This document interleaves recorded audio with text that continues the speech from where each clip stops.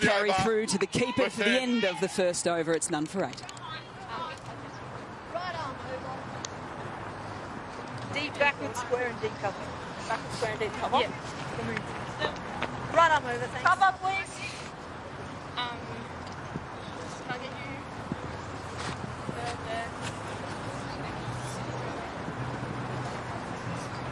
Make it just down back to square, please. Next down square. So a good start here for the Scorchers. 8 off the first over. Big change here as well. Grace Harris is going to be opening up the bowling for the Brisbane Heat. While she's doing that, we'll throw down to Sophie Devine. How are you in the orange, Soph? Yeah, very good. It's very bright, but geez, it's striking, isn't it?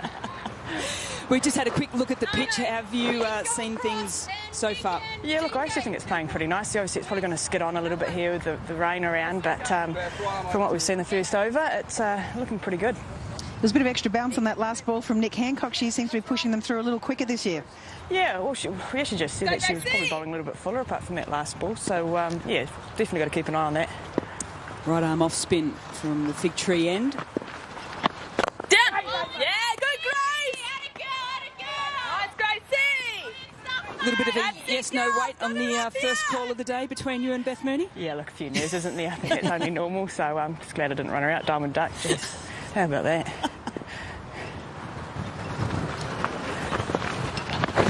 Down! There's protection on the offside at deep cover. Thanks! Fantastic to have Sophie Devine mic'd up throughout the competition, and today we'll get back to her now that she's back on strike.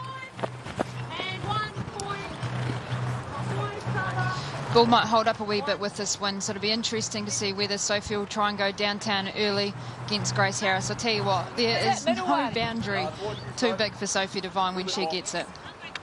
Well, you talk about Sophie Devine going big. You'd probably say maybe whether it combines with the fact that she's got the captaincy of New Zealand now, but her probably strike rate probably hasn't been as high over the last 12 months. Down! It's flatly dragged down. She's got away with it, Grace Harris. Yeah, it's a great point, Mel. I think she's taken a lot of responsibility on as captain in the New Zealand team. And, like, I think in the power play she's averaging under 100, which is unusual for Sophie.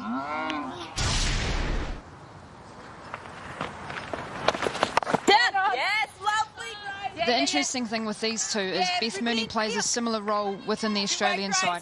Healy's the attacker, probably, or the aggressor within their partnership. So it'll be interesting over the last couple of weeks, like I said earlier, how they've actually gone about what style of play they want to play, who's going to take the aggressor role, or whether they just back their skills that they'll get those boundaries and score at the strike rate needed.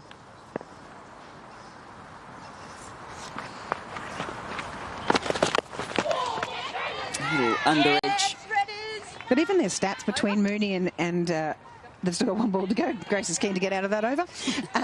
Between Mooney and Devine, they're very, very similar, even though they're very different styles of bats. I mean, you look at last year, the stats, 743 runs for Mooney and 769 for Devine, both going around that 130, 125 strike rate. That's through. That will be a boundary to finish off what was looking to be a tight over there from Grace Harris. 2 overs gone, none for 13. Can he stop Warner? Warner swings it away! Dear David Warner, I am a huge fan, like big fan. But unfortunately, you will lose your rhythm. Because Bumrah is back. He's booming Yorkers. So, victory will be absolutely ours. देखिए इस साल की सबसे बड़ी cricket series India का Australia दौरा जल्द ही सिर्फ सोनी के स्पोर्ट्स चैनल्स पर. Going from the Scorchers to the Stars is the biggest move this summer. Julia Price, when you look at that list at the moment, who do you think? Oh, well, clearly, obviously, Mooney's out there at the moment, so I think that's a massive move. But I also think Heather Knight leaving the Hurricanes, I mean, she'd been there right from the start of this and even prior to the WBBL starting. So they're an interesting one there as well, moving to the Thunder. Georgia Presswich is now on. She's replaced Nicola Hancock. 8 coming from Hancock's first over. She will be bowling to someone she's bowled a lot to in the nets in Brisbane. Oh, full toss. That will go all the way for the first 6 of the WBBL 06. That was in the slot, and it has hit the middle of that Gray Nichols bat, and that's a real relief for Beth Mooney. I'm sure there are a few nerves, and I'm sure there's a few chirp out there from those Queenslanders, but she'll be relieved from that one. Yeah, a lot of over-pitching from that end. I think they're underestimating the breeze behind them. And Georgia Prestwich, as well as mentioned before with Nick Hancock, doing that off-season work on their fitness, has got a lot stronger. And she had a really good year last year, a bit of a breakout year for Georgia. We had Sophie Devine the last over. We now have Grace Harris. Grace, I don't know where to start with you. You had a big off-season. You're a bridesmaid. You're now opening the bowling for the Heat. Oh, man, I know. It was just a little plan to lefty-righty. Come on. You know, it's a bit slippery, so us finger spinners, we're going to have to work extra hard on really gripping the ball and ripping it. But, and the paces as well, I guess. But, you know, you got to adapt. Yeah, lovely, George. Great comeback here. Grace, I know it's a bit of a shiner on the face there. What's that from? No, you know, hub life, it's not going so well. Rose and I, we've got a biff in straight away. No, You've been talking too much already, mate. Yeah, I mean, 2 days in, I'm already cancelling activities on the girls. I was on the golf simulator. I middled a drive. I'll tell you what, I was happy with it. But my face wasn't. Came back. Oh, nice, George. Yes, Greenie, rip it in. Are you the kind of person that enjoys hub life, Grace? Oh. Or are you over it? No, I've enjoyed it so far. Our group is pretty bubbly and really fun, so you know, like, it's been good so far. But you know, we're only about 3 days in. Talk to me in week number 2, and we'll see how we're still travelling. I think it's probably more important to talk to your teammates than you. Yeah, true. No, We've been told we've got to call you Pippa. Are you a bit of a royal fan? Do you follow Harry and Meghan? I did like their wedding, if I was being honest. Oh, there's a big shout. Potentially inside edge. Yeah, no, I did. I think they're just really classy. And my favourite sporting event's always been the Wimbledon. And so, you know, I really do like the Royals. But I'm disappointed with Harry and Meghan. You know, how could you turn your back on that life? They get a bit of freedom where they are. Thanks for your time, Gracie. And a single to finish off the third over as the Scorchers move to none for 21.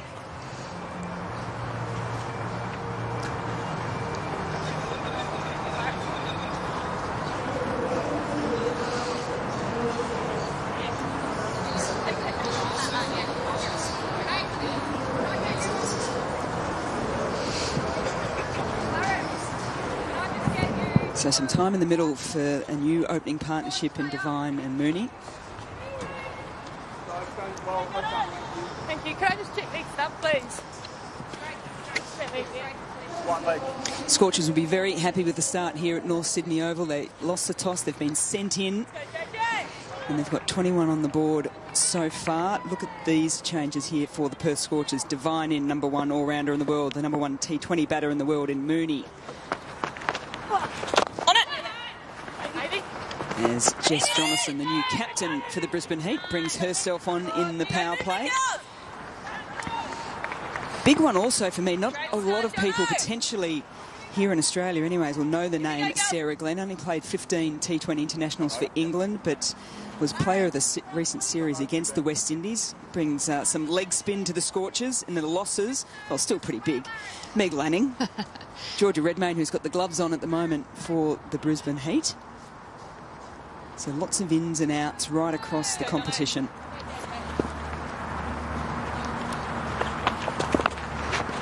Get down. Good footwork, and Jess Jonathan looks to do the parry on for the run out. Trying to run each other out here, aren't they? Beth Mooney was training with Sophie in Brisbane a wee while ago last week, and she said, I have to stand at extra cover so I don't get hit by the ball, but I think maybe she might need to be standing in front of the stumps after that. So some slight changes here for Jonathan. She's coming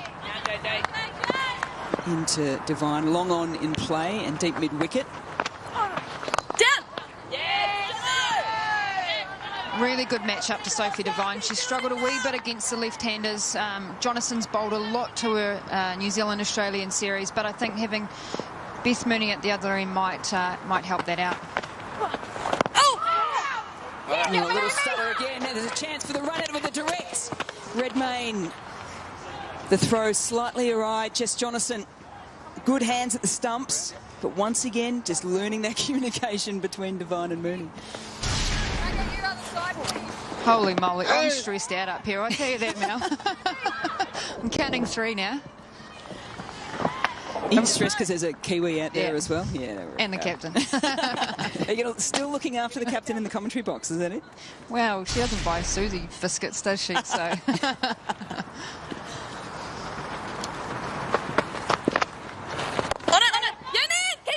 And again, good, quick running on that occasion. It's the direct hit and the ricochet. It won't be a single. It will be the first 5. Yeah, that's very unlucky there. I mean, good attacking play, and you've got to take that shot when it's on. But big advantage there for the Scorchers. Get the 5 runs. A single plus the boundary. So if you're on strike, 5 runs. It was... And that's the doctor speaking right there. Clearly not on a maths, but... Seems an easier way to get a 6, isn't it? Just let it hit the wickets and go for 4 and maybe a no ball and something else. We'll say at 5. See, not great at maths, Mel. Close enough.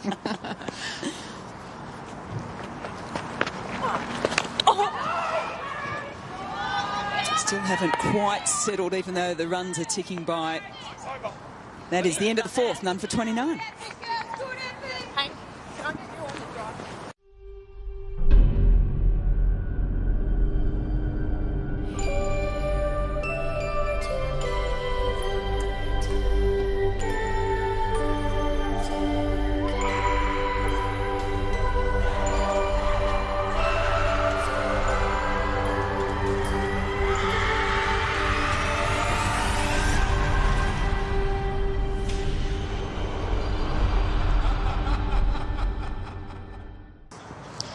So we've got Sophie Devine, sort of got off to a reasonably good start, but she is really planting that front foot, wanting to go on the front foot, and then trying to clear her hips out of the way. She's just overcommitting, and you can see how she's really turning that foot, trying to prevent herself from overstepping, but can't seem to. She's got to just relax, get that footwork going early.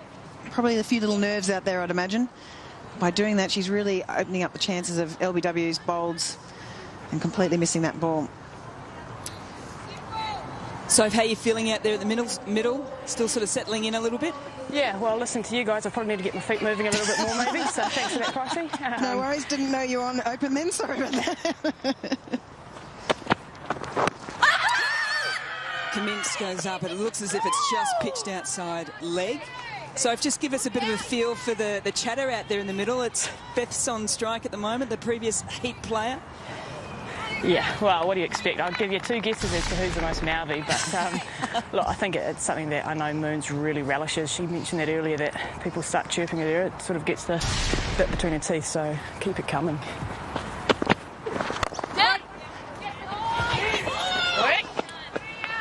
You're making me a bit stressed up here, Sophie. You've got something in your shoes, mate. A bit itchy feet there, getting up and down. Yeah, I'm just taking after you, Marty, mate. You're running between the wickets classes, but no, I think we want to put the pressure on them here. Like, wet ball, it's hard to pick up. We throw it, it's tough work, so put them under the pump.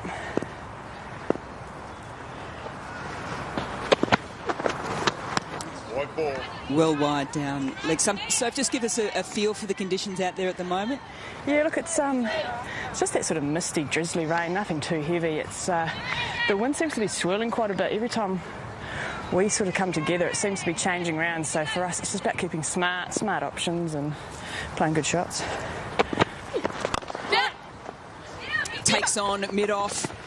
That's the pressure that Sophie Devine was talking about. We'll say thanks to Sophie, she gets on strike now. So we've talked a lot about is the running between the wickets for these two. You know, in between scoring those boundaries, they've really pushed that field hard, and I know that's a real strength of Sophie and Beth Mooney. So exciting to see that they are doing that, and the Heat need to step up.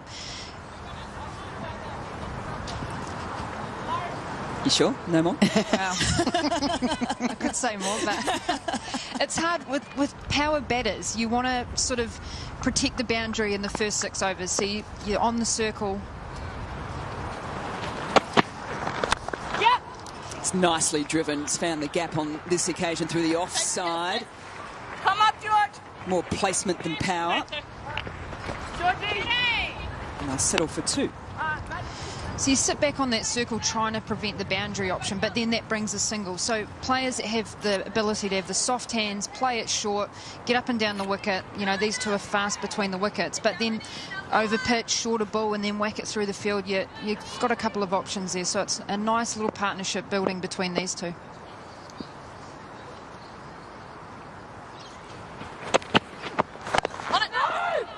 Yes, the soft hands that Katie Martin was talking about.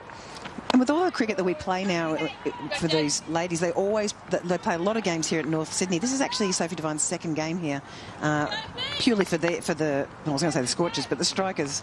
So she's probably not as used to the conditions as a lot of the other girls. The Heat girls have played quite a few games here, in fact, over the last few years. So they've probably got the upper hand a little bit with conditions-wise. Thick outside edge. See over. 5 overs have ticked on by. It's none for 33. Good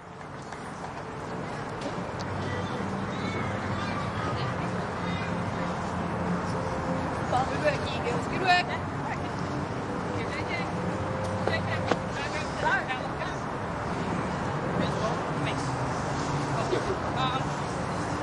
Devine moves to 13 from 17 deliveries. That's an unusual strike rate for her of 76. Beth Mooney, though, is hovering around what she usually does. 18 from 13.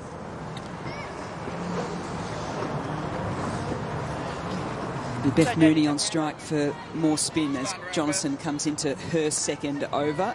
The gains for the Brisbane Heat. South African international Nadine de Klerk, wicketkeeper Georgia Redmayne, and then Nicola Hancock, who we've seen with the opening over. And again, more confusion. Mooney needs to get back. A direct hit would have been very, very interesting. Wow, that was tight. That was very tight. You can see the panic. She didn't want to overcommit as well. She's trying to turn around. Very slippery out there.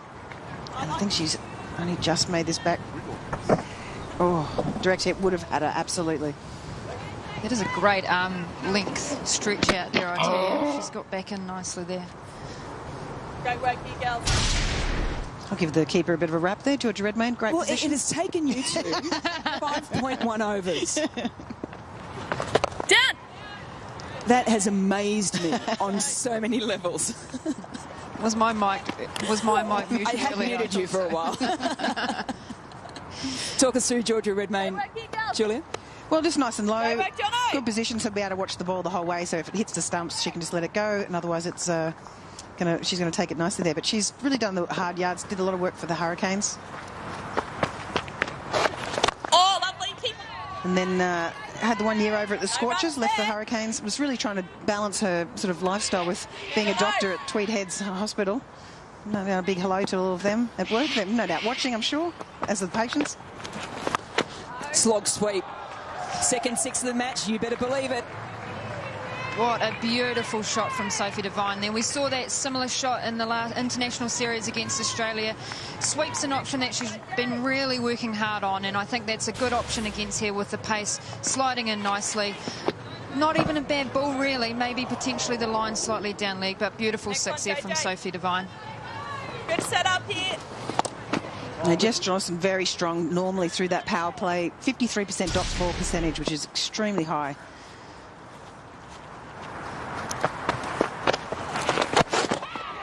A flatter, quicker one, which is usually what happens after you get smoked for 6.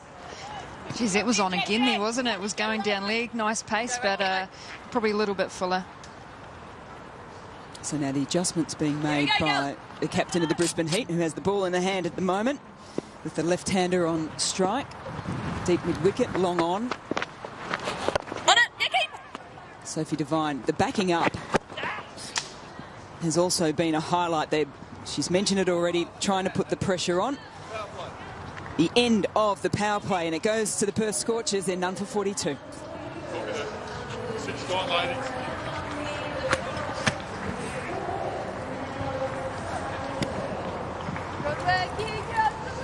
Dominant power play there for the Perth Scorchers. A wonderful start. They've been sent in for match number 1 of the WBBL. 42 on the board, and they've still got their 2 big guns out in the middle.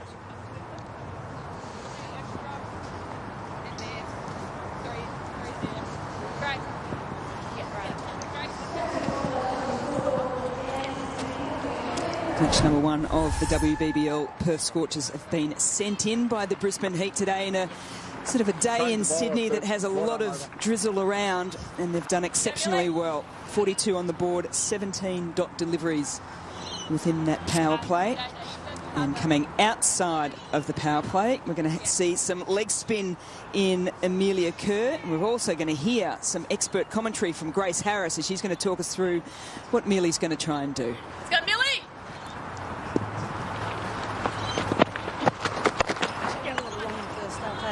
Grace, a fair few full tosses being dished up here by the Brisbane Heat so far. Yeah, it's not. I just warned Millie before because I bowled in that first over in the power play, and I said once the seams hit the ground a bit, it is a little bit slippery. So I said just make sure you got a real comfortable grip before you're coming in. I reckon we're trying as hard as we can to really rip up the back of the seam, but I know that George had an issue early as well with gripping it out the.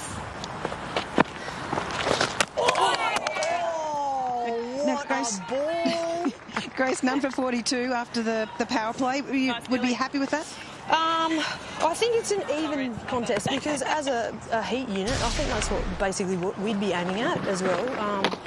You know, in the first 6, you want to go, you know, a little bit more than a run of ball ideally, but I found that the wicket actually is skidding on a bit, and that'll be due to the rain. So your slider balls might really catch up and rush you, and then the slower ones are easier to hit.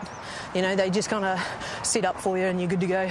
But it seems like a pretty good batting wicket. Not many of I thought it might be a touch slower, like it looks green, but it's coming on fine. So we'll see how we go. So you're just taking all this in, Grace, for when you come out and have a bat as well. Yeah, I know. I'm looking at how particularly Soph plays. Millie, just 1 second. Do you want me? You're right. 45? Okay.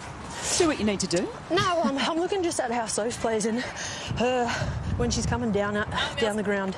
Like I like coming down the ground, and it seems to be really coming on nicely for that. So, oh, I can beat her. Come on. Yes. Well done. Mine. You did only run 5 metres there, and I'm not sure who that is on the boundary. It would have been a good 15 metres. I know. Gee, she's making you run, Gracie. I know. Tell you what, first year in as captain, I'm going to have a word to her in the hub about this. But I've been practising a fair bit at Long On throughout the pre-season, so I must say, do not put me in at point. No, not with these knees. Point? Not a point. I don't think you can talk about accents, Paddy. Yeah, I'm not good. I'm not a lateral mover. Get me running straight lines. I'm a big human being. There's no agility here. So, they're going.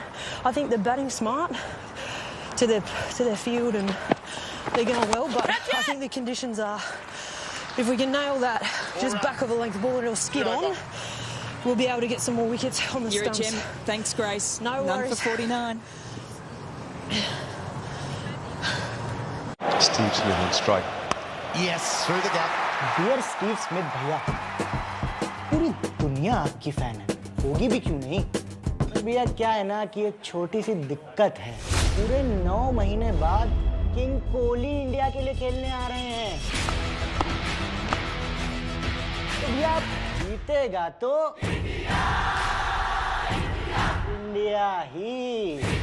देखिए इस साल की सबसे बड़ी cricket series India का Australia दौरा जल्द ही सिर्फ सोनी के स्पोर्ट्स चैनल्स पर. Here as well, it's at Hurstville Oval. It's the Hurricanes up against last year's finalists in the Adelaide Strikers, and Megan Shute 2 for 6 after 2. Those 2 wickets were off the first 2 deliveries of the match.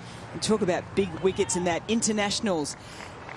Katie Martins is crying a little bit next to me at the moment because one is Rachel Priest, and she got Hayley Matthews with the next delivery as well. So a brilliant start to her WBBL from Megan Shute and the Strikers. Catch it! Commence now coming on from the fig tree end, as we see the 50 partnership between Sophie Devine and Beth Mooney. Lots of chatter about will they meld, will they gel, will they get on. Well, there's been a couple of little hiccups and yes-no weight calls, but other than that, it's been the perfect start for this new combination. Yeah, brilliant start by Perth. I think to be none down with the conditions, a little bit of seam, a little bit of overhead out there and a greenish wicket, I think they'll be pleased not to lose a wicket and building a really good partnership here. I think that they'll go deep, these two, which could be the commentator's curse. Sorry, Soph. On it. In. Yet another quick single taken in the inner circle. So Dilisa Kimmins has had a really good season. She's really worked on it, had some really good games here at North Sydney as well, but just recently in the T20 series against Ducati, she bowled very, very well. Got 6 wickets at 10.33, an economy rate of 6.88. So she's really going well, understanding a game better, bowling lots of really good variations. And, you know, the fact that she's flexible and can bowl from both ends is really good for the Heat.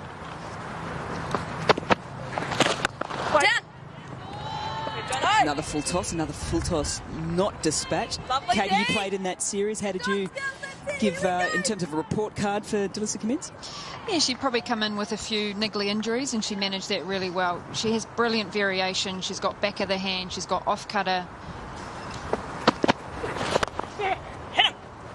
Yet again, takes on the field. Pressure put on Maddie Green. There's a fumble. Sophie Devine wants to come back. That is absolutely brilliant running between the wickets from the Scorchers captain. Yeah, they're being brutal today, aren't they? The Scorchers aren't letting the heat off on anything. And it's funny when you're trying to be the aggressor, sometimes it can turn on you a little bit. And I think at the moment, particularly I was interested in Grace Harris, that they're being happy with none for 42 when you win the toss and bowl. I would have hoped that they'd at least have 2 wickets if you're going to bowl first, I would think. And they've had chances. They've had a couple of run-out options they haven't taken. Ers in her line. Mooney just helps it on its way. DK's got a really good ability to close out the over. She's a good Yorker, can really hit the hole, and I think she's probably needing to bowl a bit defensively here just to get in and out of these overs, but they are needing a wicket, so it'll be interesting. A little bit of pressure on JJ to make some decisions around who her wicket-taking options are. Difficult conditions for Melly to bowl in terms of with a little bit of rain and grip on the ball. Gee whiz, Sophie found her timing there, didn't she? That's ominous signs. Certainly is. She'll keep the strike for the start of the 9th over. It's none for 55.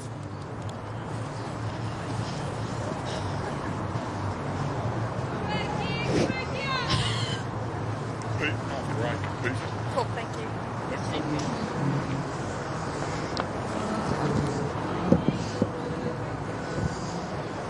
So some early headaches for Jess Jonathan in her new role as the Brisbane Heat captain. She's going to have to try and find a way to break up this partnership.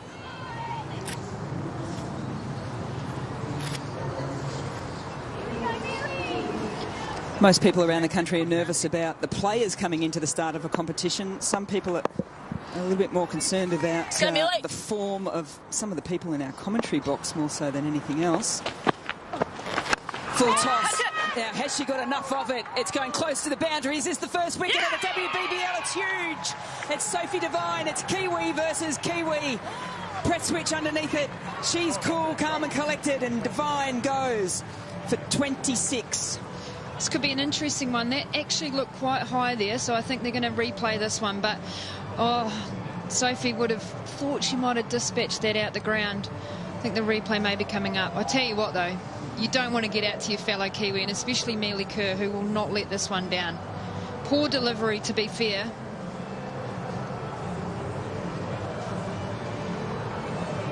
Slipped out the hand. Here's the replay here. Looks like another wrong-in, googly, for Melly. So just looking whether or not it's over the waist of Sophie Devine. If it is, she's safe. Oh, that's tight. You calling that? So you're sitting on the fence, is that what you're saying? I have no comment. Julia Price is more than happy to say, on your way.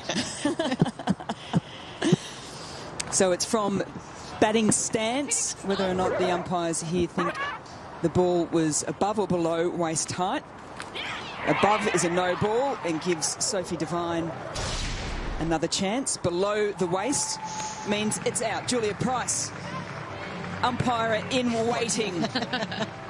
Sophie Devine gets the Perth Scorchers off to a very, very good start. 55 on the board with the loss of the skipper for 26 off 27.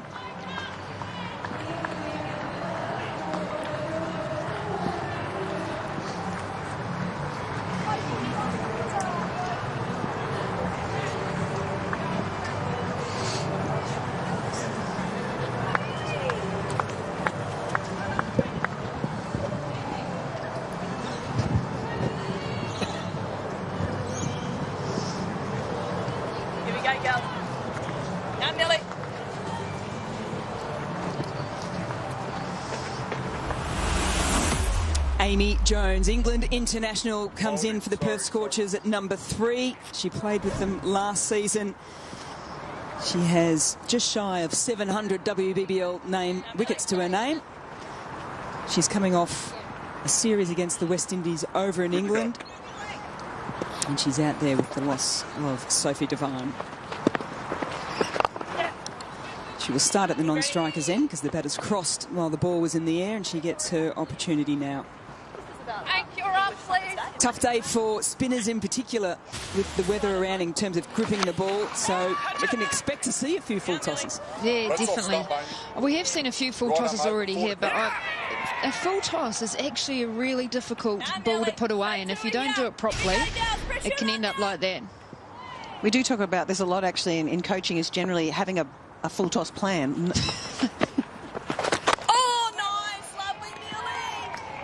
And there's plenty of full tosses from that end as well. I mean, I think the breeze is really messing with a few of the bowlers' lengths, in particular those spinners.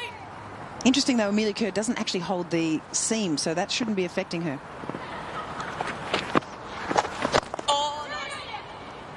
It's a good call off the bat from Amy Jones as she gets her innings underway. Really good matchup here between Melly Kerr and Amy Jones. Amy Jones tends to play a wee bit outside her, I guess, eye line, struggles to pick that googly a wee bit, and Melly will be definitely looking to target those stumps and has been known to get Amy Jones quite a wee bit. A few times, not a wee bit. Let's cut that word out there. We're up to 7. The other interesting thing about Amy Jones is that she was opening last year with Meg Lanning, so she's usually, you know, much more comfortable with the opening position, and her strike rate, or average, actually drops down from around a 28.8 when she's opening to 14.125 when she's not opening. So it'll be interesting that she's had to move with the incoming batters of, you know, Devine and Mooney, and is that going to affect her performances? Same with England as well. I think she's batting 5 or 6, so she's playing that finisher role, so she won't be too unaccustomed to that role. Dead ball. A bit of a false start there, just making sure that she's got complete control of the ball, so a little extra wipe. She'll be saying it's absolutely like a sponge there, Melly, I'll tell you. You can see the grip there from the New Zealand international, not on the seam. Well, Amy Jones was late off the mark. You could see Sophie Devine was backing up quite a way for Beth Mooney as we see the end of the 9th, 1 for 58.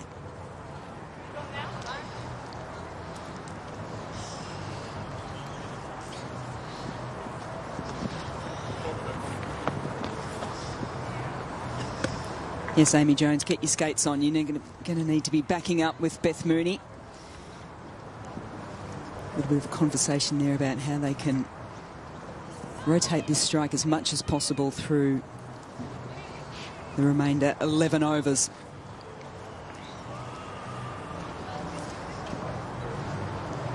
Another batting partnership, a new one as well. New commentary partnership, and word from outside. Kristen Beams is a little bit concerned about you, Katie Martin. Are you expecting this? Oh, look, I'm getting stitched up left, right and centre here. But look, I'm the Kiwi here, so I'll take it for the team. But Beamsy's been brilliant. What does she think is going to slip out? Yeah, I don't know. Well, she's not saying that about me and Mel, so clearly it's just you. I think which is quite surprising. Yeah, very true. I have been found to say a few words, choice words on the mic at times, so... Okay, well, we've got a couple of weeks. change of pace as well here with Sipple coming on. We decided it was definitely the fig tree end, didn't we? Well, we did. We're taking over. Okay. This is our show and we'll do it how we want. Yeah. I like it. Then Courtney Sipple now, she's coming on. This is only her second game for the Brisbane Heat. Been around, country girl. Debuted against the Stars last year, actually, back into the tournament and bowled pretty well.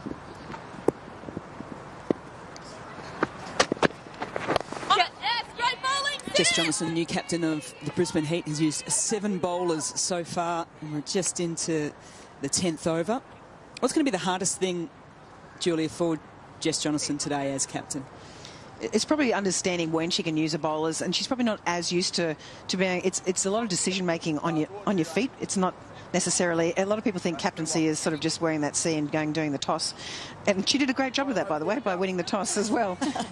But it's also about understanding, holding your bowlers back when you know that they should be bowling, who's going to be matching up against who, and you need that support from the people around you. I know Delissa Kimmins and Georgia Presswich are the fielding leaders out there, so they're really taking on that pressure and taking that off Jess Jonathan at the moment.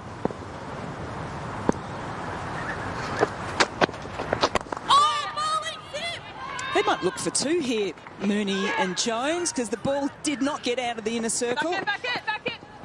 And some very good awareness from the Scorchers. Grace Harris's legs may have been a little bit tired from having to do that short third right down to long off. But look, Kirby Short had been leader for this team for a couple of years and really held them together. A great character, and I know that JJ's leaned on her a wee bit about getting some advice, and I think that JJ's got a really big workload with bowling in the power play, bowling the key overs, and also batting at 3, so she'll need that support around her.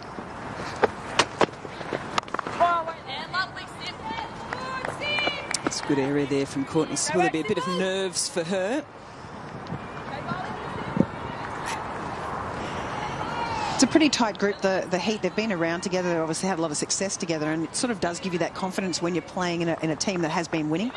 So I think she's probably getting just drawn into all of that, and, she's doing very, very well. Yeah, keeping it simple at the moment. Good reaction there.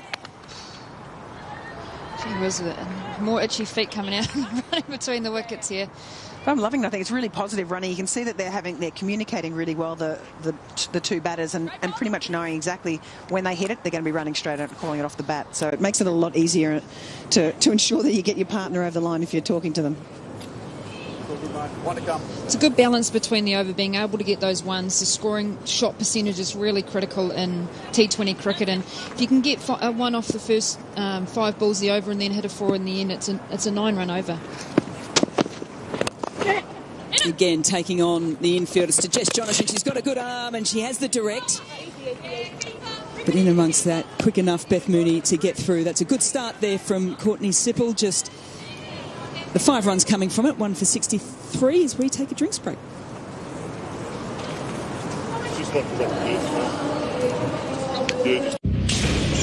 This isn't over until I say it's over. Drew McIntyre still has hell to pay. My title and my legacy on the line. I'm not sending you to purgatory.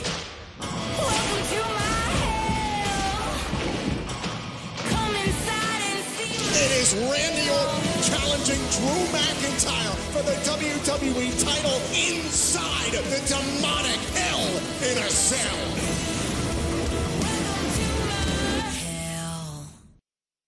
Conor McGregor, you're taking everything I work for. Shut your mouth, you come on, I'm going back over here. I'm going to go back over here. Have you ever thought of hurting someone? If you have, then what you gonna witness will change your mind. We rule these lands.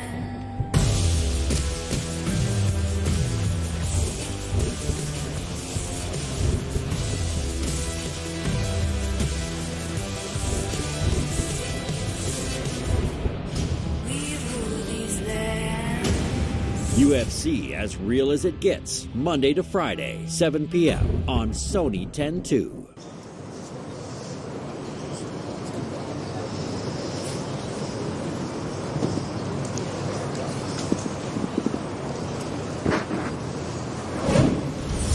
Game 1 of the WBBL 06 here at North Sydney Oval. The Perth Scorchers were sent in earlier today. They've had a brilliant start, a power play, none for 42. They now sit at 1 for 63. The wicket to fall is the captain in Sophie Devine. They started brilliantly. They were new, Mooney and Devine, but they got themselves off to a nice start, Katie Martin. Yeah, they're looking to try and pitch the ball up the Heat and try and get a bit of swing in that, and they just overpitched, taken advantage of that, and Sophie Devine hits the ball as clean as anyone, and they got off to a great start and exactly what they would have been after, especially with the conditions out there where it is favoursome for the bowlers. So Beth Mooney now on strike, the left-hander to the leg spinner and Amelia Kerr. Catch it! Footwork is key, and it's a chance, and it's put down. In! Take it! Back it. In amongst all that, Mooney will get back on strike. It is a difficult day. We've spoken about the conditions. You can see Amelia Kerr now bringing out the rag, but these are the ones you need to take. Oh, they're a game changer. You can't give someone, the world's best T20 player, any opportunities, and hopefully Amelia Kerr can recover from that quickly and get back on her mark here against these two. And here we go, Bills. Let's see how costly that is.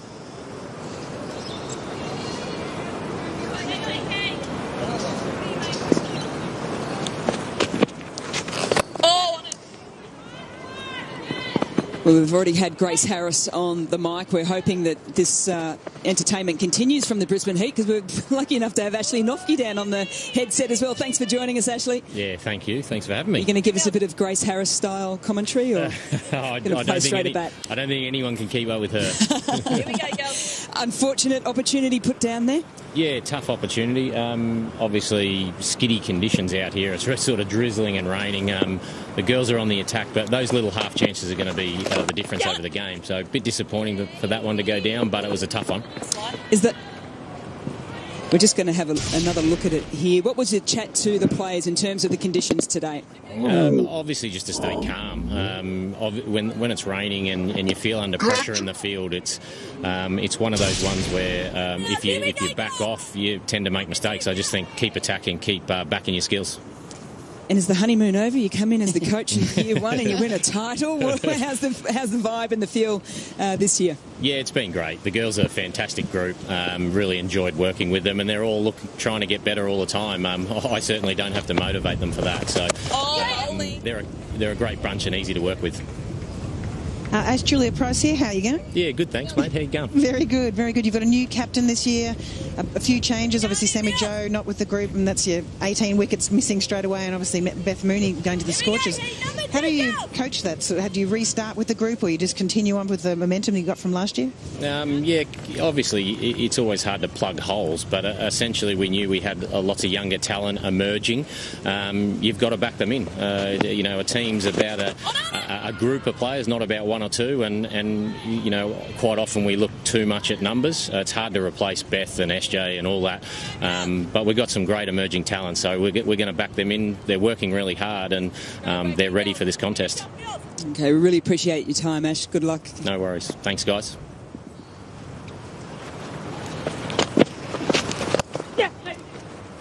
The call was maybe two off the bat from Mooney, so she's going to react to Jones. They're going to come through, and yet again the running between wickets is top draw, 1 for 71 after 11.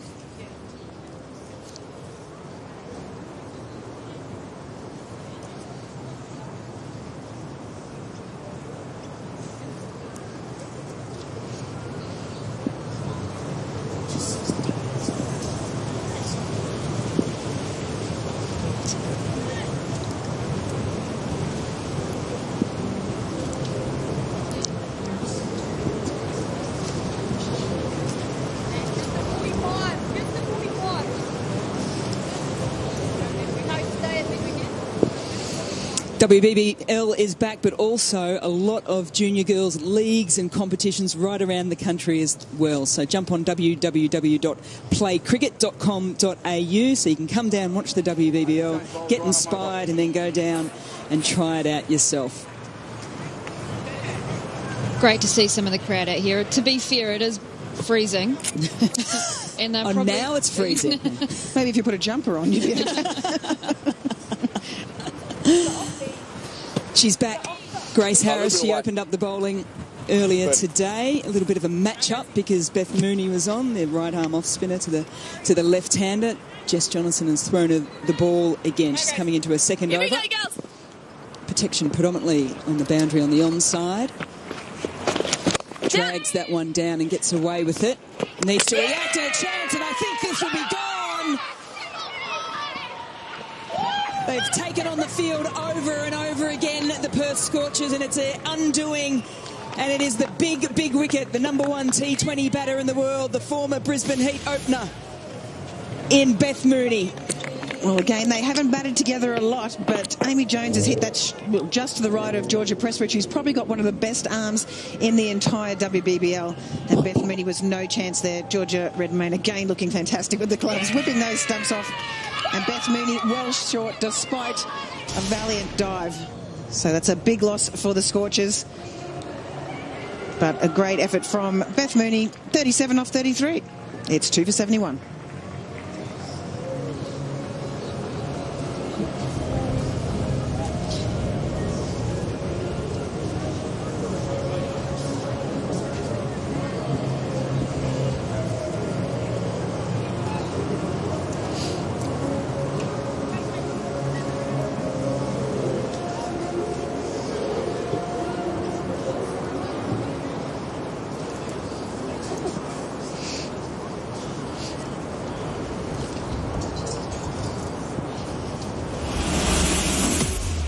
Nicole Bolton finds herself out in the middle here at North Sydney Oval with the departure of Beth Mooney. So left-hander for left-hander.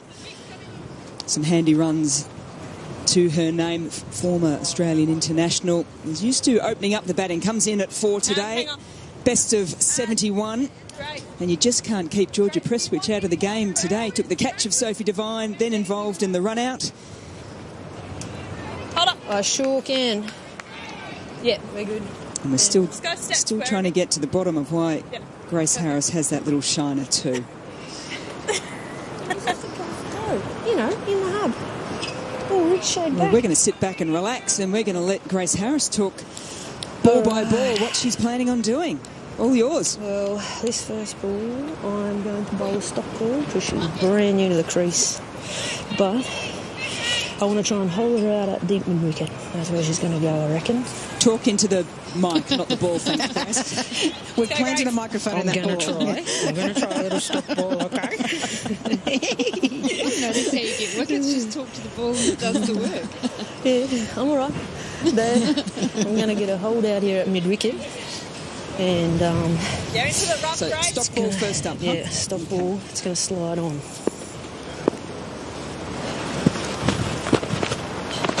Oh, lovely, lovely.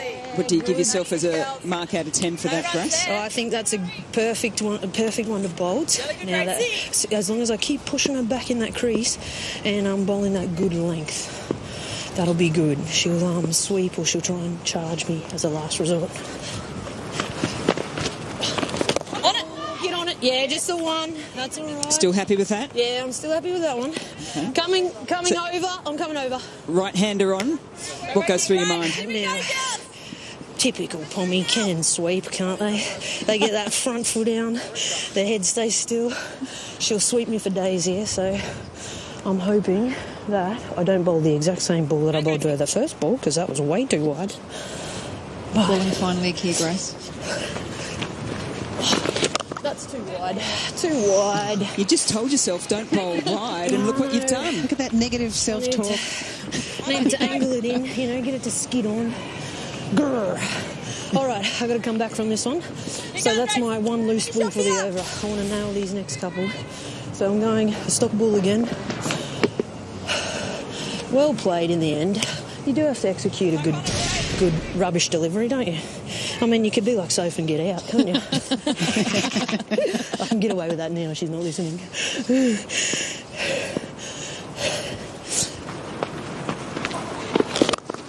But that's good. Yes, Jono. Grace, before we lose you, what was the reaction to getting Beth Mooney out? Oh, we were pretty excited. Obviously, she was a set batter, so given the circumstances, we wanted two newbies out here on the crease. So, arm ball. Down! Yes, I nailed it. And you nailed the commentary, Grace. Thank you so much. 12 overs gone, 2 for 76. No. Come on.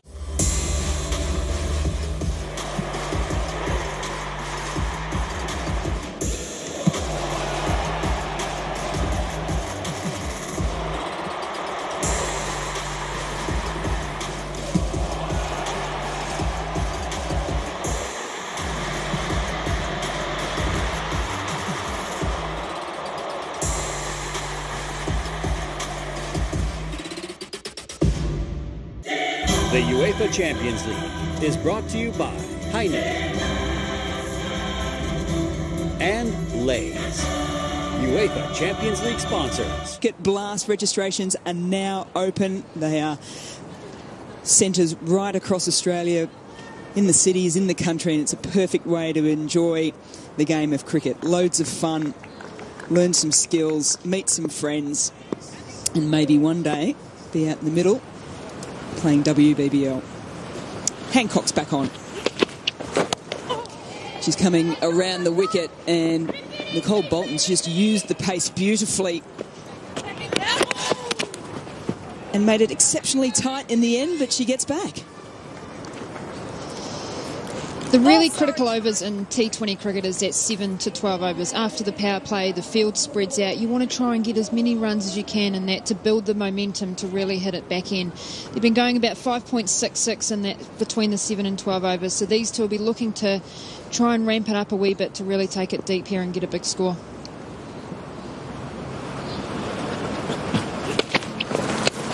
Gets a short ball. Oh, it dropped. No way. I was about to say it could have been the catch of the WBBL in game number 1. Georgia Redmayne. Short delivery going down leg. Now, was it a bit of glove, underneath glove from Bolton? You can either say drop catch or save 4, and I'm sitting with 2 wicket keepers, so I'm now going to be quiet. No, that's a great effort. She would have been blinded by that. Oh. Not blinded by that? Nope. No. Okay, that's through the gloves. And 4 runs. So it's all happening out in the middle at the moment. That's going to be a wide, so it had to be re-bowled as well. Nicola Hancock just struggling to find her groove in here at game 1. Just her speed. She was 118 Ks on that last one just that came through then, and I think it just surprised Georgia a little bit.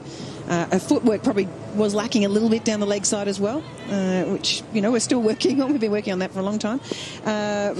But at the same time, I think the ball's also skidding on a little bit with this wicket, so it's just making it a little difficult for batter and keeper.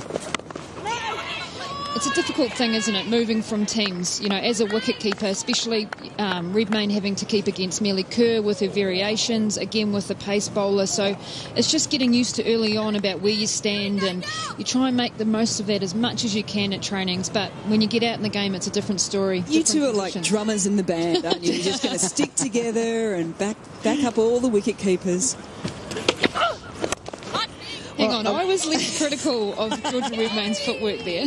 I was going to say that these two actually played at the Hurricanes together, so she has actually captained Nick Hancock before. So, but at the same time, it's even the pitch conditions; those sort of things can make it really, really difficult to keep. You're not knowing how far back you're going to keep if it's carrying.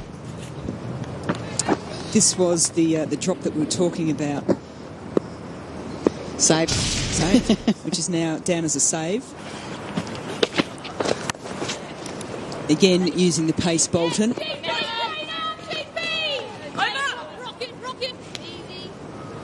Quite wide there at third man, isn't she? That ball's coming in a lot finer, and I think with the pace of the wicket, with it skidding on, you can probably afford to come a little bit finer in those fielding spots. But I tell you, they put the youngsters out there so they can make the distance, can't they, Mel? I thought you were going to say they can make the decision. I was going to go, no. They need to be told. It's keeper's job. Well, how much is it down then to Georgia Redmayne to keep an eye on those angles? Yeah, absolutely. The keeper needs to be working with and should be talking to the bowler and the captain constantly about making sure what the plans are, where Nick Hancock is wanting the batters to hit the ball. Generally, Bolton is quite a good late cutter, and she does hit it a bit squarer, but today I think it's just getting on her a bit soon, and the lines are a bit tighter. On the drive, Jones for the last ball of the 13th over. 2 for 85. Get ready for the biggest extravaganza. This October, experience excitement like never before. Why? Because WWE is going to be total damage. We're bringing you hand-picked matches from WWE NXT TakeOver, featuring your favorite superstars, Drew McIntyre, Kevin Owens, Bayley, Charlotte Flair, and many more. Witness their journey from the very beginning. This is WWE Damali every day at 4 p.m. on Sony 10.1 in English and in Hindi on Sony 10.3. Game 1 of the WBBL here at North Sydney Oval. There's another game at Hurstville Oval as well. All those games being covered. As we come back now to Courtney Sipple coming into her second over. She bowled very well in her first, just the 5 runs coming from it. She's back on from the fig tree end. As the partnership now between Jones and Bolton has been steady, 14 from 12. What's a good score from here, Pricey? Yeah, I think because of the conditions, I think anything over 130 you sort of should be able to restrict them to. Yeah, ball.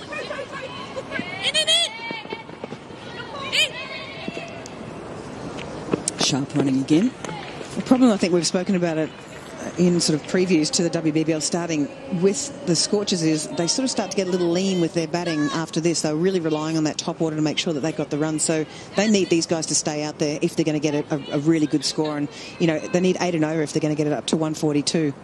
Potentially Sarah Glenn, who's down at 7 at the moment.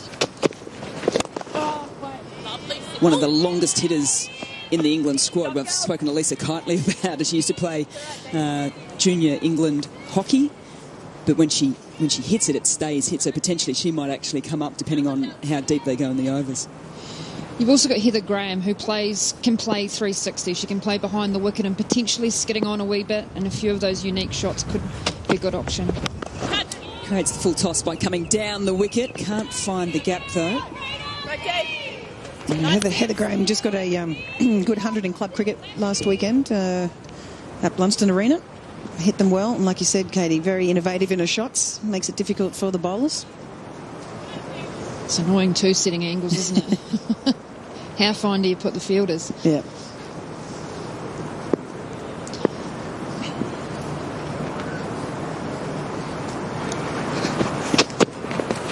Goes with the short delivery. It's past Redmayne. Doesn't get all of it, and that is brilliant work on the first attempt. The dive forward from Grace Harris. Good running. Some good cricket all round.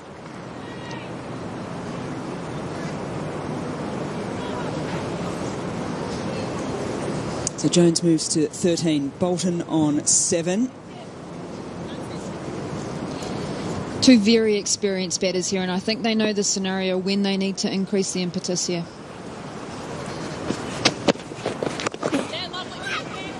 Now, Bolton's not a natural. A bit of a misfield there from the Brisbane Heat. Gives Jones another single. Bolton's not a natural hitter. She sort of has around a 91 strike rate. Very good in the one-day game, and it is sort of her forte, but she has wanted to keep trying to, sort of push her strike rate as much as she can. And this is a great opportunity for her to do that.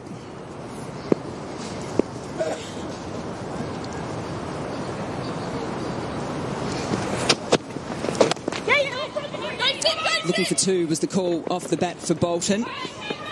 No, says Jones. A wise decision at that as well. 8 runs coming from Sipple's second over. It's 2 for 93 after 14.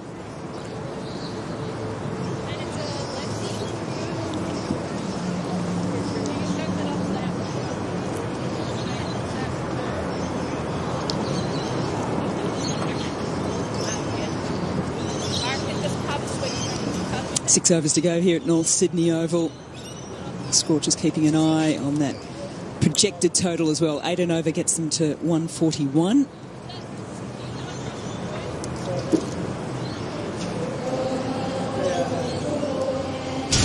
Megan Shute had an outstanding T20 World Cup, and she started the WBBL just as well. She got Rachel Priest with the very first delivery of the match, looking to go high fives and then decided against it. And then through the defences of West Indian international Hayley Matthews, she was 2 for zip.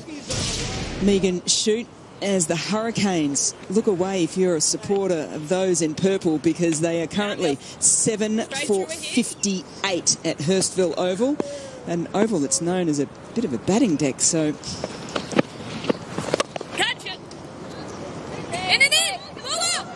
slog sweep. Nicole Bolton's happy to settle for the 1 on the arm of Kimmins. Mind you, the conditions out at Hurstville are probably going to be a little... I mean, they're good here at North Sydney. We've got fantastic ground stuff. Probably haven't quite got the numbers out there at Hurstville as well. So it'll be interesting. It might look bad at the moment, but you've still got to chase those runs down. Good move here from JJ to bring Kerr back. Only going not too much run rates, and I think you don't want to keep her too deep when they start attacking. Drags that one down. Jones can't get all of it.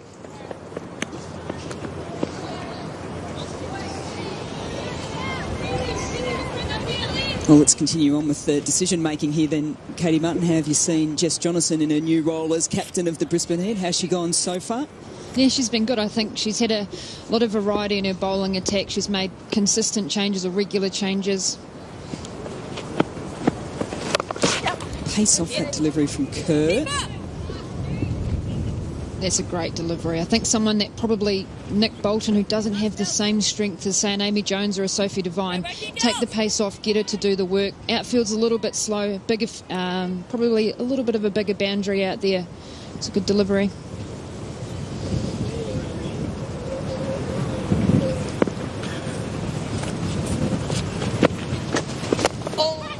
Yorkers herself almost. Amy Jones. Feels as if you get the sense here that Jess Johnson just wants everyone to squeeze as well at the moment. Happy for the singles, try and restrict the boundary, see if they can put more and more pressure on this partnership.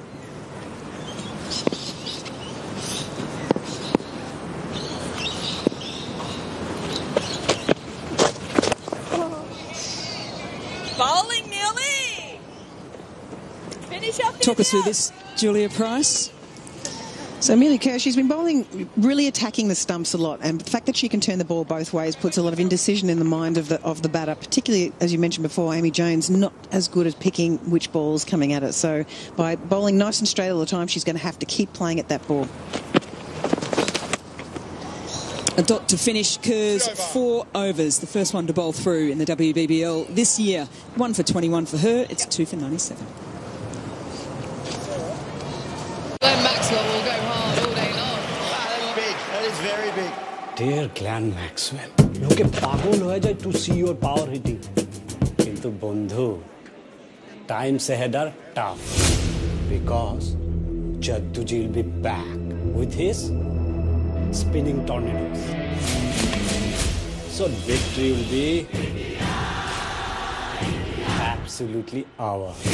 Watch the blockbuster cricket series of the year, India Tour of Australia, coming soon on Sony Sports Channels. But arriving the Sydney Sixers, and if you can't quite tell, that is Elise Perry. Did her hamstring in the World Cup, has been on a long road to recovery. Had a little chat to her the other day. She is fired up, ready and raring to go. So that is later this afternoon. A big match at that. Wonderful day of cricket on TV. Oh, bowling! So squeezing even more now, Jess Jonathan, as she brings herself back on into the third. You're bowling in some key areas, and it's really good.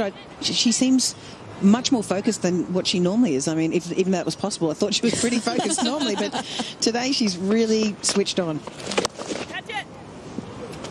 Are you saying she's a bit airy-fairy out there?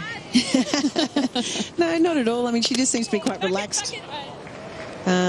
And can tend to bowl a lot of leg side balls, I sort of feel, but today she seems to be right on the money.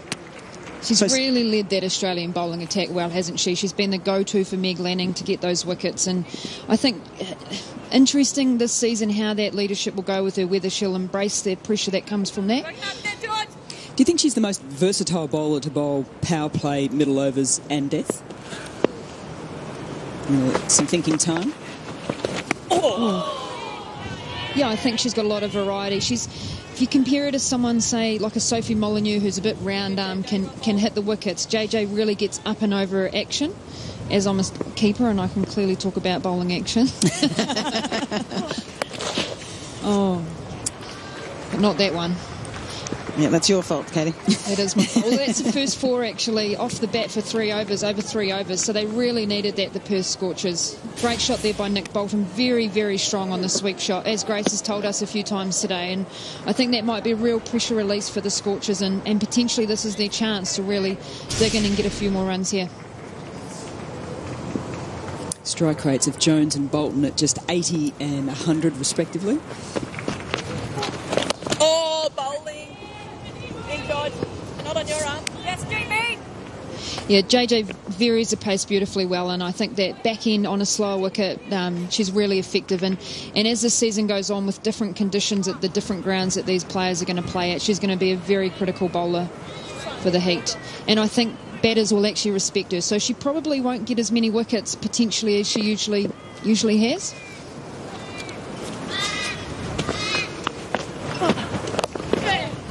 Again, deep in the crease, looking to muscle it to the onside. That's the end of the 16th, 2 for 104.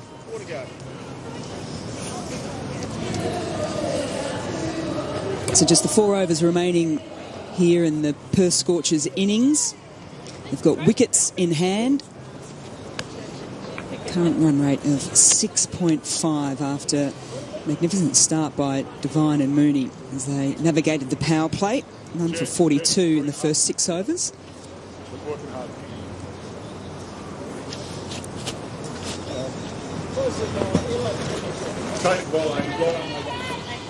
Seven bowlers used by Jess Jonathan for the Brisbane Heat. She keeps turning to her senior players for the back end of these overs. It's Alyssa Cummins, just 10 runs to her name so far after 2. Change of pace straight away, and it's going to fall right in between the inner circle and outer circle fielders. You'd say that was well timed, wouldn't you, actually, if you weren't going for 4? Great placement there by Amy Jones. You can see they've definitely increased their impetus here, and I think that it's critical that they're at least scoring a 4 as early as they can in this over to really build that over and take it big. They're wanting to be getting at least 10s and over from here. That'll take them to 145, 143, roughly. Is that maths again? I'll tell you. Back of the hand, slower ball, it looked like, at least the slower delivery from Kimmins. Oh, I can't see. So Sophie Devine isn't turning to you in big crunch games for New Zealand and asking for some advice on run rates required or anything along those lines? No? Definitely not. Actually, when we played it down in Brisbane, they didn't have run rates on the scoreboard, so every over I was saying, what's the run rate required? On it. It's really hard to count with those big fingers on the gloves, isn't it? Alyssa Cummins is actually, the work I'm doing with USA Cricket at the moment, she did a session with our girls. We did a Q&A with her, and it was fantastic, just her going through what her role is in T20 cricket compared to what it is in ODI cricket, and the different changes that she's made with regards to her bowling a slow ball and how she's changed her technique. Yeah, good day, well bowled. And even her plans of what she's going to bowl at the end of an innings as opposed to what she's going to bowl on a power play or even in the middle overs. And it was very, very interesting to hear how she's changed a lot of her technique, because she knew that the batters were starting to pick up on which ball she was going to bowl. So you try and keep that action as similar as you can each ball, and have these slight little subtle changes to try and get it up there and just vary that pace. Nicely played. The first real sign of innovation we've seen in this WBBL, and it's come from Nicole Bolton.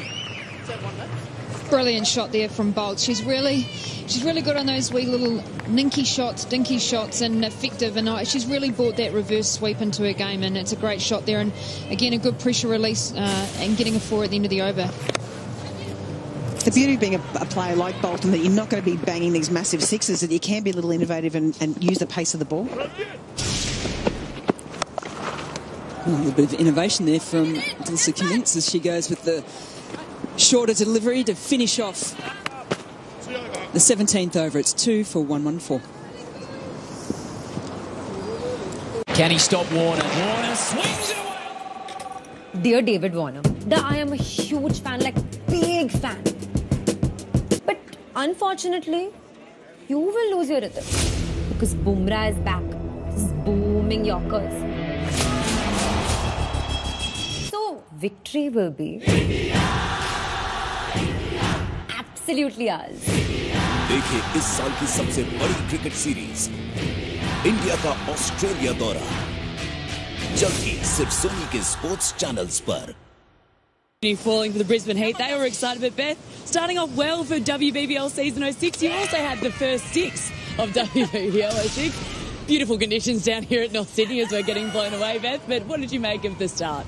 Yeah, not too bad. I think we went a bit conservative early, Soph and I. It was nice to have a bit of a partnership at the start to settle the nerves in the dugout. It's pretty difficult conditions to start in as well, but I think good cricket shots are going to win this game, and we've got the lineup to do that. A new side for both of you. Did you talk about establishing that partnership early? Yeah, we've had some conversations throughout the week and sat down together a fair bit, running through plans and how we're feeling and things like that. So it's been really nice to have someone else who's in a similar boat to me. And obviously I'm a big fan of Soph and the way she goes about her business. So I was just being a true sports fan at the other end when she was batting today. Coming up against the Heat first, how are you this morning? A little bit nervous? Well, I was late for the bus, for one, so I think Shell had a bit of a panic that I wasn't even going to show up. I was changing my mind, but nah, not too bad. I think there'll be some overwhelming moments in the next couple of weeks with the reality of a new season and a new team, but I think it's the same for everyone. The beauty of the Village is everyone's in a new position regardless of what team they play in, so it's not so bad. You mentioned Shell there. Shell Inishki, a big reason as to why you moved to Perth. Are you excited to play under her? Yeah, definitely. I think Shell's just got so much respect amongst the Australian cricket and world cricket. So to play under someone like her and want to do well for someone like her as well is really important to me. So no doubt we'll get some wins on the board early for her, and she's probably just as nervous as Soph and I as well. Well, the orange suits you, Beth. Thanks so much for the chat. Thanks, Abby. Wonderful to hear from Beth Mooney. In amongst all that, there was an opportunity missed. Amy Jones with the stumping. Good JJ, well ball. Talk us through this, Julia Price.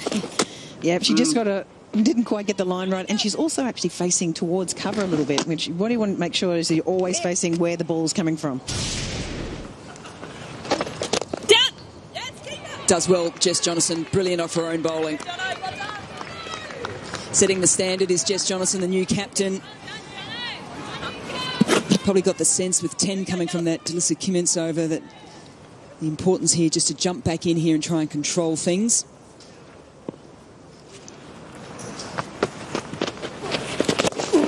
Yeah, one.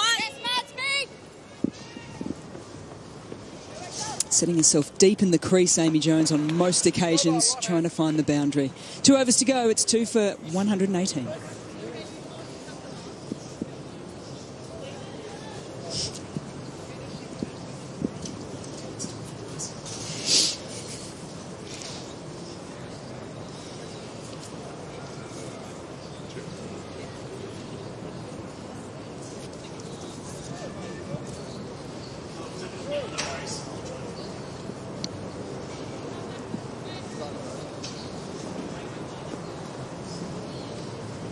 Change the bowler, Amy. Right on over.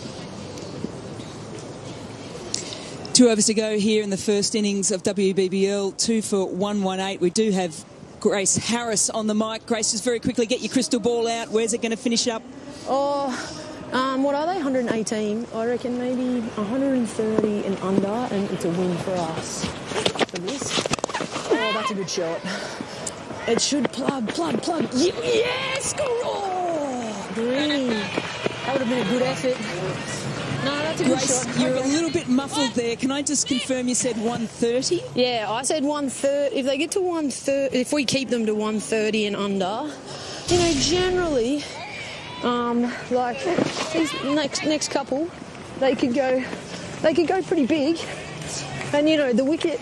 These two are both batted now for a little while, so they're not exactly brand new to the crease. You should start kind of kicking on here. If I was batting, I'd be thinking that. There we go. We see some movement. Catch. Yes! Great call. Grace Harris, great catch. Georgia Presswich, she's put her name up for catch of the tournament so far. Speed across the ground. Magnificent dive. What a pair of hands. Play of the day. Yeah, we're down and over. Brilliant catch there by Georgia Presswich. I tell you, she gets around the field really well, and you want to put your key fielders in the key positions, and GP is definitely one of those. Brilliant catch. Off Off-pace delivery by Nick Hancock there. Deep in the crease again, Amy Jones. Unable to get up and under over the ball. Oh, and that is actually a one-hander. Oh. Did she take that left hand just to make it look better? I'm not sure. Amy Jones departs for 25. Perth Scorchers, 3 for 1, 2-2.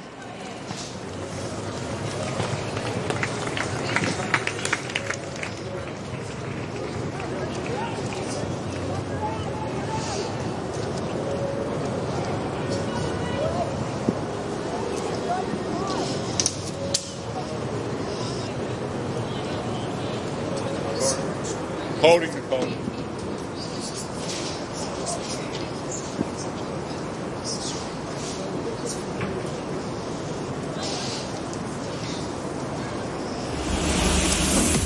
...50-run partnership between Bolton and Graham has come to an end, which means... Sorry, Bolton and Jones, which means Graham comes to the crease.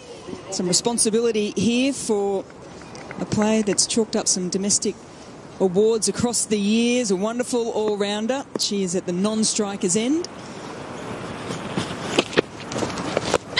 Change of pace once again. Nicole Hancock gets her second in 2 deliveries. It happened with Megan Shute at Hurstville, and now it's happening here at North Sydney Oval. Just trying to be a little funky there. I think Nick Bolton going across the line, but I think she was thinking there was a bit of an edge on that.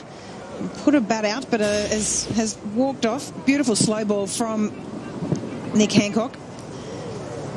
I think it's out if she hasn't hit that. It's a good decision from the umpire, but that seems like Nicole Bolton trying to really lift that run rate right towards the end here. 25 off 23. It's 4 for 122.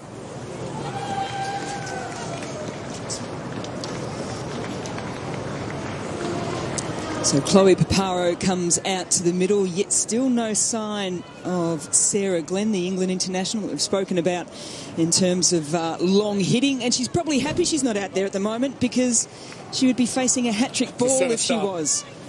So always a little bit of nerves, particularly at the start of a tournament.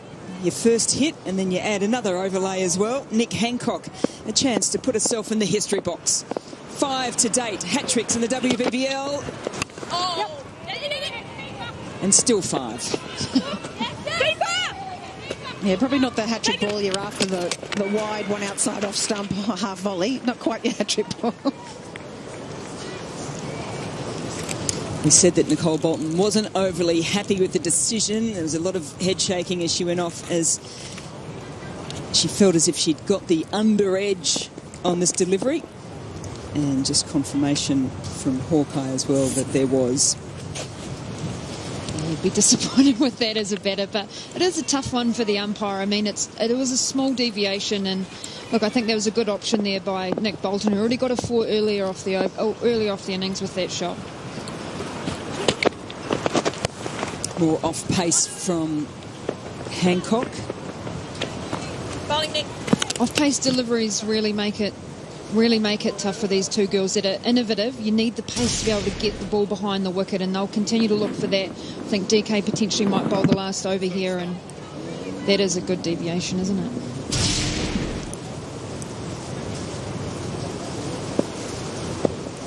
Short third in, short fine. The protection is forward of the wicket. Straight to the field. Another little bit of a fumble from the Brisbane Heat. That has been one area of the game that Ashley Nofke wouldn't be too happy about. 2 wickets fall in that over. It's 4 for 126.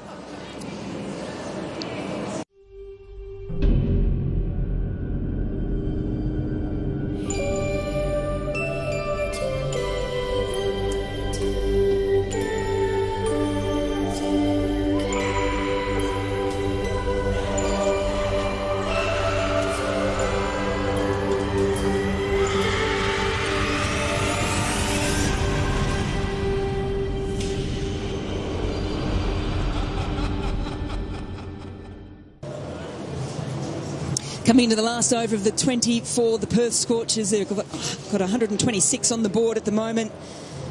Heather Graham, new to the crease, has only faced the 1 delivery. Chloe Paparo, 3 off 2. They're looking for boundaries. They're looking for some momentum, which is going to be pretty tough when you've got a bowler the likes of Kimmins. Short, It's the second time today that she's gone with that short ball. It's the overthrow. The call was easy, it wasn't, and they've picked up the extra single. Yeah, great running there from the Scorchers. They're trying to get every single run that they can get out there. And when you're at 4 wickets down, you can afford to take all these extra risks. And I also don't mind the fact that Delissa Kimmins puts that short ball in every now and then. We get a little bit too front foot, sort of pitching it up. Yep. Sky, it's going to have to be Delissa Kimmins because there's no one else in sight. She can still get the run out to the keeper's end. It's a poor throw. So they've scurried back for 2. So 2 runs off the first 2 deliveries of the last over. Yeah, it's just that panic time, isn't it? We're starting to lose a bit of shape and a little bit of form here. A little bit of panic, even from Delissa Kimmins. Very, very wide throw. Georgia Redmayne tried to sort of stay somewhere near the stump so she could come back for the run out, but unfortunately couldn't take the ball. Slower ball. Another opportunity. Yes, Nick! Backs off the ball. Nick Hancock didn't attack it. Again, another run-out opportunity. Kimmins has given it out. Straight away, she just turned to the umpire and said, that's out. Julia Price has too, but I think she's given everything out today, so I'm calling this one in. Third umpire to director. We have a referral for a run-out. Can we go to your best side on angle, please?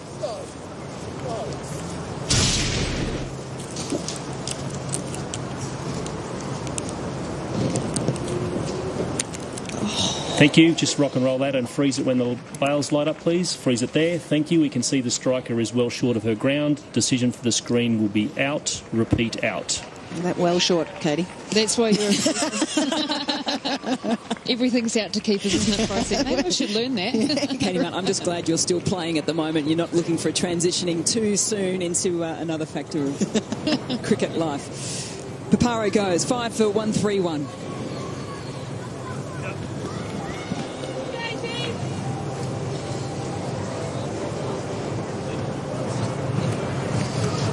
So a flurry of wickets here at North Sydney Oval. As we come into the back end of the Scorchers' innings. 2 wickets falling, 122. A wicket again on 131.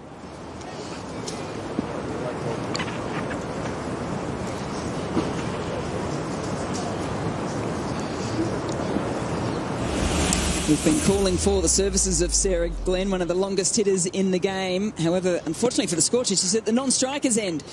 Very tall player, got good levers. At the moment, though, she'll just be doing the running for Heather Graham as she is on strike. Pretty handy T20 international strike rate of 135. There it is again, the short ball from Kimmins. And now we get the opportunity. What can Sarah Glenn do with 2 deliveries? I think she needs to look at getting momentum against that slower ball. Mid-off is up, and I think that's a really good option to hit through that short boundary. But I don't know, Mel, you said she's a big hitter. Where are you calling it? I'm going long, but I don't think Kimmins is going to give her that. I think she's going to go short to her. She's gone full toss. She's gone change of pace, and she's gone. She's just gone because Jess Jonathan has taken a handy grab. Yeah, great bowling there from Delissa Kimmins. Didn't listen to Mel Jones and decided to bowl it nice and full, a good slow ball delivery. It's nearly her stock ball these days, and there was a beautiful catch by Jess Jonathan in cover. Nearly an outside edge as she's tried to drag that a little bit to, or you call it a front edge, I suppose, if you try to drag it to the leg stump. But Sarah Glenn, very short stay at the crease, out first ball. We're just building up Sarah Glenn for the rest of the WBBL. We will see some of those long bombs at some stage. I am absolutely sure of it. So a wicket to Kimmins. New batter to the crease is Megan Banting. Looks to go big from the last ball. There's a chance of yet another wicket, and there it is. So on 2 occasions in this match, 2 wickets in 2 balls. This time to Kimmins. She finishes off her spell with 2 for 26. And the Perth Scorchers, after a magnificent start in the power play, have finished their 20 overs on 7 for 132. Great bowling Great finishing from here from DK, and I think that takes some good momentum into the batting innings. I think 132 probably just under par here for the Perth Scorchers. A great opening partnership from Beth Mooney and Sophie Devine. Struggle to push through in those 7 to 12 overs to get that strike rate to go at the end. But I think that with the bowling lineup that Perth have got, some really good pace bowlers in Piper Cleary, Sophie Devine will get a bit of swing, and I think they'll be looking to attack early here. OK, Perth Scorchers finishing on 7 for 132. Pat Cummins, he's looked in great rhythm so far this morning. Again, causing real problems with the short ball, Paddy Cummins. Dear Pat Cummins जी, आपकी bowling के सब बहुत बड़े fan हैं जी. 145 की speed से जब आपकी ball आती है ना, वो batsman छोड़ो viewer के भी होश उड़ जाते हैं. पर एक problem है सर जी, साडा hitman पूरे 9 महीने बाद इंडिया के लिए उतरेगा. इस बारी बात सिर्फ सेंचुरी से नहीं रुकनी. तो सामने बोले नंबर 1 बॉलर हो या नंबर 1 टीम, जितना ते इंडियन हुई है जी. देखिए इस साल की सबसे बड़ी क्रिकेट सीरीज इंडिया का ऑस्ट्रेलिया दौरा जल्द ही सिर्फ सोनी के स्पोर्ट्स चैनल्स पर.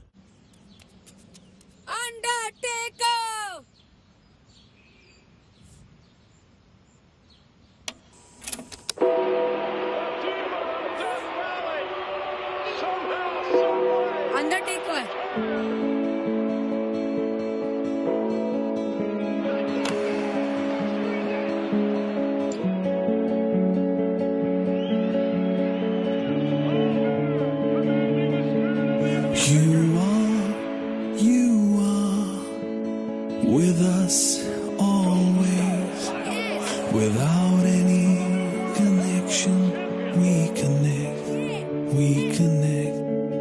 You are with us always, without any connection, we connect, we connect.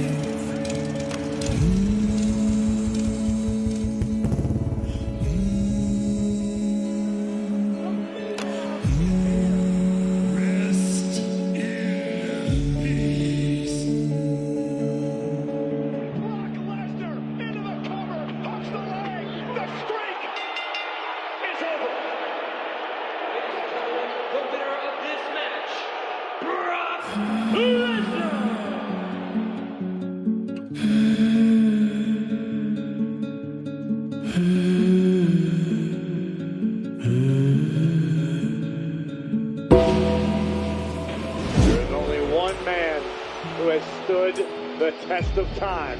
Undertaker, a dead man whom we love more than fear. Relive The Undertaker's 30 unbelievable years from 15th November every night at 8 p.m. on Phenom. Only on Sony 10-1 और हिंदी में Sony 10-3 पे.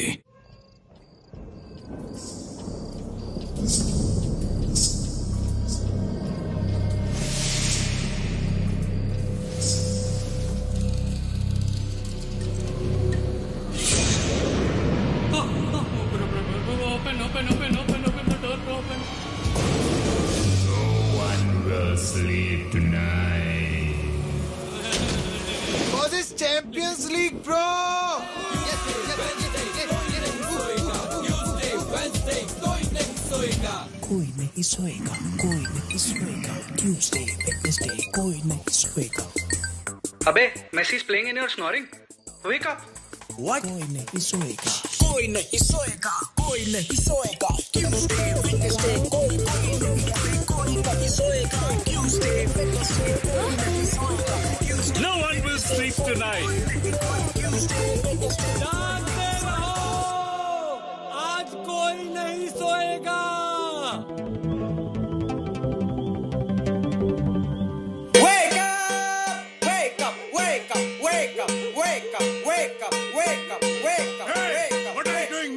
Everyone is sleeping. Stop this, Stanton. Uncle! No one's gonna sleep now because the real fun is about to begin. Tuesday, Wednesday, no one will sleep. Because the champion of champions and the best football clubs are back. Only in the UEFA Champions League. Every Tuesday and Wednesday, live and exclusive on Sony 10-2. Dare to sleep. The UEFA Champions League is brought to you by Heineken and Lay's. UEFA Champions League sponsors. Steve Smith in strike. He's in good form. Yes, through the gap. अरे गदर क्या shot मारे हैं यार. Dear Steve Smith भैया, पूरी दुनिया आपकी fan है और होगी भी क्यों नहीं. आखिर आप टेस्ट क्रिकेट के नंबर 1 बैट्समैन जो ठहरे. पर भैया क्या है ना कि एक छोटी सी दिक्कत है. पूरे 9 महीने बाद हमारे विराट भैया आ रहे हैं. यानी कि किंग कोहली इंडिया के लिए खेलने आ रहे हैं. तो भैया आप सामने नंबर 1 बैट्समैन हो या नंबर 1 टीम ही क्यों ना हो, फर्क नहीं पड़ता. जीतेगा तो इंडिया ही. देखिए इस साल की सबसे बड़ी क्रिकेट सीरीज इंडिया का ऑस्ट्रेलिया दौरा जल्द ही सिर्फ सोनी के स्पोर्ट्स चैनल्स पर. Soak in the aroma, the flavors, the authentic taste of Italy. Now, experience the same scintillating Italian flavor with Serie A, the premium Italian club football, where the 9-time defending champions are pitted against some heavyweight challengers. Will Ronaldo's Juventus win their 10th consecutive title, or will we see a new champion? So, say yes to pizza, pasta, and Serie A. Live and exclusive on Sony 10-2.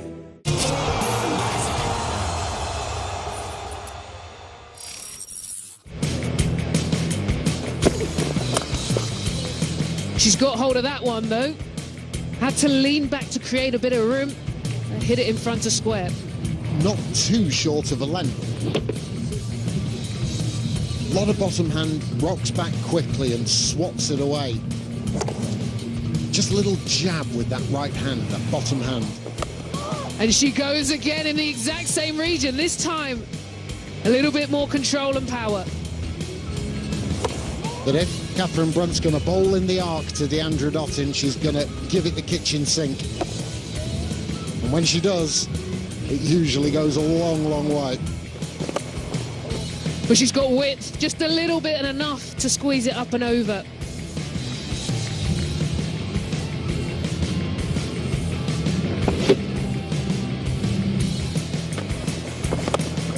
Oh, wow, that's good.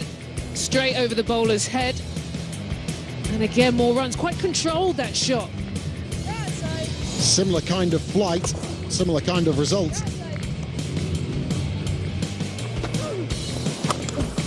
Well, that's the one she was looking for. And that's a beauty. She has hit that hard.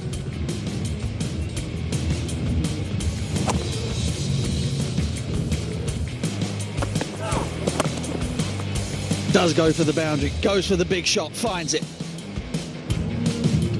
Picks the gap beautifully.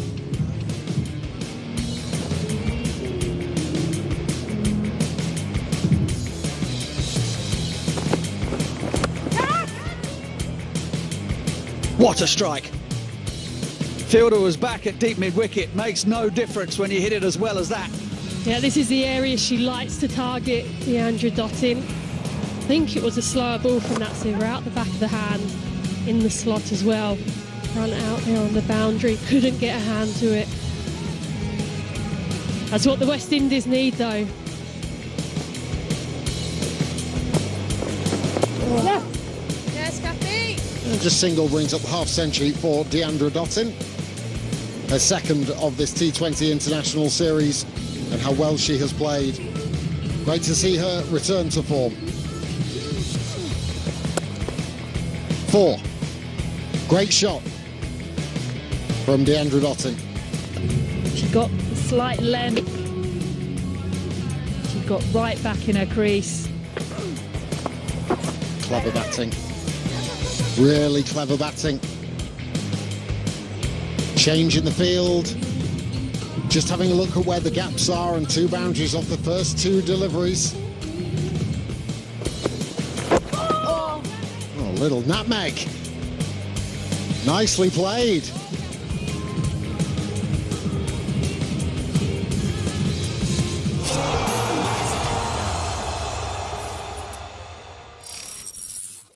Conor McGregor, you're taking everything I work for. Shut your mouth, you Come on, I'm going back out here. I'm going to go back out here. Have you ever thought of hurting someone? If you have, then what you gonna witness will change your mind. We rule these lands.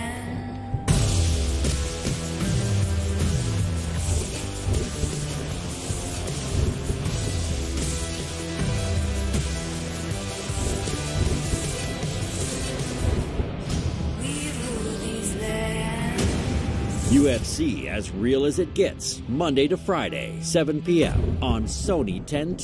Glenn Maxwell will go hard all day long. That's big. That is very big. Dear Glenn Maxwell, those big hits, straight out of the park. Look at pagol ho jai to see your power hitting.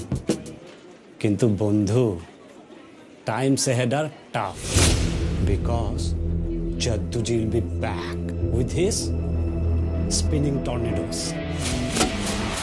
Can you believe? They will be back after 9 long months. So it doesn't matter if it is the biggest hitter or the number 1 team. Victory will be absolutely ours. Watch the blockbuster cricket series of the year, India Tour of Australia, coming soon on Sony Sports Channels. This isn't over until I say it's over. Drew McIntyre still has hell to pay.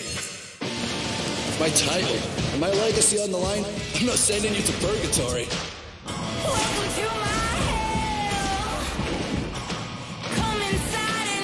It is Randy Orton challenging Drew McIntyre for the WWE title inside the demonic Hell in a Cell.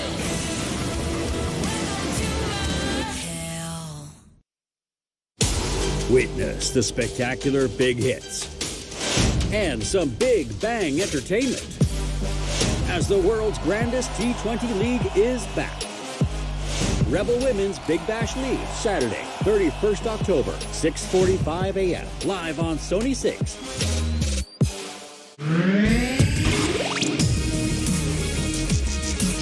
This is Sony Picture Sports Network, and you are watching Sony 6 HD, the home of cricket. 3-2. All is in ready to figure out who's going to take the points. And Nicole Bolton having a good little chat there. Likewise, Sophie Devine as she leads her charges out. Beth Mooney with the gloves on. The Perth Scorchers have won they've lost 4 of the last matches against the Brisbane Heat. So here is an opportunity just to shift that in their favour. Be a little bit of nerves still for even someone the quality of Beth Mooney going out there in the middle with the gloves on for the first time for the Perth Scorchers. And in return, they have Maddie Green walking out to the middle alongside Georgia Redmayne. So a new batting opening partnership for the Heat, as we saw for the Scorchers as well. Julia Price and Katie Martin. How do you see this unfolding? Well, I like the fact that they've got Georgia Redmayne up the order. She's much more suited to... She needs a little bit more time to get going in innings. For the Scorchers, when she played with them last year, they just batted it a little bit too low and she just couldn't really get into the game well. But Maddie Green, I really like her opening. I think she's getting better and better as an opener all the time. We saw her obviously doing that role with New Zealand as well, which I thought she was fantastic. And then having Grace Harris at 4, I think allows them a lot of flexibility, you know, when they need to go or if they can promote it to number 3 if they haven't lost any wickets and put her ahead of Jess Johnson. But mind you, she's been batting fantastically as well.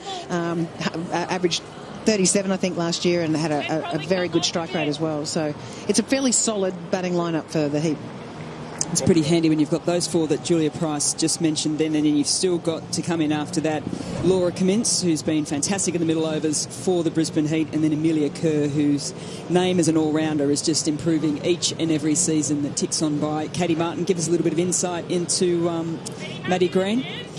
Yeah, Maddie's a good batter. She's a solid striker of the ball, and I think when she's just clear in her mind and she just sees and hits it, she plays really well. She's got great long levers, can hit a long ball, and this is going to be a very interesting matchup with her captain, Sophie Devine. Kiwi in the comms box, Kiwi with ball, Kiwi with bat. Movement, and that's what we like to see from Sophie Devine. She's got pace, she's got movement, she can ask a lot of questions in the power play. Yeah, Sophie is an X-factor bowler, and I'm surprised she doesn't actually have a slip in here. Maddie has some tendencies to play with hard hands, but I think that the key here for Sophie is trying to bowl at those wickets and attack that pad.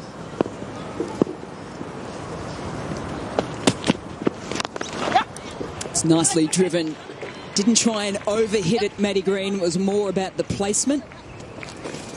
Slow out there in the outfield, isn't it? Slowing up a wee bit. What's the count up to, Mel? Well, I know I've missed a few, but we have hit double figures. Easily. We'd be in the 20s, I think. Still waiting for that translator to come up from Kiwi to Aussie. Well, the word is little, not we. Oh. Same. Yeah, Sophie Devine not only fantastic with the bat last year, with the ball she was amazing as well. 19 wickets at 20.68 last year, so just a great pickup for the Scorchers and probably a little underrated with the ball. I mean, no one really sort of talks about her bowling and her all-round ability. It's always about her batting, but her bowling is great. She bowls with a really nice heavy ball and a little bit of swing there. You can see Maddie Green already struggling a little bit with her feet, not quite getting them right.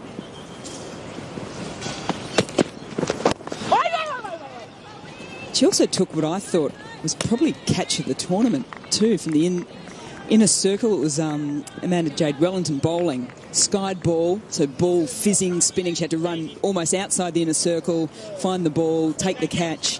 She is really that all-round athlete, isn't she? Oh, she's a brilliant athlete. Dual Olympic. She's went to hockey. I think played hockey for New Zealand as well. So she's an all-round great athlete. Well, that's good to see. Maddie Green taking on Sophie Devine with a run down the wicket, and it could have been the first wicket with a direct. Jeez, it's all sorts out there. Really nice hands there from Maddie Green. Some good pace through the ball, but gee whiz, that is a real opportunity there at mid-on. Well, we saw the Heat miss a couple of run-out opportunities early in their innings as well. Just throwing off balance there and a little bit wide of the stumps. Never really in danger of getting run out there, but good attacking play from the Heat players. Taking a leap out of the keeper in the field. Keeper. Fantastic arm. Beautifully well there. Well taken by Beth Mooney. Did you do, or either of you, much fielding without the gloves on? I did a couple when I was playing for Tassie, and I remember I was feeling it deep square. No idea why I was out there. And Elisa Healy absolutely has belted one, and I didn't have to move, and I dropped it. Just absolutely nothing. Terrible. Katie, you've done a bit. Yeah, I have done a bit. Actually, half my international career. None for four after the first.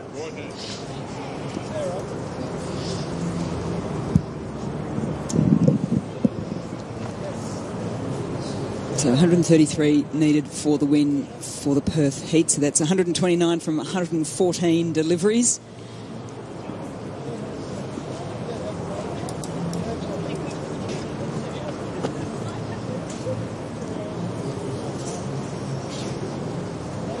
Pleased to say too, the weather is just picking up here at North Sydney Oval.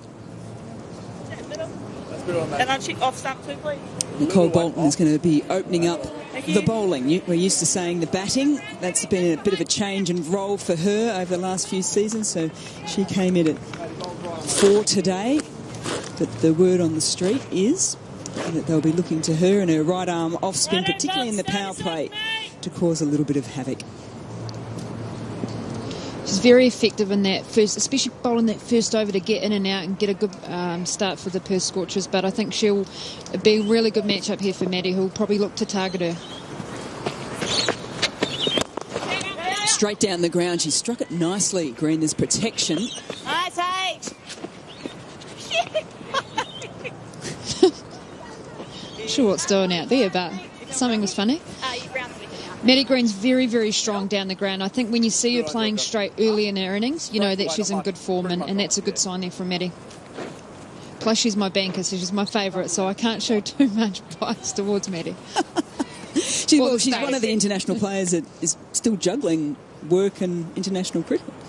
She actually gave up work last year, so she actually is a banker. But she's still doing your banking.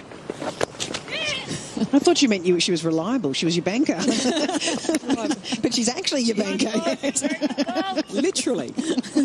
Look, I can't say that she is or isn't, because you can't say if you get financial advice from someone in the financial industry. So and she doesn't have much money to work with. Is that what you're saying? Exactly.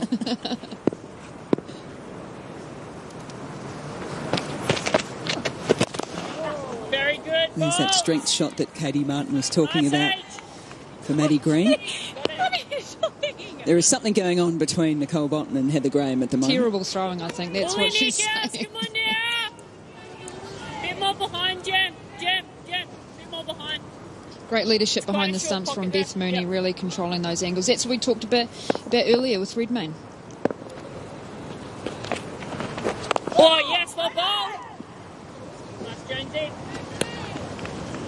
It's a critical role of a keeper, the angles. I think it can be a difference between a half chance becoming a full chance if you have them just a little bit either wider or finer.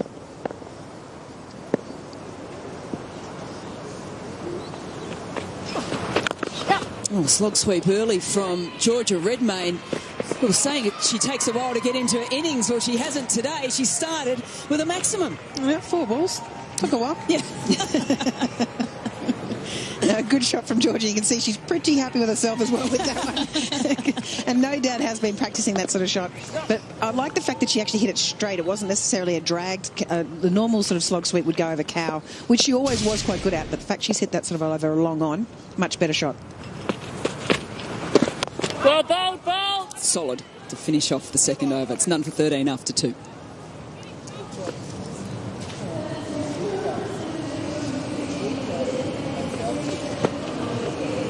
So pace and spin used by the Perth Scorchers to open up their first 2 overs. Jess Jonathan really worked through her bowlers right at the start of the first 10 overs using 7 options. Change your bowler. Right on, mate.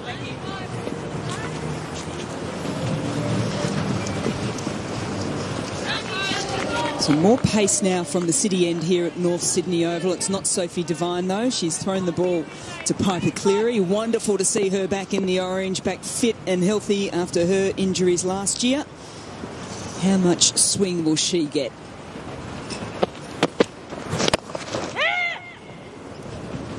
Well done. Nice putt. And very fortunate to have a lot of access to the players and the coaches so far. And we've also got mic'd up Beth Mooney. Beth, it's bright, the orange, isn't it? Oh, it's a bit, isn't it, for the eyes to get used to. But, yeah, it's probably quite domineering in the field, actually, with the brightness of it. So hopefully we can get a run out here. Okay. That's a big word, domineering, isn't it, for you, Beth? It's a bit big for me, yeah.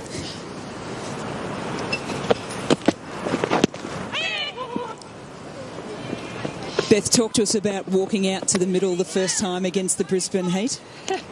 Yeah, I think Channel 7 wanted a bit of a show, didn't they? So, so it wasn't too bad. I think Soph's in a similar boat to me, so it was nice to have someone else who was feeling a bit nervous about their first game for a different club. But we got off to a reasonable start, and hopefully we can bowl them out here.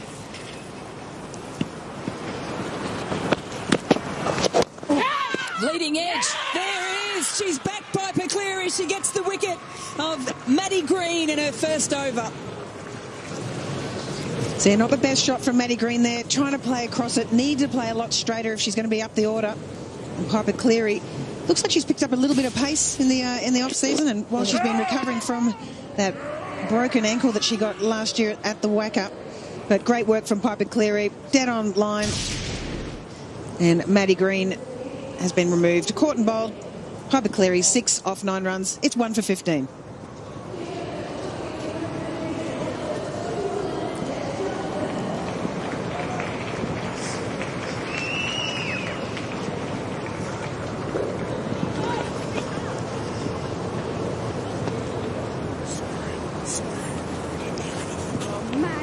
nice. Centre start, Jets. Right on those. Great stuff.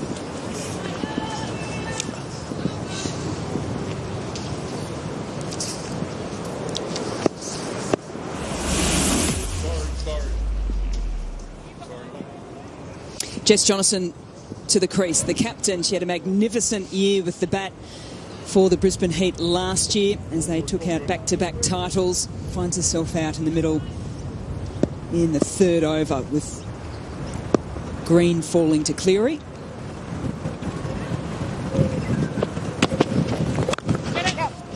And that is the way to start your WBBL campaign, with a glorious cover drive through the offside. Beautiful shot there from Redmayne. Oh no, that's not Redmayne, JJ. Jesus, they look classical, those left-handers, don't they? They all look the same. Now, beautiful shot there from JJ. She is a renowned batter, and I think that she is going to be a key to this batting lineup. Half volley outside off stump, put her hands nicely through the ball, and I tell you what, that is the first ball you would love to have, wouldn't it? We're going to pick the brains of Beth Mooney a little bit more. A little bit of carry and pace through to Beth Mooney as well. Speed up around that 113, 114 kilometres an hour mark. Beth, are you in every team meeting at the moment, and what are they saying, particularly in terms of getting Maddie Green out? I'm not in all of them. I sort of let Soph run the show with the bowlers, but it's kind of nice. I've got a little bit of insight into the way these girls go about it, so we know they're going to come pretty hard. Because that's what their coaches told them, so we'll expect them to go hard, and hopefully we'll take some wickets while they're doing that. Thanks for that. 1 for 19. Soak in the aroma, the flavors, the authentic taste of Italy. Now, experience the same scintillating Italian flavor with Serie A, the premium Italian club football, where the 9-time defending champions are pitted against some heavyweight challengers. Will Ronaldo's Juventus win their 10th consecutive title, or will we see a new champion? So, say yes to pizza, pasta, and Serie A. Live and exclusive on Sony 10-2. Sophie Devine doing very much what Jess Johnson did in the first overs for the Heat as well, changing things up. Peschel is now on from the fig tree end. Bustling action, and it's through the infield. Redmayne working in boundaries. Yeah, not the best ball to the left-hander. Obviously had a right-handed line, and you've got two lefties out there, so she's going to have to adjust that pretty quickly and just align herself with the target. She's just facing down, straight down the wicket, as if it was for a right-hander. Can't afford to let those freebies happen this early in the power play. Big raps on Peschel as a bowler. I think she's a bit like Piper Cleary, can hit some really good lengths, get a wee bit of nibble, and probably a little bit faster than what you expect as a batter.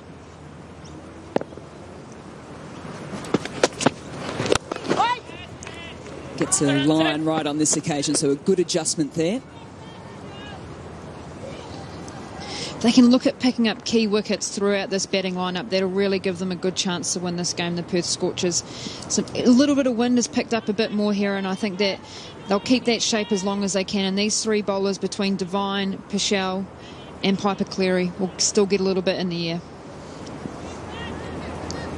They're pretty much pace dominating in their selections with the Scorchers. Haven't got too many spinners. Obviously had Bolts open with a spin. You've got Sarah Glenn, who doesn't turn it a lot, but is pace off. Otherwise, they've got a pretty good pace attack, haven't they?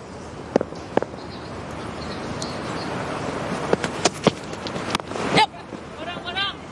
Just opening up the blade of the bat to find the single. It's an interesting one, though, isn't it? You've got the conditions, little bit of swing, pitching it up a wee bit, but sometimes if you actually just hit that good length, you can get a little bit off the wicket and bring the option in of that caught behind or caught in front of the wicket. So we've seen probably most of the bowlers here today pitch it, probably over pitch a wee bit, and I think that if they can pull that length back, get a little bit of nibble off the wicket, then they're in with a good chance, these bowlers. Just like that. Nice. It's a nice ball. The mic is open. They're listening to you, Katie. It's Beth still down there. She's key, though, for Sophie Devine is Beth Mooney. I think the leadership that she's got, the insights behind the wicket, and Sophie will be leaning on her to have a bit of advice about where the bowlers are bowling, what the tactics are against them. And look, she's not going to say that she's been telling them about their strengths and weaknesses all the way through, is she?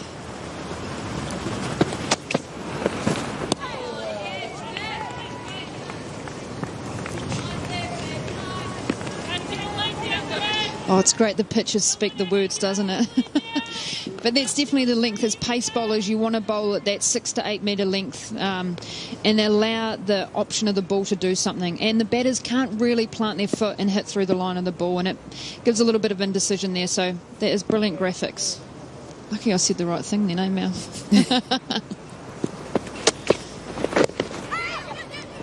Maybe we've got a career as a bowling coach after this. Settle on now. Okay. Has worked her way out of that over. Boundary off the first.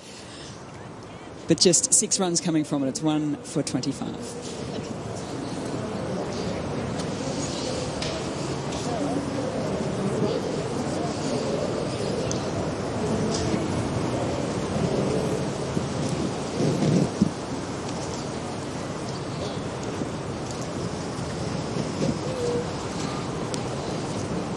One of the spin options there for the Perth Scorchers in Gemma Barsby. At the moment, though, finds herself on the boundary. Big game coming up after this one. It is crosstown rivals, the Sydney Sixers versus the Sydney Thunder. Elise Perry earlier on with probably one of the lamest bat flips I think I've seen in quite some time. It probably rotated at least 3 times just, but she got the call right, and the Sydney Sixers will be having a bowl first here at North Sydney Oval. Cleary into her second.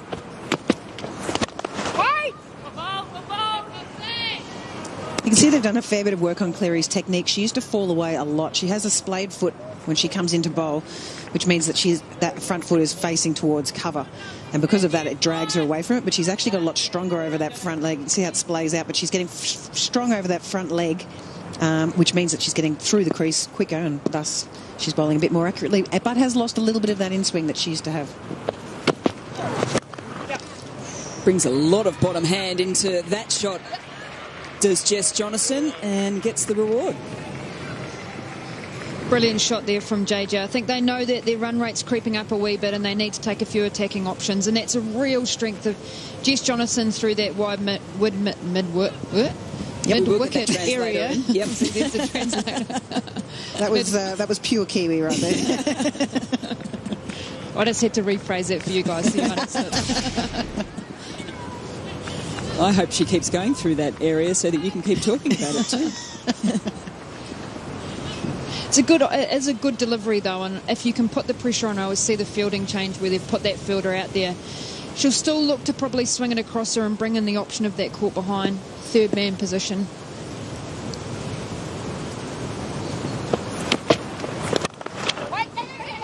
On the drive again for the single. Do you think, Julia, with Piper Cleary as well, with that, it was a nasty fracture of the ankle last year as well in terms of her recovery and rehab, that they probably assessed her bowling action a little bit more, and it was a good opportunity just to change things up?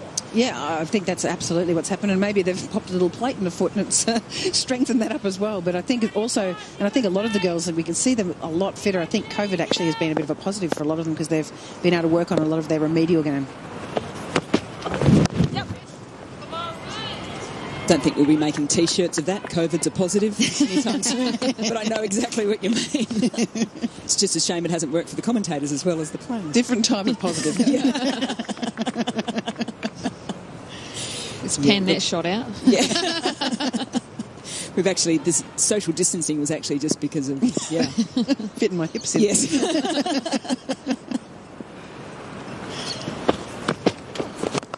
There's that bottom hand once again, but with protection now through mid-wicket, Jonathan changes things up and goes straight down the ground.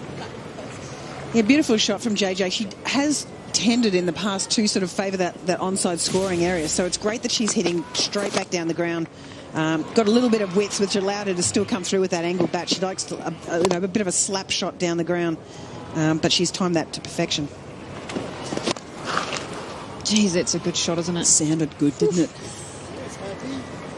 And she had a wee smirk there, didn't she? Yep. Shows that she can do it off the back foot as well. Productive over there for the Brisbane Heat as 11 comes from it. It's 1 for 36. Steve Smith on strike. Yes, through the gap. Dear Steve Smith भैया, पूरी दुनिया आपकी fan है, होगी भी क्यों नहीं? भैया क्या है ना कि एक छोटी सी दिक्कत है, पूरे 9 महीने बाद किंग कोहली इंडिया के लिए खेलने आ रहे हैं। भैया आप जीतेगा तो इंडिया ही। देखिए इस साल की सबसे बड़ी क्रिकेट सीरीज इंडिया का ऑस्ट्रेलिया दौरा जल्द ही सिर्फ सोनी के स्पोर्ट्स चैनल्स पर। Devine, who opened up the bowling, she swung herself around as we have a look at the comparative at the moment. The early wicket of Maddie Green there for the Brisbane Heat. Just stem things fractionally, but it's pretty much head-to-head at the moment.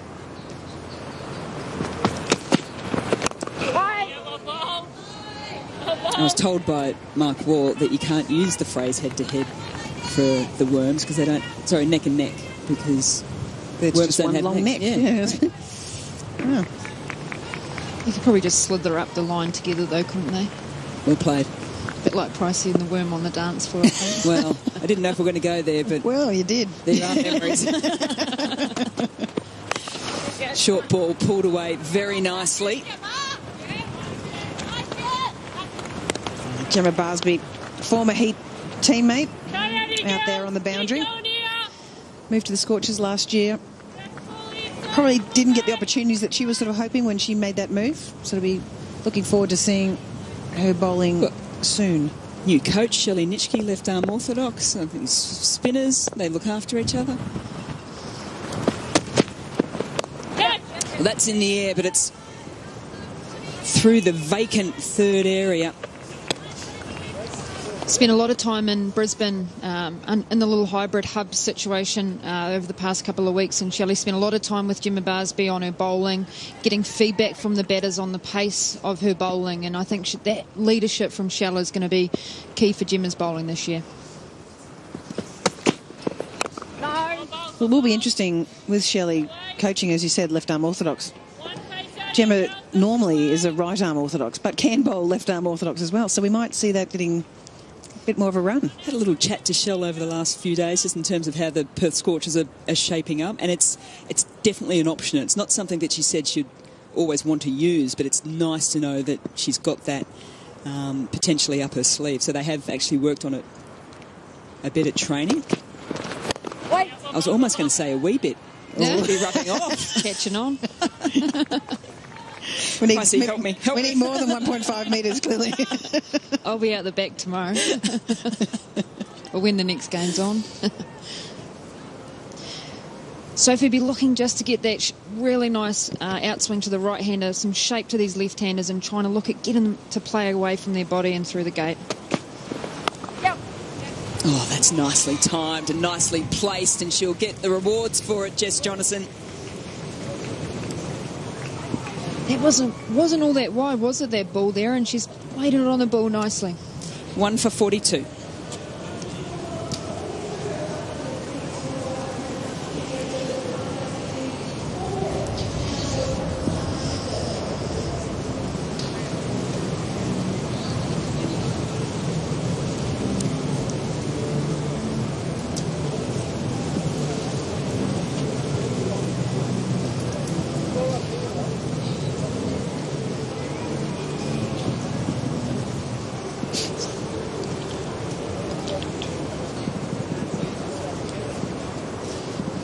One for 42 after the power play, the Brisbane Heat. And just a reminder too, there's a great game going on at the moment, but you can also put some great games on your phone, and they are completely free. Jump on and grab the Big Bash cricket game. And welcome to the WBBL, Sarah Glenn. England international, some leg spin. Yep, about. Had a very, very good series against the West Indies only a month or so ago over in England. 45 Paredes have that. Stop the one. And then what do you think she'll bring to the WBBL? Oh, look, leg spinner historically pretty successful in T20 cricket, aren't they? And she gets close to the stumps, and I think she'll bring that general English enthusiasm. So she'll be loving the weather then. Love it. This is tropical, as it is to Sophie Devine as well. So now she's a brilliant bowler. She's young, and I think ranked number 9 in the T20 ranking. So she's really come on strong early in her career. I don't think she'll be purchasing one of our COVID is positive t-shirts though. No, considering she had. Catch.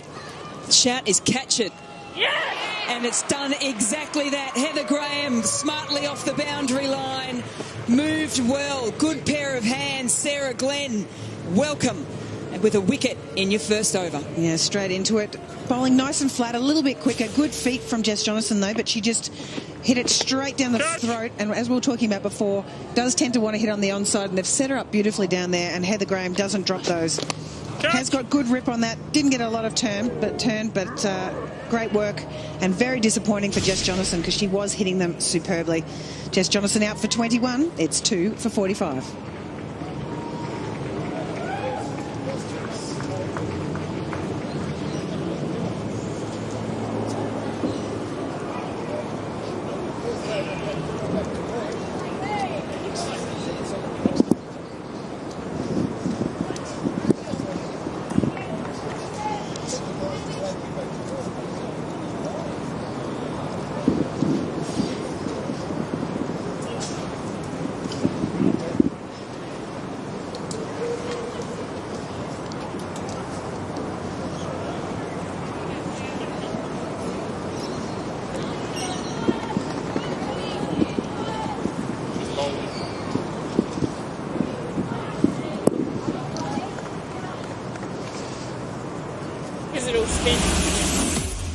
Self-proclaimed bridesmaid of the year, Grace Harris out to the middle with the fall of Jess Jonathan.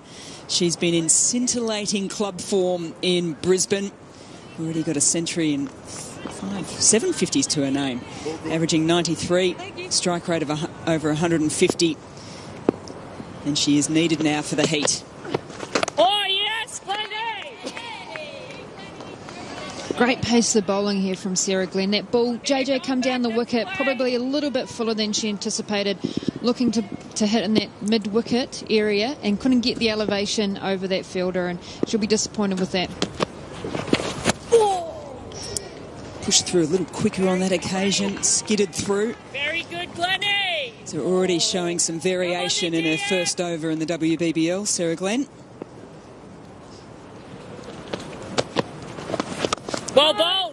Pace off for the last ball of her first over. A successful one at that.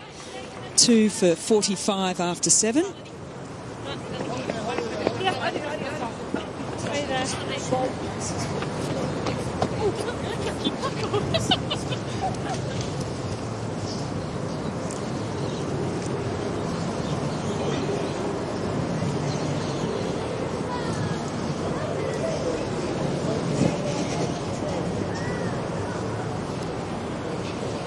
.88 required from 78 deliveries for the Heat to continue their good form against the Scorchers.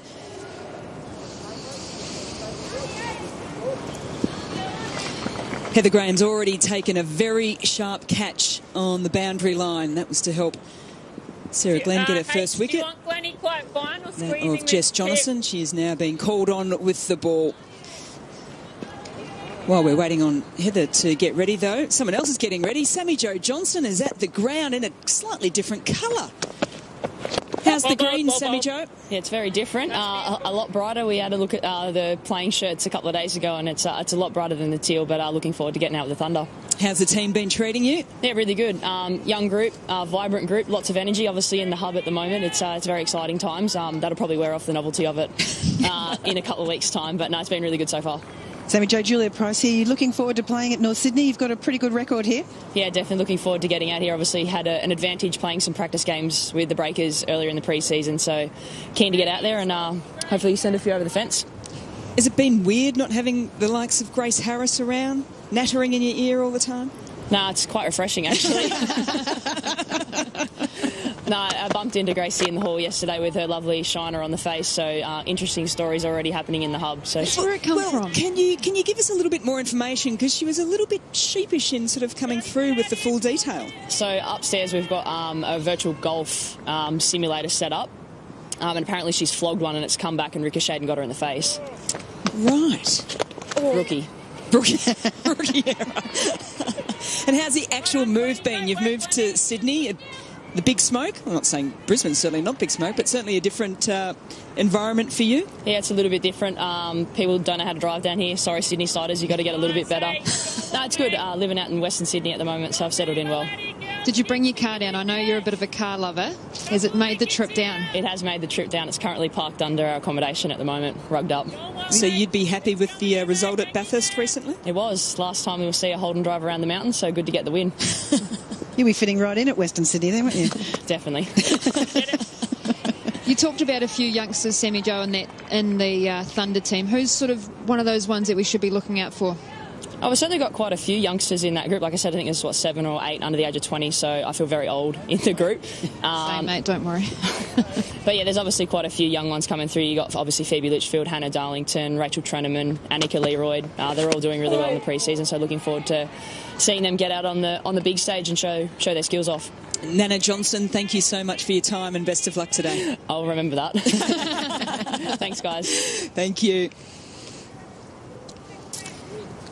So fantastic to see. We've spoken about it quite a bit. 19 moves over the winter for this WBBL, but it's not just the amount of moves, it's the quality of the moves, and there's been some big ones, Sammy Joe being one of them. Well done. As a single is milked to finish off Heather Graham's first over. A good one at that, just 4 runs coming from it. It's 2 for 49. Pat Cummins, he's looked in great. Short ball, Paddy Cummins. Dear Pat Cummins जी, आपकी bowling के सब बहुत बड़े fan है जी, पर एक problem है sir जी, साडा हिटमैन पूरे 9 महीने बाद इंडिया के लिए उतरेगा, जितना ते इंडियन हुई है जी। देखिए इस साल की सबसे बड़ी क्रिकेट सीरीज इंडिया का ऑस्ट्रेलिया दौरा जल्द ही सिर्फ सोनी के स्पोर्ट्स चैनल्स पर। At North Sydney Oval, and a wonderful acknowledgement of country from all the captains within the WBBL at the start of this tournament to talk about the traditional landowners right across the 5 venues that are being used for the WBBL, but also acknowledgement to the issues in and around racism and recognition and reconciliation as well. Magnificent initiative being driven by Rachel Haynes. Well bowled. Get it. Well done, Ted. Would have been a bit chilly doing barefoot this morning, but I'm sure they were more than happy to get the shoes off. Very good, Glennie. One player part of that ceremony at the moment is Ash Gardner. Get it. Ash, talk us through that ceremony. It must have been something pretty magical for you. Yeah, it was awesome. Like you saw in February earlier this year, we were able to do it with the Australian team, and then going forward we made a commitment within the Australian environment, I guess, to keep it going, and then we did it in the most recent series against New Zealand, and then I was really stoked to see it happen again heading into the WBBL, and I think it's a really powerful thing for us as players to do, and it's a really great symbol for the Indigenous community, knowing that they've got sport to support them. Ash, do you feel as if the conversation in and around Aboriginal and Indigenous rights and the like is becoming a more positive one and one that's being spoken about more? Yeah, absolutely. I think it's just a lack of education from people, and I know there's more of a willingness to want to learn about it, and I guess that's the most exciting thing, is people actually want to learn about these things and learn about the issues that are happening in people's everyday lives. So I guess that's one positive that we can take out of it. Okay, wonderful to hear on that. But you've got a match to play as well against the Thunder. How are you feeling? Yeah, I'm pretty excited. Obviously, there's nerves there. It's always a great game against Thunder. The Sydney Derby is always a fantastic game to be playing, and to have it here at North Sydney. The conditions aren't ideal, but I guess with the ball in hand first, we've just got to set a really good and positive tone going into our batting innings as well.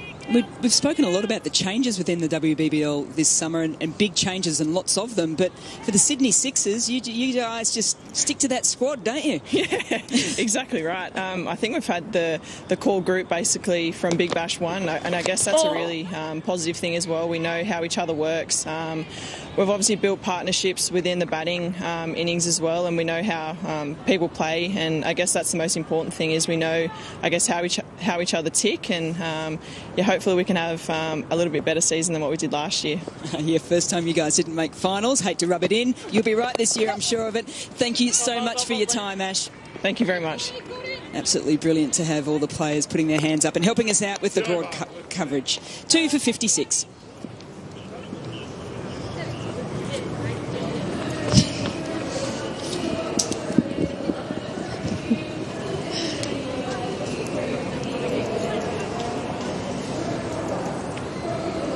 Required run rate now hovering around 7. It started off at 6.6, so it's just gone up a little bit, or as Katie Martin would say, a wee bit.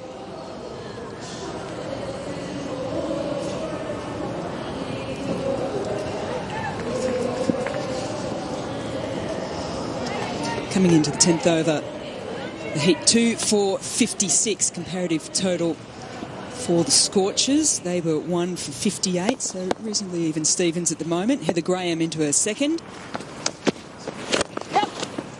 It's away, cross the line, very good. No. Just a little reminder there from Beth Mooney about the skills and techniques of the Brisbane Heat players. Typical wicket-keeper, isn't it?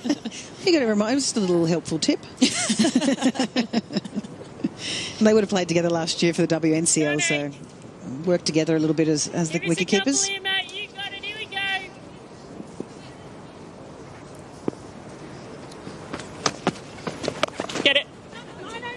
Very handy bowler, Heather Graham. Has some really subtle changes around just rolling her fingers over the ball, and I think if she can bowl wicket to wicket here with the field set that she's got, Grace is looking a little bit nervous out there. I mean, there is a lot of pressure, a lot of chat around Grace and her performances, so... What's the level of step up, do you think, from Premier Cricket in Australia to the WBBL? We've spoken about Grace Harris, how many runs she's absolutely plummeted so far, Julia, but how big is the step up for her here? Yeah, it's quite a large step up from Premier Cricket. As great as Premier Cricket is, it's the only thing we've got, I suppose, at the moment to be able to make sure that you'll be able to work on certain skills to take into this format. But at the same time, she's probably put a bit of pressure on herself by... a lot of talk that she talks herself up a fair bit. But what I like is that she's been quite sensible at the moment. By now, she would have normally put one down long on's throat and she'd be out, and they need her to stay out there. So this might be the new Grace Harris that we're seeing. We saw a little bit of it last year where she started to understand her gears a lot better. And I think this is just part of it. She seems a little slow at the moment, but she can absolutely catch up. Oh! They still be having discussions about what is the run rate they want to get it to. I think they're about 7.3 that they're looking at the moment, and what role there is. You can see Redmayne has increased the way she's playing here. She's looking at increasing her strike rate, and if you have Grace Harris at the back end of an innings, well, you can chase 10s and over if you get that high. Get it! Bad luck, bad luck. Just the 4 singles coming from that Heather Graham over. Another good one for her. It's 10 overs gone. It's 2 for 60.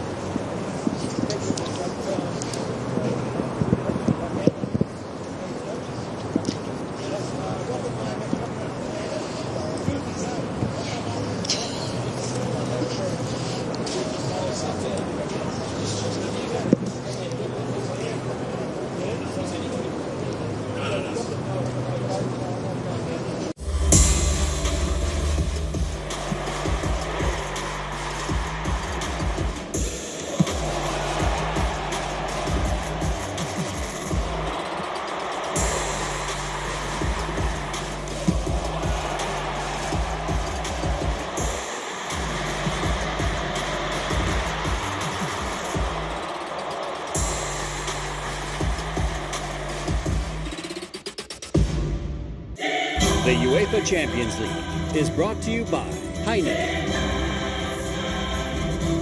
and Lay's, UEFA Champions League sponsors.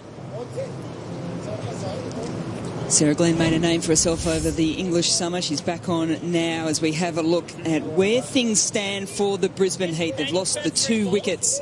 The last was of Jonathan, but they're just keeping up to speed here with the Perth Scorchers as they look to try and score 133 for the win.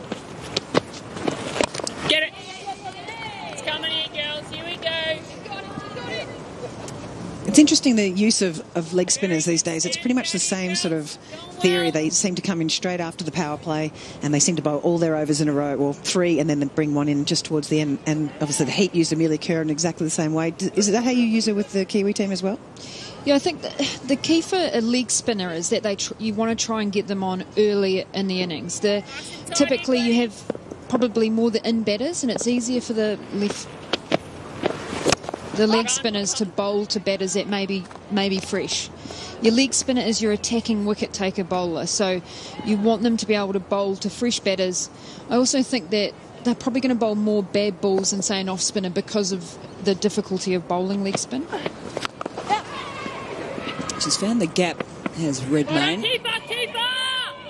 So they've got a comfortable 2. I think as batters as well, it's a bit of ego. You want to hit the spinners out the park, and with a leg spinner, they do create those wicket-taking opportunities because batters look to attack them more. Well, I love what you're saying, but I'm also going to get it right from the horse's mouth as well, because we've got Shelley Nitschke on the headset at the moment. Shell, I know you're keeping an eye on the game as we're going along. Have you been impressed by Sarah Glenn? Yeah, she's been really good. I think coming on and having an impact straight away. She's been good around the group, so I'm really looking forward to what she's going to do in this tournament. And head coach, how's that sitting with you, buddy? Ask me in about 10 overs, Mel. Yeah, no, look, it's going all right. It's certainly got its challenges, and it's a little bit different from cruising back in the assistant role, but no, it's been good fun so far. You get nervous, Shell? You'd get nervous. Not too. Oh, do you reckon? No, I'm not too bad. I think. I don't know. Yeah, we'll see how I go. I've been okay today. I'm actually glad to get the first game underway, and it's good to see me out there. What are the differences you're finding from being the assistant coach to the head coach, Shell? Oh, where do I start? You have to talk to the commentary team. Look, there's just a lot, I guess, and you guys would know, that goes on behind the scenes that I think as an assistant coach you probably don't realise goes on, and you get asked about, and you kind of have to manage and things like that. So that's been a bit of a new ball game. It's not just about throwing balls and working one-on-one with players. There's a whole lot of other stuff that happens that you need to be across as well. So just getting used to that and making sure I'm covering off, and I'm missing a few things along the way, and that'll probably continue to happen for a little while. Did you get a bonus from Chris Matthews when you all of a sudden said, Chris, I've got Sophie Devine coming over, I've got Beth Mooney coming over, I'm going to bring Sarah Glenn over as well? No, not yet. We'll see how we end up at the end of November. Fair call. How is that relationship with Sophie going? It's good. Captain? Yeah, no, it's good. I think we work well together. Sophie and I are pretty much on the same page. Obviously, we've known each other for a little while, playing against her and then with her at the Strikers. So I think we've got some pretty similar views, and that's working pretty well. It's enjoyable, actually. It's good to have a captain that you know pretty well, on the same page with, and, you know, she just is getting the job done for us. Cheryl, what kind of coach are you? Do you have your little black book, and are you someone that's just jotting down notes as the game goes on all the time? No, not really. I've got a black book that hasn't got much writing in it. Settle on. G rating, coaching. Okay, that's good. I thought it was standard. I had to have a black book, so I went and bought a black book. I haven't written in it yet. And a clipboard. You need a clipboard. Yeah, I've got one of those. Good work. Okay, in a couple of weeks' time, we're going to have a look at that black book of yours, okay? Thanks. I'll be ready to show it to you. We appreciate your time, Shell. Thanks heaps. Thanks, guys. Well, for a first-time coach, she seemed pretty relaxed. Yeah, pretty too relaxed. I hope she remembered a pen, though. her pen. Right. That was pen, everyone. I'm not looking forward to the Sixers game. Oh, we are.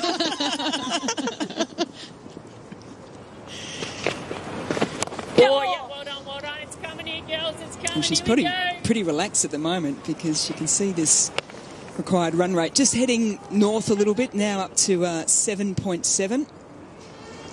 I like this partnership these two are putting together. They're not panicking. They're just doing their job and sort of keeping it in check. It's still sub-8, and I think that's fine. Grace Harris yet to really launch yet. That's in the air. It's straight. Is it all the way? It is. And on cue. Yeah, good work. She didn't even get that really out of the middle at all, but I like the way that she held a shape and held a shot so that it continued to go straight. They've got the long on and long off fielders there waiting for her to put one down their throat, and it's just managed to clear the boundary rate, but because it was so straight, no chance of fielders getting around. By the time she used her feet to get to that board, actually had a good length, and she actually really had to get her hands through, power through the ball, and she is a powerful batter, and she'll be pleased to get that first 6. Just checking clarification here that it cleared the rope. 6, Mel, you know. Yeah, no, that's why I jumped in. Just going to press mute. No. Second 6 of the Brisbane Heat innings.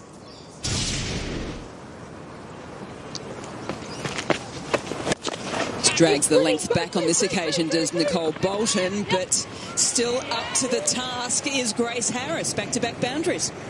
Yeah, again, probably got a little sloggy on this one. Came down and saw that it just got dragged, and maybe Nicole Bolton just tried to get through the pace of the ball a little quicker.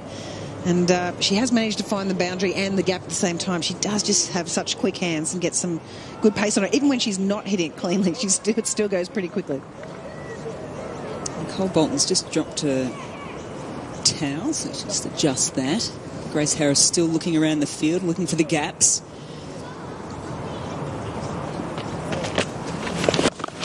Goes big again. It sounded okay off the bat. It is well and truly over Heather Graham's head. It's over the boundary line.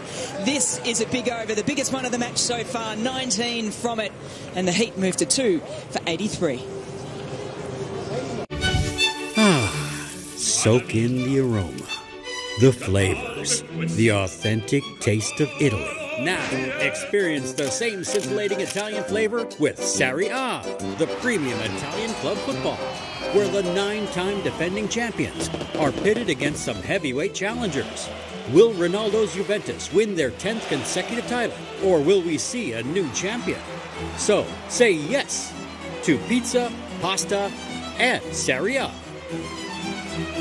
Live and exclusive on Sony 10-2. And for Brisbane Heat fans, because Grace Harris is at the crease, and it wasn't just one, but it was 2. Oh, what a feelings. First one straight down, dissecting long on and long off, and then the second one just a little bit wider, but a whole lot longer. Getting into a groove. I really liked that last shot. Held a shape on that one, was nice and still, really balanced, and just hit it off a great platform.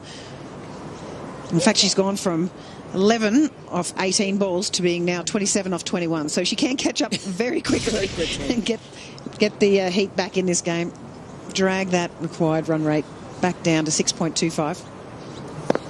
Amazing how quick it can change, isn't it? One key over that you want to target as batters, and it can bring that run rate back. Pechelon from the city end, and it's down the throat, almost through the hands. Grace Harris loves it. Yes, Georgie, she says. Well, George, like I mentioned, isn't renowned for that big hitting, so I think Grace is getting really excited because her partner's now doing it as well. Look, it was an option. It would have been an absolutely brilliant catch, Beth Mooney, if she got her hands around it. It's a 6. No, Beth's still looking at the scoreboard, trying to figure out if it's a 4 or a 6. Beth, have you got us down there? Hello. Hello. Thank you. Thanks for the wave. We'll come to you.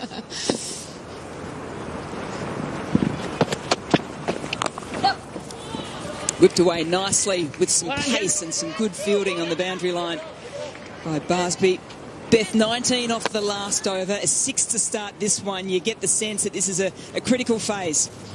There's my microphone. Yeah. I think, one over can change the game, but the middle order of the Brisbane Heat this year is slightly different. So we know that if we get a couple of wickets here and build some pressure, the game can change again. So we just got to hang in there and bowl some tighter lines and set some good fields, and we'll be off. Who's your key bowler here, Beth, to make the breakthrough and get into that middle order of the Heat? I told Soph she should come back on, so we might see her shortly, but look down. I think Glennie's only got one left, so we're just conscious of that. Trying to get that over out of her when there's 2 righties out here and probably a new batter, so just probably these next 2 overs are pretty critical in making sure we get it right and build some pressure again. Has the field dried out from when you were out there batting, Beth? Yeah, it feels like it. It's going very quickly. I ran 500 twos and hit no boundaries, so should have hit in there more. Yeah, through! Yes, it is through Grace Harris, and she's gone with the yeah as well. We should just keep her on mic at the moment because she's commentating beautifully for the boundaries. Beautiful time in there from Grace Harris. The ball wasn't too short.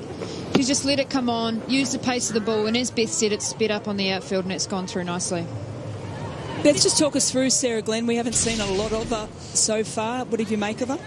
Very impressed, I think. She's bowls quite quick through the air and gets her a lot of momentum through the crease, and bowled quite a nice change of pace ball to Grace early, which I thought might have got her, but she'll be a key bowler for us, I think, through the middle. Geez, you'd be due for a run out there, aren't you, Beth? Oh, look, I'm happy if they want to run. That's fine. I'll throw the stumps down. You got payback, don't you? Yeah. What's the communication like between you and Soph? We saw it when you were batting. You know, there's a little bit of hesitancy here and there, but you got through it all. But on the field, it's going to be a critical relationship, isn't it? Yeah, we've sat down a lot during the week and had lots of conversations around what she likes as captain, whether she wants me in her face or not. So we'll get... Shout, is it given? No, it's not. It's been given. You're going to call it a wide? Now the arms went up for the wide, and then it's down. It's been now given off the pad. Unbelievable. Which should mean that it's end of the over. We'll get Beth Mooney off the mic now. She's not overly happy. It's 2 for 94.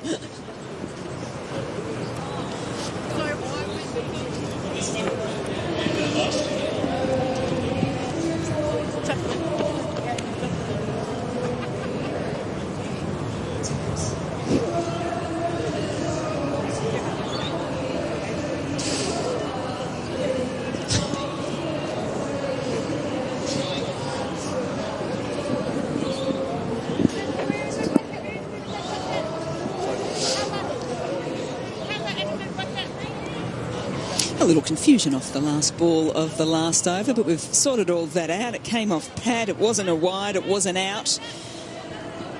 As we just have confirmation here, just hitting the back leg there of Grace Harris as it went through to Beth Mooney.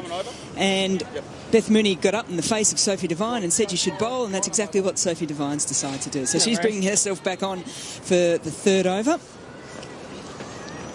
It is Greg Davidson who's just holding things up at square leg because not quite ready. Here we go.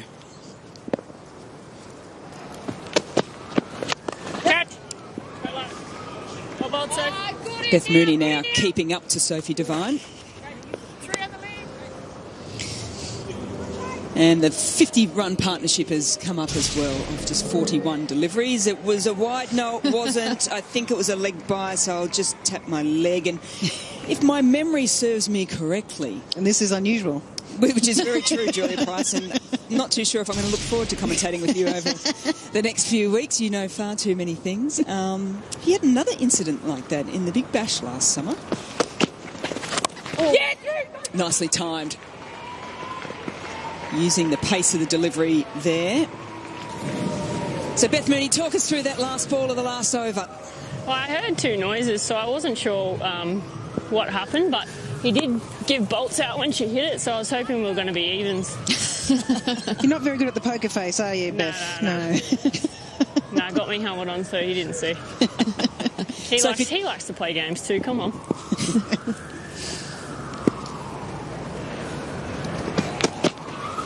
Down. No! Well done. So it looks as if Sophie Devine listened to you.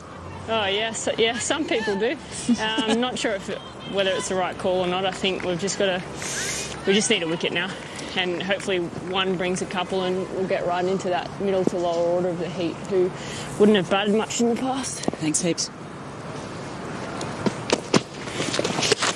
Take. It's keeper's Chetfield. That was a great take. It's an interesting one, isn't it? Standing up to the keeper to the pace of Sophie Devine. I think you're probably looking at the tactics. She might be rolling her fingers over, slowing the pace on the ball, getting the batters to do the work. What are the key things that would be going through Beth Mooney's mind in terms of keeping up to pace? Watch the ball.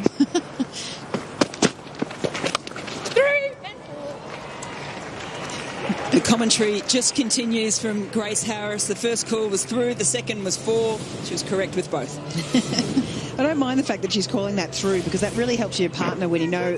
Sometimes it's hard to see from the non-striker's end balls that might go slightly behind the point or in front of point, so you don't actually know if the fielder's going to be able to get there. So it might sound a little cocky, but at the same time, I think it's great that she's communicating that with her partner. Go on, Sophie, you got it, mate. More information for your partner, the better, I say. Oh. Go on, pump her up. Beth Mooney actually has some brilliant hands, and she is a well-rated keeper in Australia, and she's, hasn't had much glove work for Australia. I mean, Healy is the incumbent and does a brilliant job with that, but Beth up there putting pressure on Grace Harris. That opportunity there, leg side stumping, you've just got to create something at this point. Yes, putt. A little fumble again. Fielding from both sides hasn't been exceptionally clean today. Brisbane Heat working in boundaries at the moment. 32 of the last 40 runs coming from boundaries. We've all sort of forgotten about Georgia Redmayne here. 32 off 27 at the moment, ticking along well. As the wicket keeper bat. Well, yes. It's 2 for 107 after 14.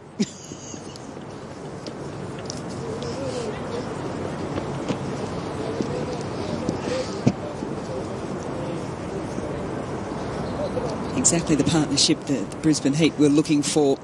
They were 2 for 45, just outside the power play. Now moved this partnership to 62 from 48.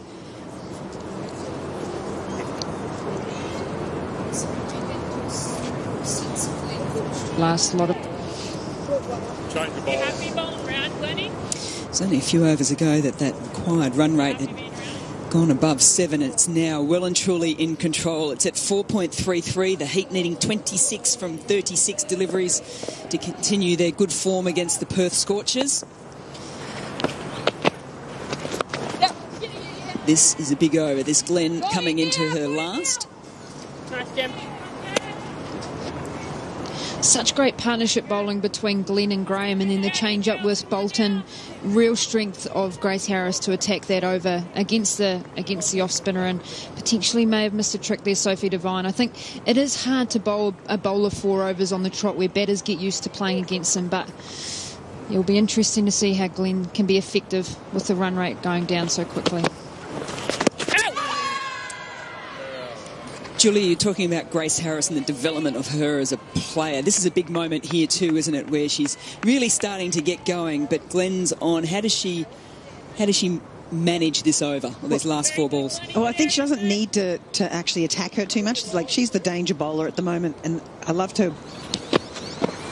Catch! Oh, my God. Like that? Pretty much like that, yeah. There's no real need to take... Not that it was too risky, but she's got really slow footwork. You can see when she comes down the wicket that's potentially how they're going to get her wicket, by encouraging her out of the crease, because she does have very slow footwork to get to the pace of the ball. And obviously, as we were talking before, Glenn changing up her pace all the time. So to me, I think they just need to smart, knock her around, see her off. This is her last over. And then they've got a few of the other bowlers that they might be able to take apart a little. But I love the fact that they attacked, like you said, Katie, with Nicole Bolton being the part-time off-spinner. I kicked out the back here and it hit the back. Well, I didn't feel it on my bat, so... A few choice words potentially happening out there. Oh! No, it's just Grace having a chat to the umpire. It's just...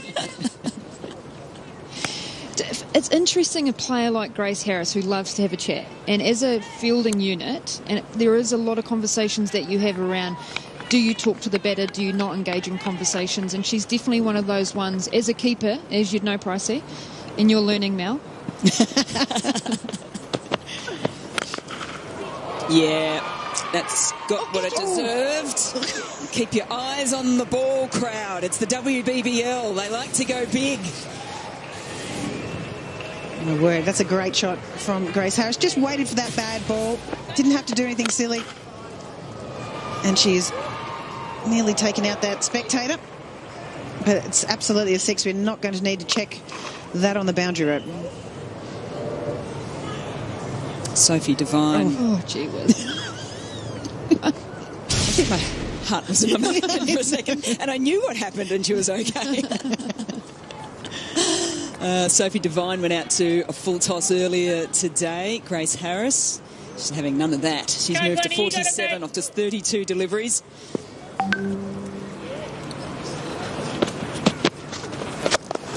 Can she bring up the 50 with a well-timed drive? She can't, because it's good fielding on the boundary line. 10 runs coming from Glenn's last. It's 2 for 117. Glenn Maxwell will go hard all day long. That's big. That is very big. Dear Glenn Maxwell, লোকে পাগল হয়ে যায় to see your power hitting. কিন্তু বন্ধু, times ahead are tough because Jadduji will be back with his spinning tornadoes. So victory will be absolutely ours. Watch the blockbuster cricket series of the year, India Tour of Australia, coming soon on Sony Sports Channels. Brisbane Heat, and usually when you think Grace Harris is out in the middle, it's predominantly because of her, but Georgia Redmayne has been playing a very handy knock indeed to be her foil. Partnership 72 from 54 deliveries. Heather Graham coming into her third over. She's been exceptionally economical, but they need a wicket. The Brisbane make that the Perth Scorchers. Good, Jonesy. Easy. Got it. How do they get a wicket here, Katie Martin? I think you're probably banking on a mistake from a batter here. Only needing 3.5 and over. You sort of think that it's the Heat's game. So, yeah, I think it's probably trying to get them to take a risky option. A few dot balls, whether you bring up the field or not. Yeah, it's a tough position for the Scorchers to be in at the moment. Like you said before, though, Heather Graham has so many variations, and I think it's a wise move having her on there. And I like the way that they're changing the field. They've only got 3 out at the moment, so it is putting a little bit more infield pressure on them, so they have to go over the top. Because at the moment, all they need is 3.1 and over. The fielders are quite deep, like extra covers right on the circle. You wonder potentially if they can squeeze in and give that option, or whether they just want to see them hit it hard to those fielders. Sophie Devine's reasonably new to the captaincy, both to New Zealand and naturally for the Perth Scorchers as well. Is she an aggressive type of captain? Yeah, she typically is an aggressive captain. Leading edge, it's in the air. If someone had squeezed in a little bit and listened to Katie Martin. You love when that comes to fruition. Yeah, well, that is exactly what we're talking about, though, isn't it? How do you build pressure, whether it's just someone in the eye line or someone in those positions where there is the pop off the front of the bat? And as Pricey said, that slowing up of the ball, a bit of variation out of the wicket may bring a chance. Right, so more changes in the field here. Sorry. I want to win fairly. 1, 2, 3. It's one thing that has been quite noticeable. She's been very diligent on counting the fielders. Catch. There's always been 11. It's just whether or not where they are in the field and how many are in and outside the inner circle. You can't miss them with that orange uniform. That's true. As Grace Harris gets a 50 for the Brisbane Heat in Game 1 of the WBBL. Her form continues on from Premier Cricket into the Premier T20 domestic tournament in the world as well. How many left to win? It's been a lot of chat for Grace Harris to step up, and she's definitely done that today. That's hopefully the start of a long and big WBBL 06 for Grace.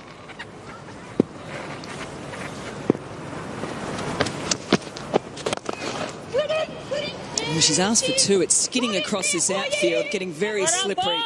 Nicole Bolton's done well. As the Heat move the equation to 10 from 26 deliveries. It does get difficult when Grace is she's in that zone now. You know, she knows where the finishing line is. I love the fact that they had their whole offside field up and she walked around the ball and hit it over the top of the offside. She's got very clear plans and is just hitting the ball pretty much wherever she wants at the moment.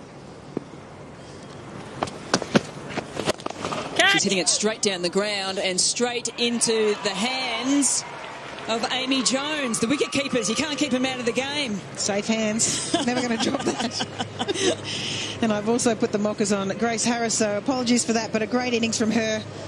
Just hit it, went one too many down the ground, but they had the waiting hands of Amy Jones, the English wicketkeeper, who took it nicely. But I think it might be a little bit too much too late for the Perth Scorchers. Grace Harris been dismissed for a very well compiled 53 off 37 balls. It's 3 for 123.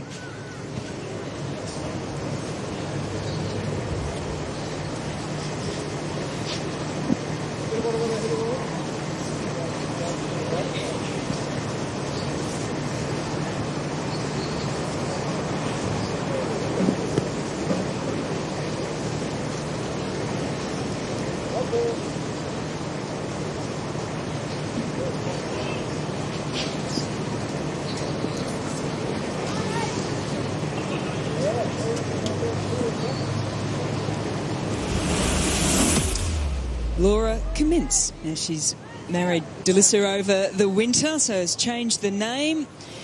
And she walks out to the middle, and if anyone is used to getting teams over the line in terms of the Brisbane Heat, it is Laura Cummins, because she's done it in the last 2 WBBL finals. Hit the winning runs for the Heat. Can she hit the winning runs for them today against the Perth Scorchers? The Heat just needing 10 from 25. And I hate to say it, but it is just getting slightly heavier here at North Sydney Oval.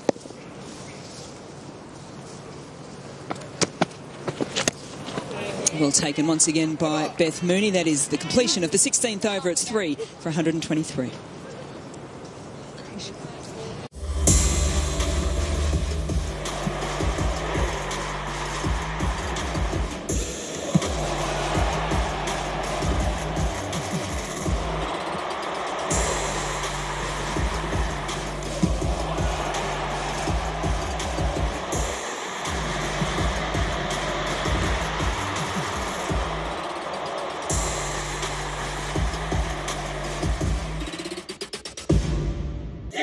The UEFA Champions League is brought to you by Heineken and Lay's, UEFA Champions League sponsors. Perth Scorchers are going to have to find something and find it very, very quickly if they're going to chalk up a win in Game 1.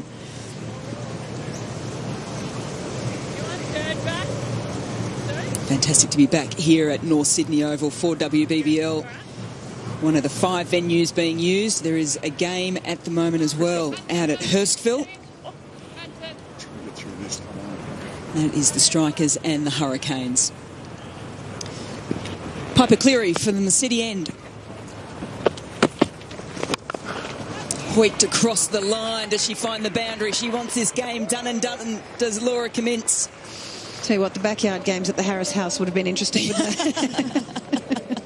They would have had a lot of balls lost, I would imagine. Shatterproof windows. Yeah.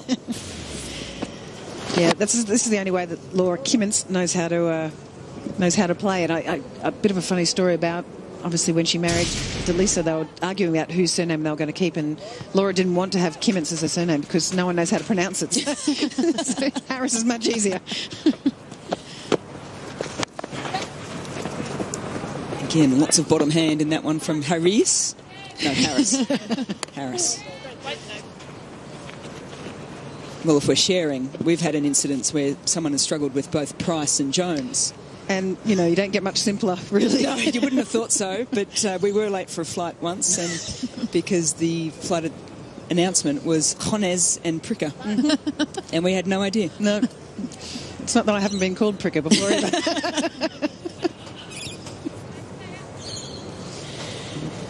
So a few changes here in the field. 5 needed for the Heat.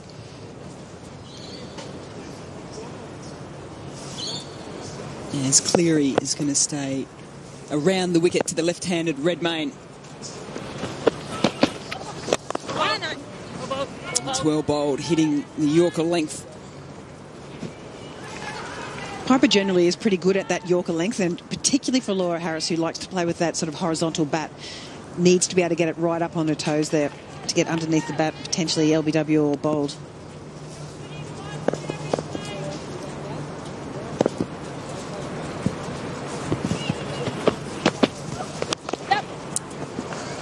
And the gap again. It's Bolton doing the hard work on the boundary line. The old relay.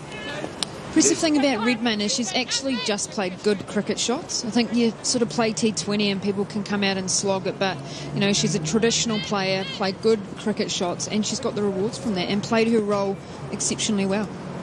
Is that the biggest battle coming into T20 cricket, particularly probably as a youngster, not knowing your game, is just saying, listening to a coach just saying, play my game, play my role. She's laid off the mark and the ball's gone the wrong end. So Redmayne very quickly through for the leg bite. I 100% agree. I think you can overcomplicate cricket in general, but especially in T20 cricket, if you've got a good array of shots you can hit in various parts of the ground, and just it's that mindset in T20 cricket, isn't it? If you give it a little bit more of a nudge, you might get a little bit more luck out of it as well. So 3 needed, 1 hit away for the Heat. And that is through, and that will be the winning runs for the Brisbane Heat over the Perth Scorchers in game number 1 of the WBBL. They've worked through some not overly pleasant weather conditions, both teams here, but they've been thoroughly entertained. And the success of the Brisbane Heat over the Scorchers in the last few games continues. They're looking to go the three-peat the first time ever, and they've started perfectly. Yeah, great, just an all-round great performance from the Brisbane Heat. They fielded not too badly. I think they were put under a bit of pressure, and the Perth Scorchers would have liked a few more runs, but they led really well from Grace Harris, playing at a really good strike rate, and I think the Brisbane Heat will be pleased with that. There's been a lot of talk about the changes within their lineup, losing Beth Mooney, who was going to score those runs, and the girls have really stepped up here. As I said, impressive innings from Redmayne there, and I think she'll be pleased to finish with a not out. Would that be one of the probably the highlights for the Brisbane Heat, is that having someone like a Redmayne being able to come up and not saying she's going to replace Beth Mooney, but consistency at the top of the order is probably what they really want. Yeah, you've got to find those runs from somewhere, and if you've got someone like a Redmayne and you have people batting around her and knowing their role clearly, that will hold the Brisbane Heat in a good stead. And look, to be fair, they've been written off, and they've bet probably one of the form teams or the favourite teams in this tournament so far, albeit game 1. That is very, very true. How tough is it to win 3 on trot, though? Oh, I wouldn't know that, Mel. We haven't won many. So, fist pumps, handshake, well, elbow taps all round from both teams. It's continuing on here at North Sydney Oval. It is a big one. It is the Sydney Smash coming up next. The Sixers versus the Thunder. The Sixers missed out on finals last year, the first time ever. The Thunder, they're looking at how they can get back into finals formats as well. It will be an absolute beauty.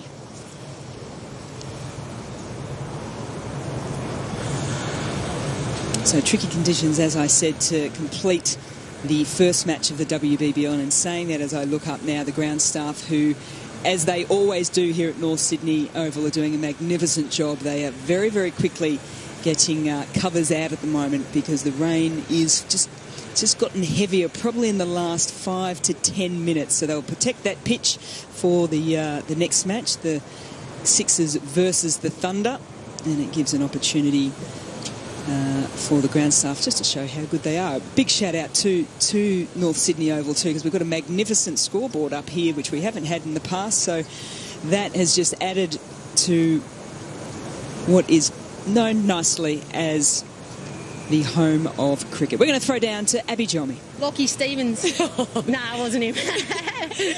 Just like you, Grace, to be starting an interview chatting already, but congratulations, started the season so well. A player of the match and a 50, just continuing your Premier form. Yeah, no, I've been working on a game plan with my batting, and I've been working really hard on it with Noffers and Scotty P, and I'm just really happy with where I'm at. And, you know, like I seem to be executing all my game plans very well at the moment and, you know, just training very hard. So I'm loving it. It's really good fun. As a group, have you spoken about doing a three-peat? Has it been discussed, or are you just taking it a game at a time? No, like the questions are always going to come up when you win like previous years, but there's still another 7 teams in the comp that can win it, and they're trying to win it. So it's still you got to go out there and execute your skills and play your best cricket. So like whether we win or not, it doesn't really matter, because I think if we execute well, we'll come away successful. So it's about just focusing on our skills and, you know, having a good time while we're here. Focusing on your skills and having a good time here. You do have a good record here at North Sydney. It's nice for you to be playing in Sydney then for the tournament. I do admit that I do love North Sydney. I back myself in over the boundary sizing here, and, you know, some sixes today probably didn't middle, but I know that I've got the shoulders to have a good crack at it. And I think the pitches are often quite flat or a bit skiddy, and I reckon I get into a bit of trouble if they're a bit green and sticky and can turn or whatever. But no, I think I'm just really enjoying my cricket right now, and I'm really enjoying our group of girls at the Heat, and so I'm hoping that it turns into a pretty successful season for us. Well, we enjoyed watching you, Grace. Thank you so much. Thank you. Thoroughly enjoyed watching Grace Harris go about her business today, and well-deserved player of the match as well. Perth Scorchers, well, they were sent in. They put 132 on the board. Everyone was excited to see Mooning and Devine, but in the end it was Grace Harris and Georgia Redmayne that got the Heat over the line with 18 balls to spare in game number 1. Steve Smith in strike. He's in good form. Yes, through the gap. अरे गदर क्या shot मारे हैं यार. Dear Steve Smith भैया, पूरी दुनिया आपकी fan है, और होगी भी क्यों नहीं. आखिर आप टेस्ट क्रिकेट के नंबर 1 बैट्समैन जो ठहरे. पर भैया क्या है ना कि एक छोटी सी दिक्कत है. पूरे 9 महीने बाद हमारे विराट भैया आ रहे हैं, यानी कि किंग कोहली इंडिया के लिए खेलने आ रहे हैं. तो भैया आप सामने नंबर 1 बैट्समैन हो या नंबर 1 टीम ही क्यों ना हो, फर्क नहीं पड़ता. जीतेगा तो इंडिया ही. देखिए इस साल की सबसे बड़ी क्रिकेट सीरीज, इंडिया का ऑस्ट्रेलिया दौरा, जल्द ही सिर्फ सोनी के स्पोर्ट्स चैनल्स पर.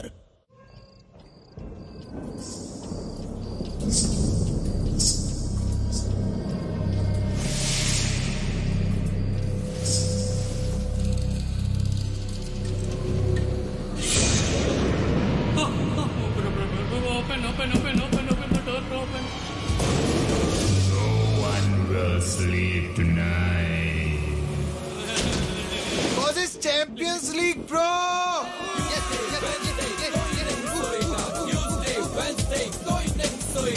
कोई नहीं सोएगा, कोई नहीं सोएगा. Tuesday, Wednesday, कोई नहीं सोएगा.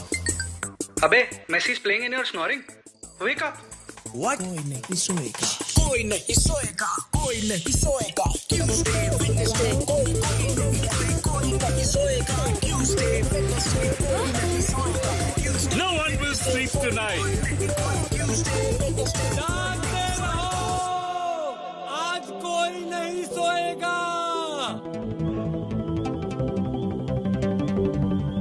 Wake up! Wake up! Wake up! Wake up! Wake up! Wake up! Wake up! Wake up! Hey, what are you doing, man? Everyone is sleeping. Stop this, Stanton. Uncle! No one's gonna sleep now because the real fun is about to begin. Tuesday, Wednesday, no one will sleep. Because the champion of champions and the best football clubs are back. Only in the UEFA Champions League. Every Tuesday and Wednesday, live and exclusive on Sony 10-2. Dare to sleep. The UEFA Champions League is brought to you by Heineken and Lay's. UEFA Champions League sponsors.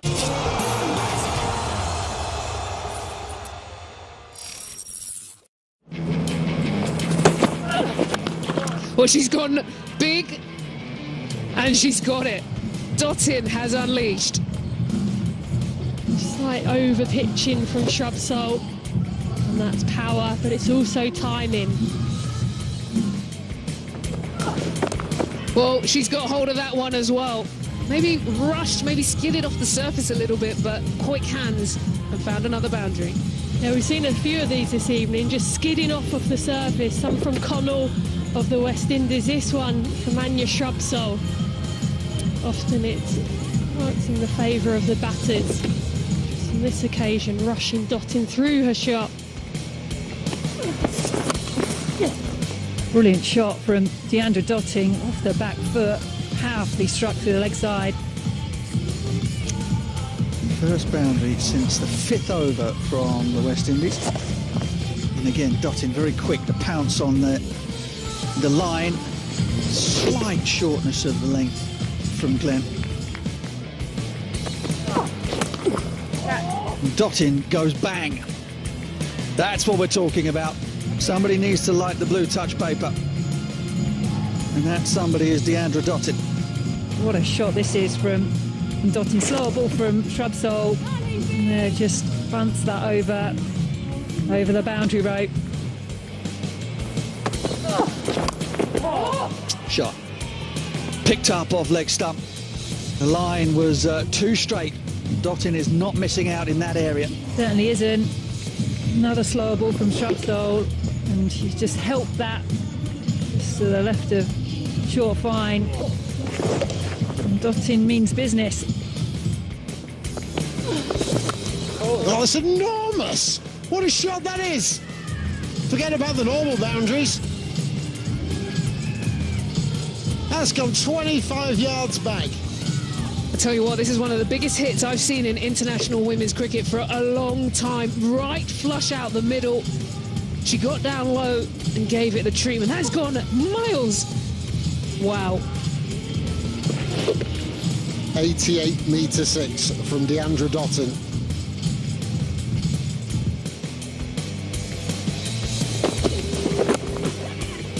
That's neatly played. Going to push for 2 here.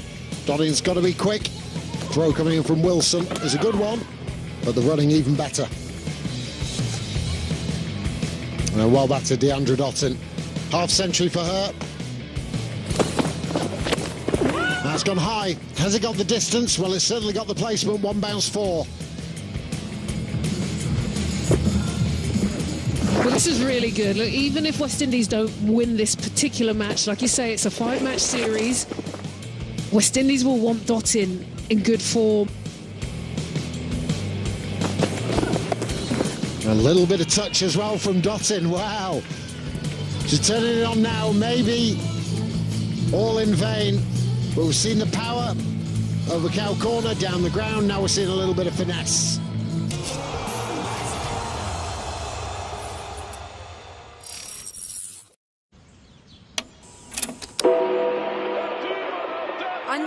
You are with us always. Without any connection, we connect. You are with us always.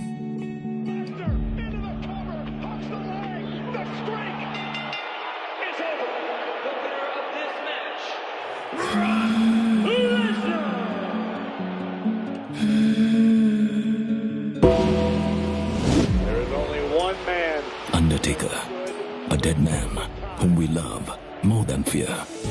Relive The Undertaker's 30 unbelievable years from 15th November every night at 8 p.m. on Phenom, only on Sony 10-1 और हिंदी में Sony 10-3 पे.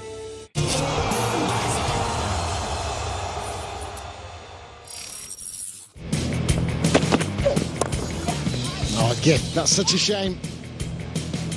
Too easy for Nat Sivert. Really could pick out any part of the leg side. Yeah, nice release for Nat Sivert. Team. Just that freebie. West Indies have been very disciplined early on in these opening overs. Short and 4. First time she's really dropped short She's paid the price. I guarantee that a lot of them will be off the back foot. She stayed tall on it there, but it's just length. I'll speak to the groundsman. I'll tickled away, bisecting the two fielders perfectly. Just a release at the back end of the over. Well played by Natsima. Plays it so late. That means she can really turn the face of the bat to help the ball on its way. Hey! Chipped up. Has she got it in the gap? Yes, she has. Another loose ball here. Poor start from Matthews. In the build-up to the game, both Charlotte Edwards and Lydia Greenway said that it was unlikely that Nat Siver would miss out a third time.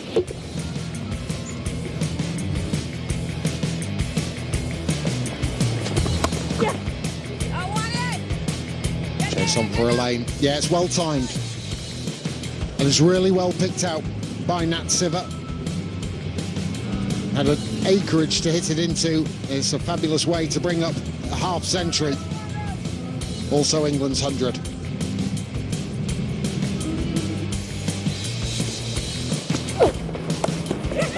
Very cleverly played by Nat Siver.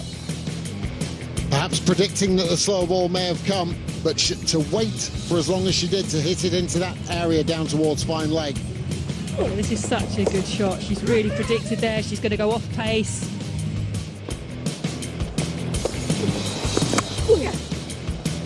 This is really well placed, isn't it? 4 runs. Yeah.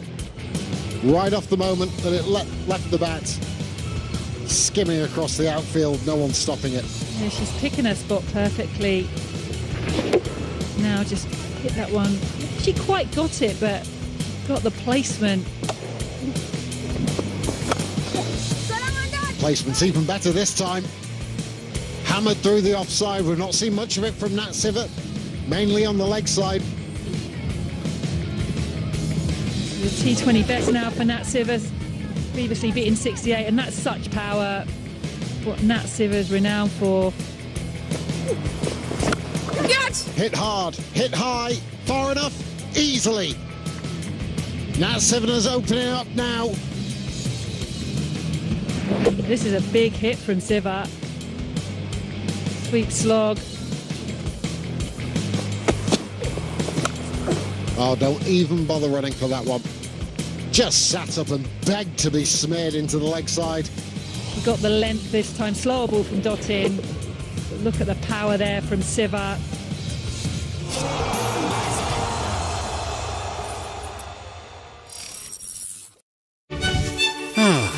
Soak in the aroma, the flavors, the authentic taste of Italy. Now, experience the same scintillating Italian flavor with Serie A, the premium Italian club football, where the 9-time defending champions are pitted against some heavyweight challengers. Will Ronaldo's Juventus win their 10th consecutive title, or will we see a new champion? So, say yes to pizza, pasta, and Serie A. Live and exclusive on Sony 10-2.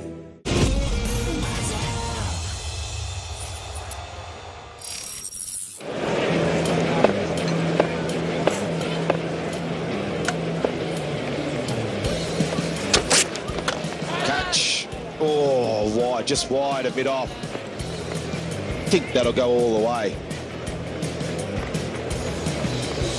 Just a little bit too forward. He just sits back on the drive. That's why it goes up in the air, but Finch is looking to attack. Trying to keep Billings on strike. Oh, there in the air is an over. Just got over. Might have been a glove from Billings. Is going to go for 4. Just over the top of Carey. Yep, 4 runs off the glove. It's a good bumper from Cummins. Yeah, great contest. That's too early on the shot, but that boundary again takes the pressure off. Another short one in the air. Now is that all the way? Yeah, it's gone long. Top edge gone for 6, and that's just gone in the windscreen of your car, Keezy. Oh, there's a gap. When you watch this ball, it goes all the way over to top edge, and you can see the gap between the buildings. That's where everyone's car's parked, and Keezy just started to panic. gets it through. Sweeper should tidy up. It's running away. No, he doesn't tidy up. It's 4.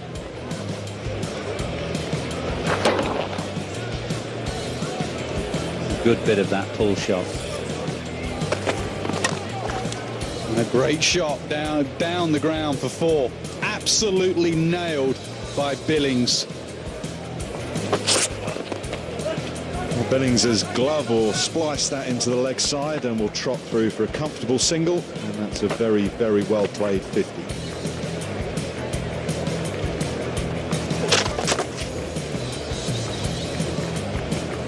Hard into the gap, my word. For all money, it looked like one of those fielders would trot round and perhaps keep it a 2, maybe concede 3. Maxwell cannot believe it. This was a wonderful shot.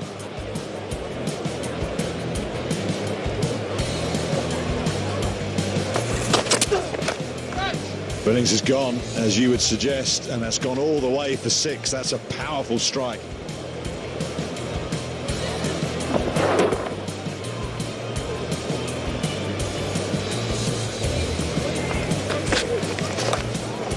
For that reverse again. The fielder, as Stuart Broad was saying, has been brought finer. Oh, he gets a hand to it, but it just bounces up and into the fence.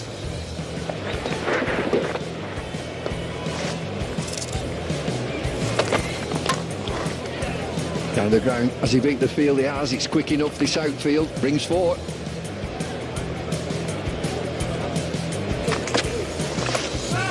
Reverse again. He gets it in the gap and it's powerful enough. It's gone for 4. Tricky, inventive, 4. Excellent innovation from Billings. Starts with a slower delivery. And Sam Billings moves on to a memorable 100.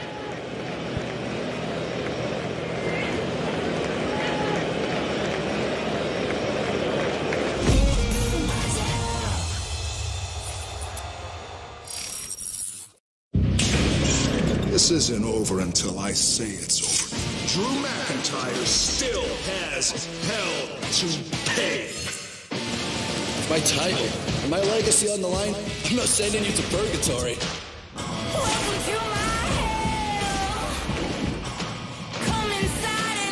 It is Randy Orton challenging Drew McIntyre for the WWE title inside the demonic Hell in a Cell.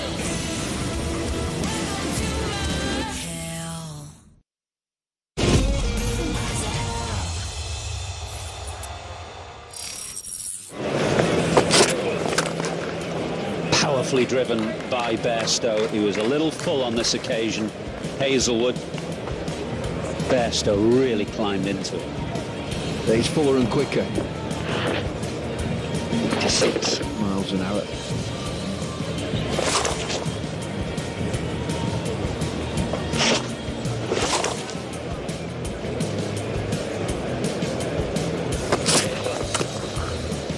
Four more. That is crunched again by Bairstow. Shorter this time and cut away backward of point.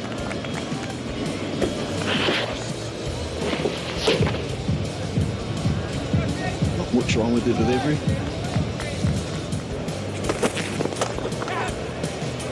Firmly struck again from Bairstow. The 3 boundaries that he's hit so far, all fairly whistled to the boundary, timing it beautifully. Check his bottom hand here. Half volley length. In that static position on the crease.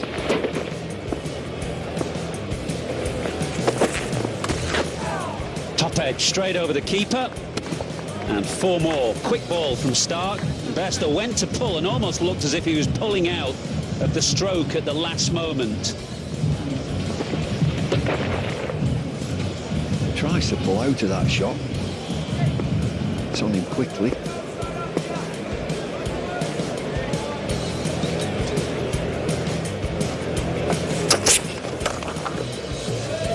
That'll go, but it's to the short side, but it is beautifully picked up by Bairstow.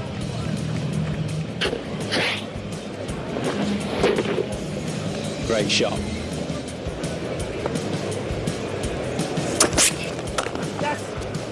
He looks in belligerent form today, Johnny Bairstow. He's dealing in boundaries. That's his 5th 4 of the morning. He's got a 6 to add to it. And again, the bounce is lovely.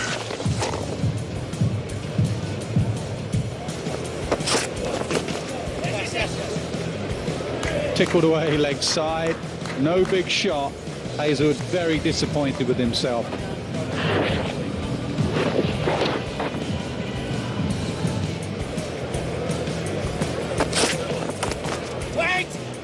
Through. That shows what a good pitch it is. It was a half a hand on it, but that's the short boundary. And that goes away for 4. Just timed by Bairstow perfectly.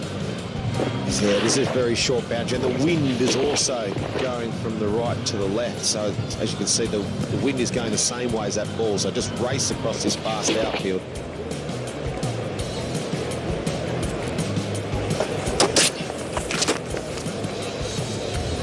Might just be fine leg.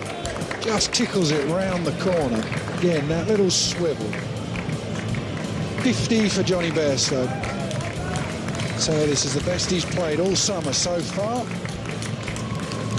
Balance has been good, timing's been excellent.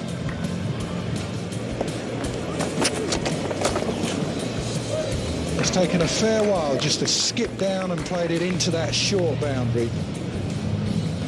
Waited there, flipped it through the leg side, timed it really nicely as well.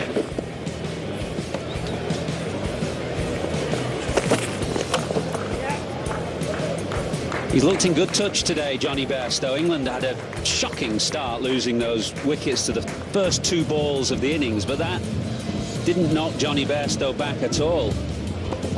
It's been a super innings from Bairstow, right from the word go, as you say, Ath. He's just looked in good touch. He's timed the ball nicely. He's played some brilliant shots. Shot.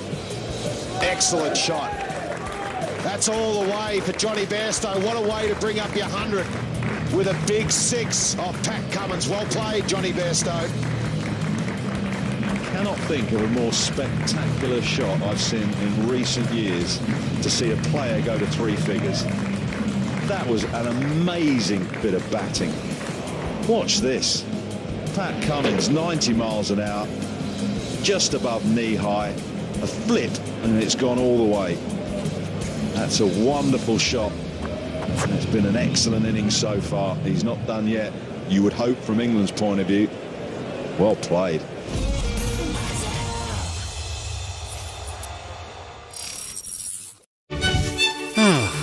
Soak in the aroma, the flavors, the authentic taste of Italy. Now, experience the same scintillating Italian flavor with Serie A, the premium Italian club football, where the 9-time defending champions are pitted against some heavyweight challengers.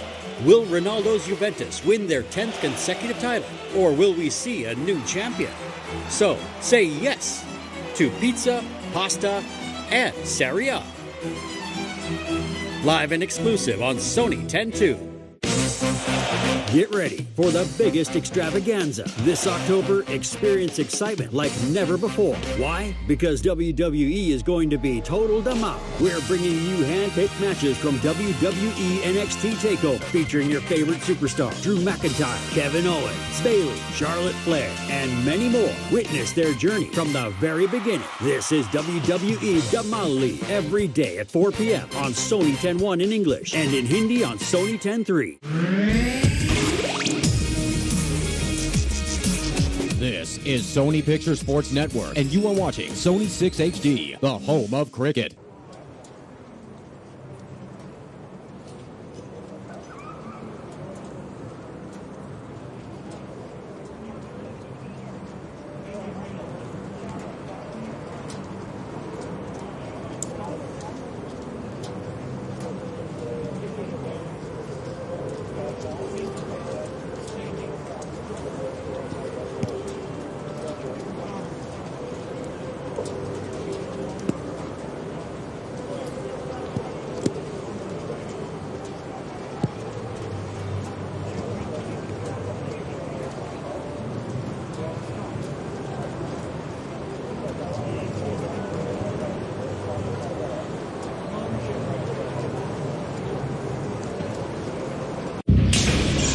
This isn't over until I say it's over.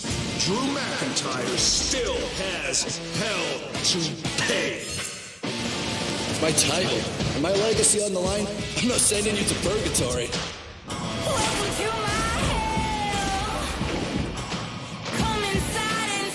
It is Randy Orton challenging Drew McIntyre for the WWE title inside the demonic hell in a cell.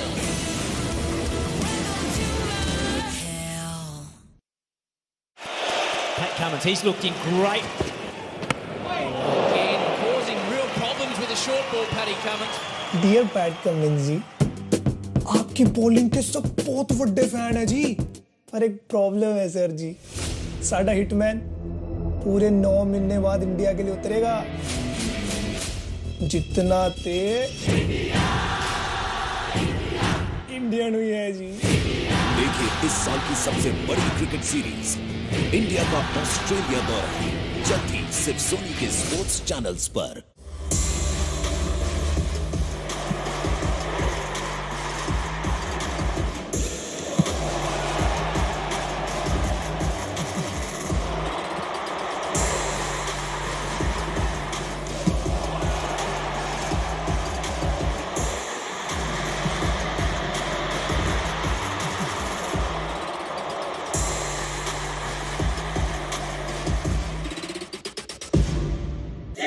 The UEFA Champions League is brought to you by Heineken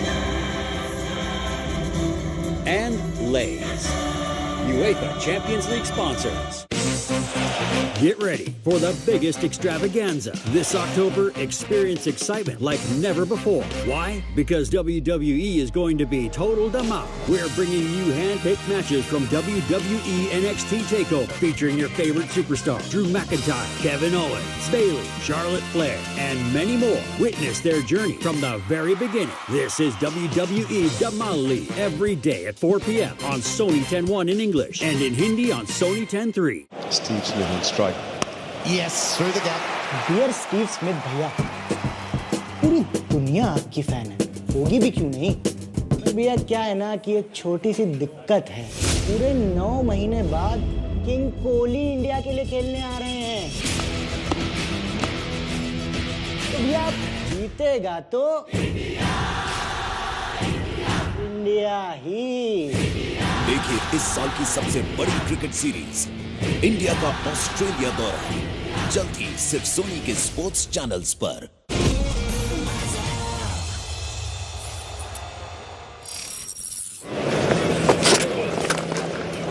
Powerfully driven by Bairstow. He was a little full on this occasion. Hazelwood. Bairstow really climbed into it. He's fuller and quicker. 56 miles an hour.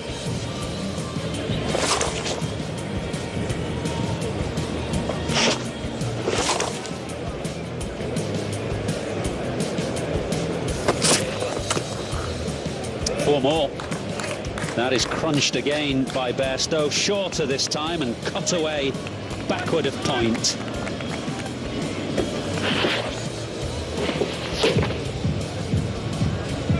Not much wrong with the delivery.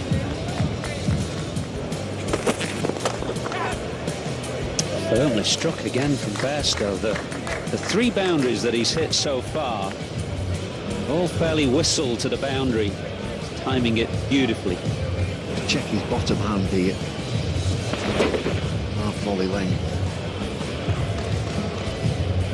In that static position on the crease.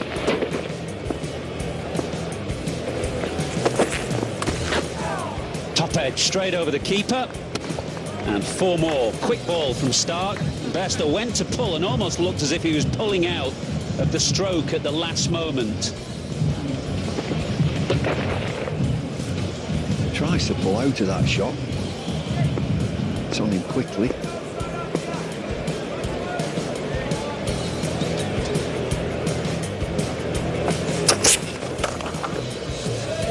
That'll go, but it's to the short side, but it is beautifully picked up by Bairstow.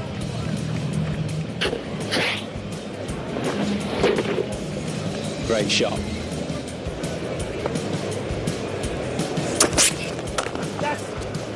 He looks in belligerent form today, Johnny Bairstow. He's dealing in boundaries. That's his 5th 4 of the morning. He's got a 6 to add to it. And again, the bounce is lovely.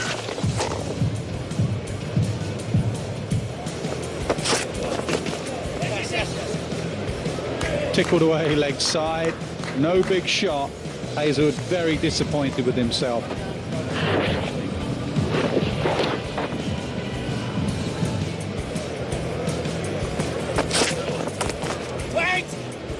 Through. That shows what a good pitch it is. It was a half a hand on it, but that's the short boundary. And that goes away for 4.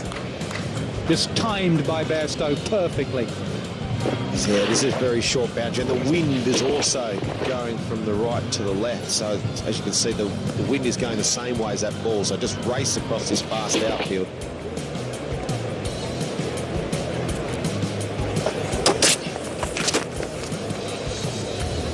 Might just be fine leg. Just tickles it round the corner. Again, that little swivel. 50 for Johnny Bairstow. So this is the best he's played all summer so far. Balance has been good, timing's been excellent.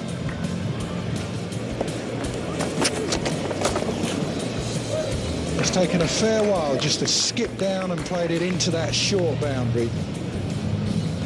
Waited there, flipped it through the leg side, timed it really nicely as well.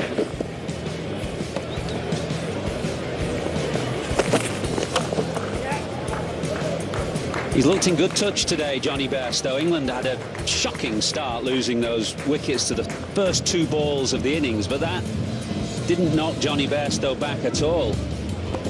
Yeah, it's been a super innings from Bairstow. Right from the word go, as you say, he's just looked in good touch. He's timed the ball nice. He's placed a brilliant shot.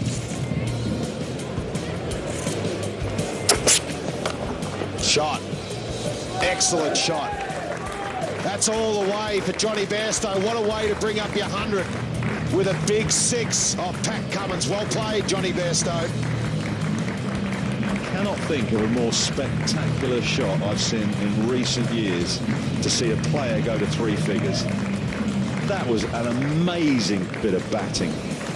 Watch this. Pat Cummins, 90 miles an hour, just above knee high, a flip, and it's gone all the way. That's a wonderful shot. And it's been an excellent innings so far. He's not done yet. You would hope from England's point of view. Well played.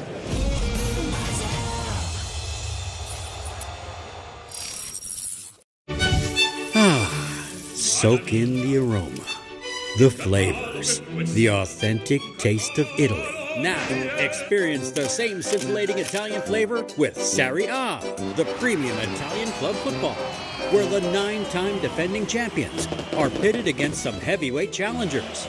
Will Ronaldo's Juventus win their 10th consecutive title, or will we see a new champion?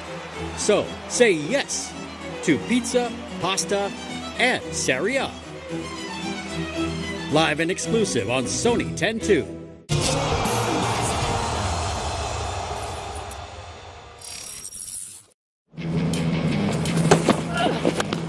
Well, she's gone big, and she's got it. Dottin has unleashed. Slight over pitching from Shrubsole, and that's power, but it's also timing. Well, she's got hold of that one as well. Maybe rushed, maybe skidded off the surface a little bit, but quick hands and found another boundary. Yeah, we've seen a few of these this evening, just skidding off the surface. Some from Connell of the West Indies. This one from Anya Shrubsole. Often it's in the favour of the batters. Just on this occasion, rushing Dottin through her shot. Brilliant shot from Deandra Dottin off the back foot, powerfully struck through the leg side. First boundary since the 5th over from the West Indies. And again, Dottin very quick to pounce on the line. Slight shortness of the length from Glenn. Dottin goes bang. That's what we're talking about. Somebody needs to light the blue touch paper. And that somebody is Deandra Dottin. What a shot this is from Dottin. Slower ball from Shrubsole. And there just fronts that over the boundary rope. Shot. Picked up off leg stump. The line was too straight. Dottin is not missing out in that area. Certainly isn't. Another slower ball from Shrubsole. And she's just helped that just to the left of short fine. And Dottin means business. Oh, that's enormous! What a shot that is! Forget about the normal boundaries.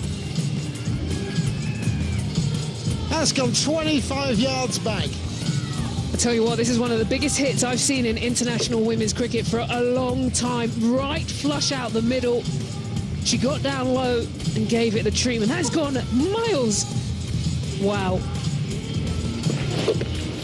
88 metre 6 from Deandra Dottin.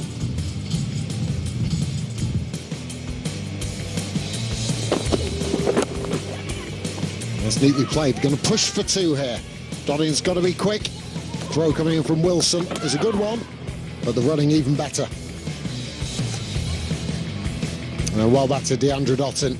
Half century for her. That's gone high. Has it got the distance? Well, it's certainly got the placement. One bounce four. Well, this is really good. Look, even if West Indies don't win this particular match, like you say, it's a 5-match series. West Indies will want Dottin in good form. A little bit of touch as well from Dottin. Wow. She's turning it on now. Maybe all in vain. But we've seen the power of the cow corner down the ground. Now we're seeing a little bit of finesse.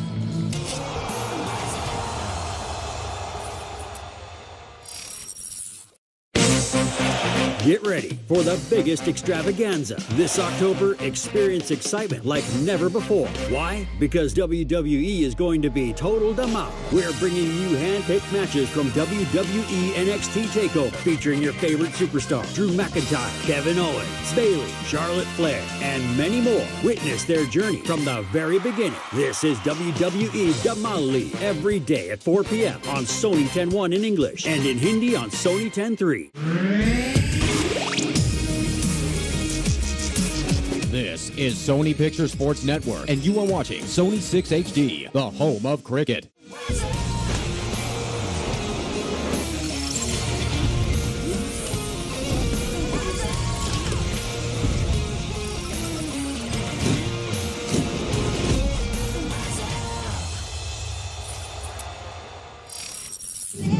Fourth T20 international with England, having an unassailable 3-0 lead in the series. Yet again, they have the opportunity to make first use of this excellent-looking derby pitch. Second time it's been used.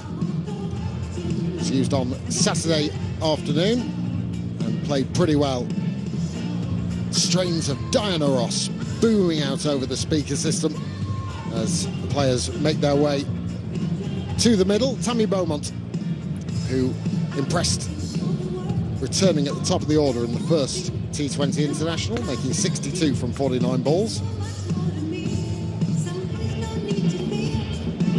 Shamelia Connell bowled very well on Saturday, I thought. Got some early movement with the ball off the surface. Quickest of the West Indies bowlers. West Indies 3 changes. Very surprised to see Shakira Selman and Afi Fletcher left out. They've been two of the better performers. Janelle Henry also out. In comes Aliyah Elaine, Shabika Ghaznavi and Karishma Ramarak. Let's see what they have to offer in due course.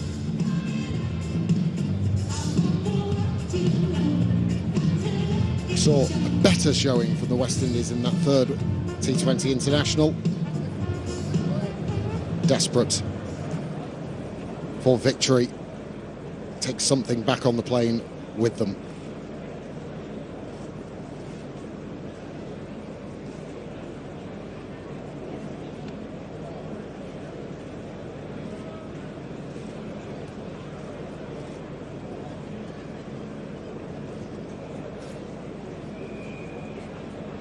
The knee having been taken, we're ready to get underway here at the Ancora County Ground in Derby.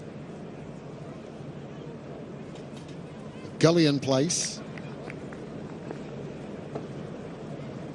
Third, a deep cover. Oh, Gully was almost in play, but the first ball gets dispatched. Cut away firmly, little bit of width. Doesn't matter if it's the first ball or the 120th. Tammy Beaumont's putting that away. Good evening, Charlotte Edwards.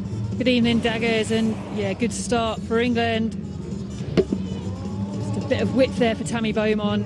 Like you say, sex the two fielders, Gully and backward a point.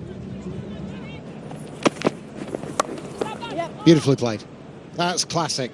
Straight back this time, but as soon as it beats the infield, away it goes to the boundary. Now little Nick was there, yes, given. And then Leah Lane makes the breakthrough.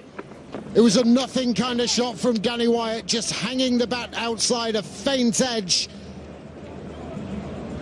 Yeah, this is too close to her to cut, and big nick behind to Campbell.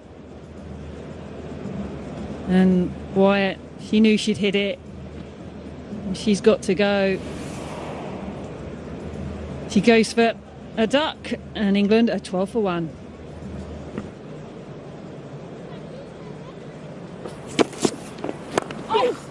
It's short, and that's where Siva feeds through the leg side. Only ever one result. Just too short. Complimenting her on her lines and lengths, but this one just too short. And that's Siva. Didn't quite get all of that. Yeah, edge and gone. Yeah, second strike for Leah Lane. Wide, going wider, and Siva was lulled in. Campbell with the sure hands once more. This is a wide delivery from Elaine, and Nat Siva, just big nick behind to Campbell. She hasn't missed much throughout this series. And well, the West Indies have got the big wicket of Nat Siva. He has to go for 6, and England are 22 for 2.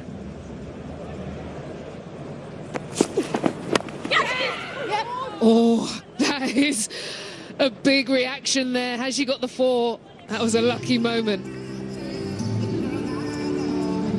Yeah, in the region of that woman again, Deandra Dottin. I just think she might have been a bit wrong-footed here. Tammy Beaumont struck it pretty well.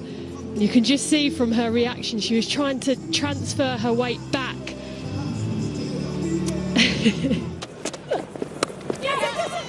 Outside edge, just scooted over and has got enough pace to race away, but a shaky edge there for Beaumont. And straight away, Heather Knight takes the attack to her. Really well played. The reverse comes out. And this is a brilliant example, something Lisa Kitely in wanting her team to do is throw early punches. Stefani Taylor's first ball. Well, that looks good, and it is gone. Straight away in the game. And England just wobbling here. Oh, this is an example of premeditated sweep shot and then having to adapt because the ball isn't where Tammy wanted it to be. She perhaps has looked to go a bit too square with this shot. Nice easy decision in the end, but brilliant from Ramarat. First ball, first wicket. That's the end of the dangerous Tammy Beaumont. She's gone for 27, England 45 for 3.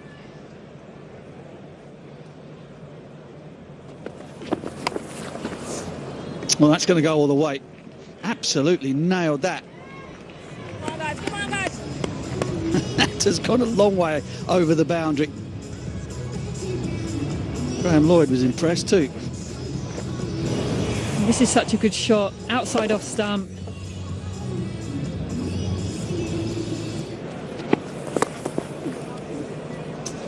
Shot. That's an absolute beauty from Jones. And a productive shot for England tonight at the reverse sweep.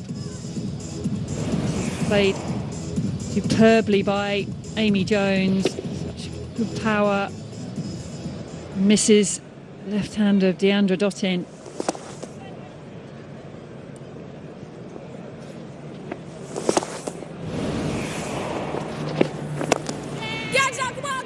Well, that's out of here. Fetch that and throw it back. Magnificent from Jones. Such good batting from Amy Jones.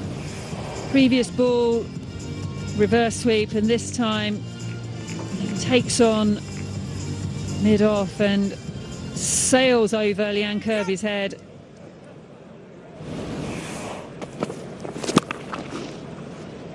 She's got hold of that. That has gone a long, long way. Amy Jones is opening the shoulders now. And that brings up the 100 for England.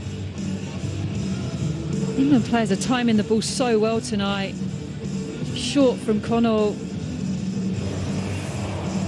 This is such a good shot. Swing of the bat. And again, that's gone 10 metres over the boundary rope.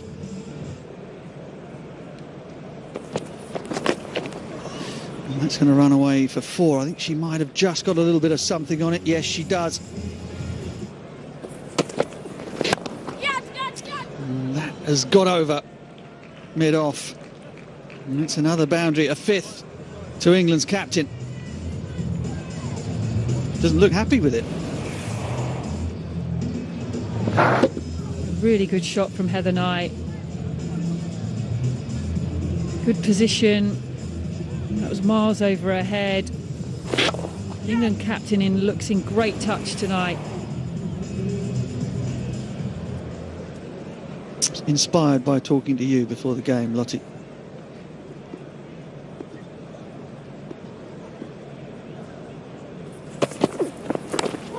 Nicked and gone. Just as we were saying, the faintest of edges. Heather Knight trying to run it down to third man. The celebrations are muted out there in the middle from Connell. But boy, did the West Indies need that. Delivery, and just tried to run that down. Big outside edge off the face of the bat, really, to Campbell. And Heather Knight, she looks livid with herself. She's been talking about batters going on. She has to go for 42, and England are 110 for 4. Or hit it straight back to the bowler. Hayley Matthews has held on. And Sophia Dunkley, well, it was going to happen. We talked her up so much today. The only way was down. And she's gone for a duck. Caught and bowled Matthews. Sharp return chance for her. She just looked to come in advance, just didn't get the elevation. It's a good catch by Hayley Matthews. And Sophia Dunkley, she has to go without scoring. And England are 112 for 5. Catch! Shouts of catch just beyond Leanne Kirby, and 4 more for Amy Jones. Oh, beautifully played. She plays it so well, plays it so late as well. No chance for the bowler to adjust.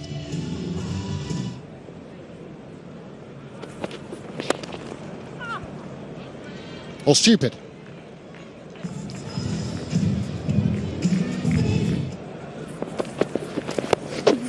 And that's what she can do.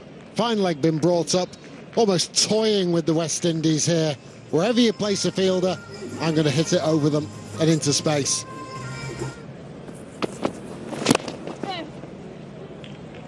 Fabulous half-century for Amy Jones with a 30-ball 50, 5 4s and 2 6s. She's put on a clinic of power hitting. 4 more through the offside. Really well struck. Has it got the distance? Yes, it does. Tantalised Hayley Matthews for a long period of time. Just wonder if she had an opportunity to catch it.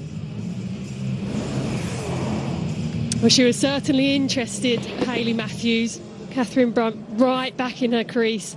And that turns in a Yorker into your length as a batter. Matthews not able to get a hand to it. Last over. Dottin with ball. Do you know what? It's not a bad shout. Unless it's just maybe hit a glove. Going to take a look at this. Shuffled across the stumps did Amy Jones. TV umpire to director, we've got a player review for LBW. Side, impact umpire's call. Thank you. We'll go back on field to Graham. Graham, you're on camera. Stay with the original decision of not out. Thank you. It's a fair decision from umpire Lloyd. Well, now, caught, but it's a no ball. So now the throw comes at the bowler's end, and Amy Jones is done for. So much going on. Well, it'd be good to have a look at the running here. Obviously, the no ball, the height was Brunt ball watching. Amy Jones was certainly keen for the single. I think Brunt realised too late that her partner was coming through. Amy Jones, she's played brilliantly. She's gone for 55 off just 37 balls. Her England 161 for 6. Oh, she manages to squeeze it through, and in so doing, that boundary, making this England's highest total of the T20 International Series so far. This, considering it's been their lowest score at the halfway stage. The acceleration in the last 10 overs were nothing short of incredible. Fabulous display from Jones, from Knight, from Brunt. Propelled England to 166 for 6.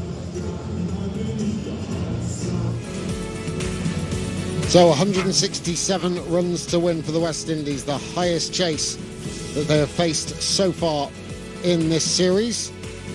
History tells us they've only got their highest ever total in any T20 in England, 140. So a long shot, but a good pitch.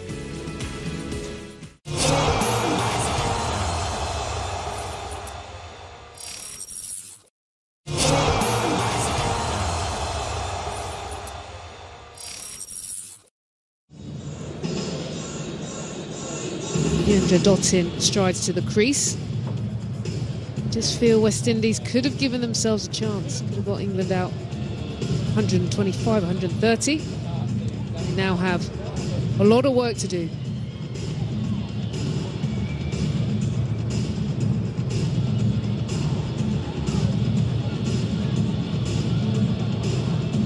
The average in the strike rate, excellent. So much experience, Leandra Dottin. See that tape just on her arm? She's had shoulder problems in the past. She also aggravated it a little bit in the field. I think in the second T20 International. Speaking of experience, 86 and 86.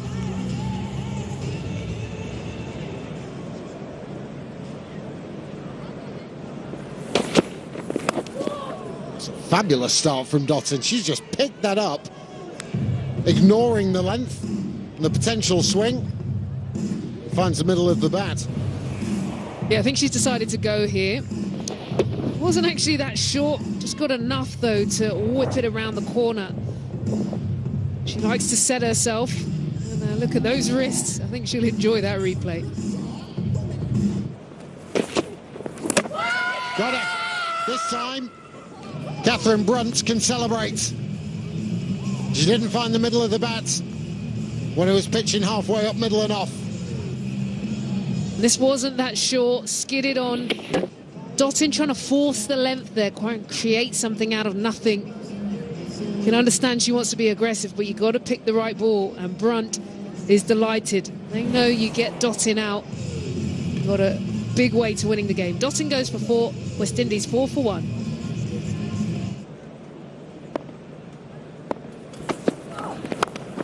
Well, there we go. Bit of width, looking for the in-swing was Anya Shrubsole.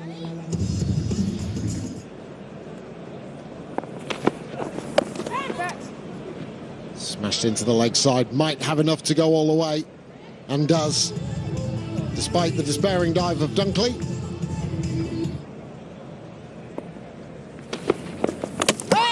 Got her. The end of Leanne Kirby might have come by the way of an inside edge, and Kirby's miserable tour continues.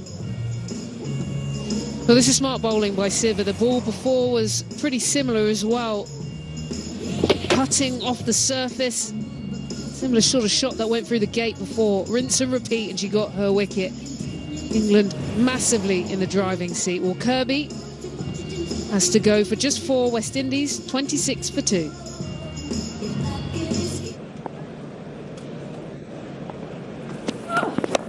Well, it's gone high in the air. Opportunity for someone. Jones has called it. And another one. It's a second steepler that she shelled. Was in the air for a long, long time. Yeah, I felt those nerves because of the skyer that she dropped the other day. Campbell's gone for the big heave-ho. I think it's just a judgment of the line the ball's coming down. Clearly she had to back off the ball, so overran it a fraction and getting herself in a tangle. Oh, that's got to be close. Not out. Wow. She was trapped on the crease, full of length. They're going to take a look at this. Having said that, Mike Burns hasn't got a lot wrong. It's an excellent review. He has to cross the arms and reverse his decision. And Sophie Eccleston, fabulous piece of bowling. Shemaine Campbell's got to go for 11. West Indies 35 for 3.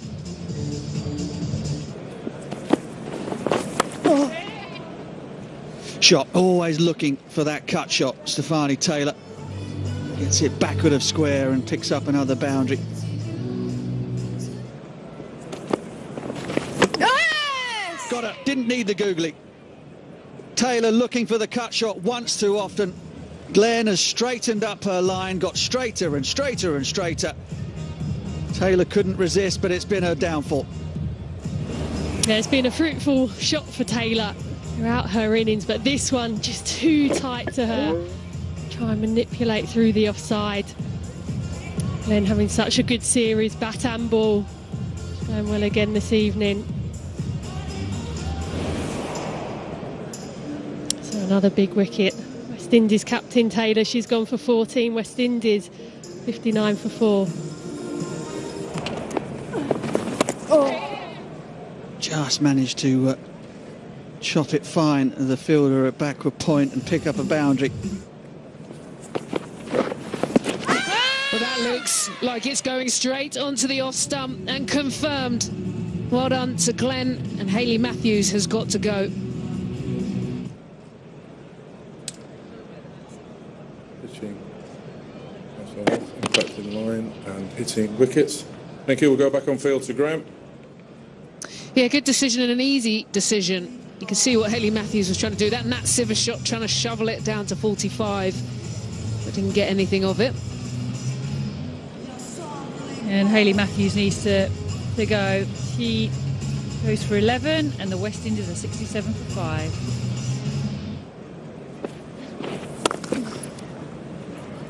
Well, Maddie Villiers straight into the attack, but offers some width, and Shadeen Nation just lays into that one.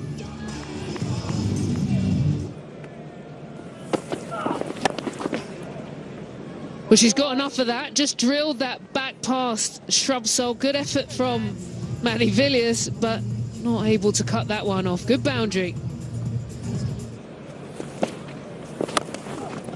Picked up, has she got enough? That's gone the distance. Here we go. Aaliyah Lane has warmed right up. Wow, this is a big hit from Elaine. Gets down on one knee. Absolutely smashed that over wide mid-arm. Has gone high in the air. Another steepling chance. Tripped up in the process, did Nat Siver. The high catch has not been England's friend tonight. Well, I tell you what, if you're going to pick one player to be underneath this sort of catch, it would be Nat Siver, but she's fallen over before she's tried to take the catch, and that's so close to her head. think it was Shrubsole as well before. Amy Jones also dropped the Skyer. Walloped away into space as well. That's a really well picked up shot. Wasn't just as short as the previous delivery. Sat up. Brings up the West Indies 100. It's clothed a little bit into space. Oh, now this is going to be a dangerous second run. She's got a lot to do here, Elaine. I reckon she could be just struggling.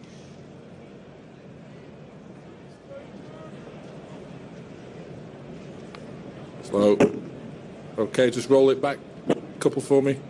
James, thank Struggling. you. Ready for the decision She was. on the big screen. Load out. To Nat Siver, took it nicely. Another wicket fall to the West Indies. Elaine, she's gone for 15. West Indies, 105 for 6. And this could be the wicket. Jones, another opportunity. Another one goes down.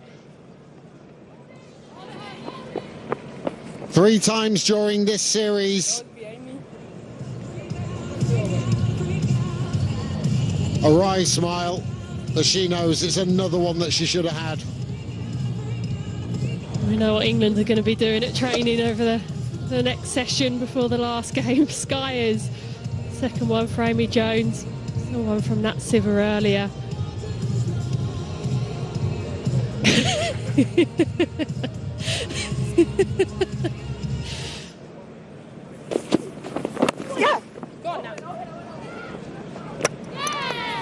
Great work. Really, really top work. Thank you. We'll No go need. to the big screen. Really, the dive Load in out. vain. Nat Siver, another West Indies wicket falls. Shaneen Nation goes for a very well made 30 from 25 deliveries, and the West Indies 113 for 7.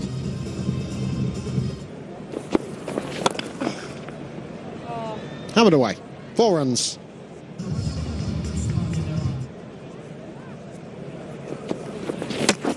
Yeah, Boulder instead. And thank you very much. There's Catherine Brunt. Yeah, well, she's kept it simple. She's bowled straight. That's what you have to do. You're going to get your wickets. Do it yourself. She does mutter away to herself, doesn't she, Catherine Brunt? Shabika Gujnabi, she's gone for 7. West Indies now 122 for 8.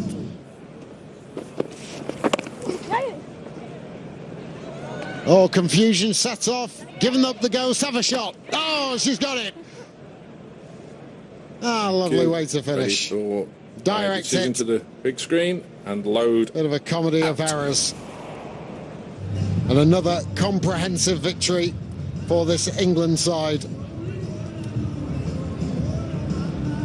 Bit of a sorry way to end for the West Indies in this 4th T20 international.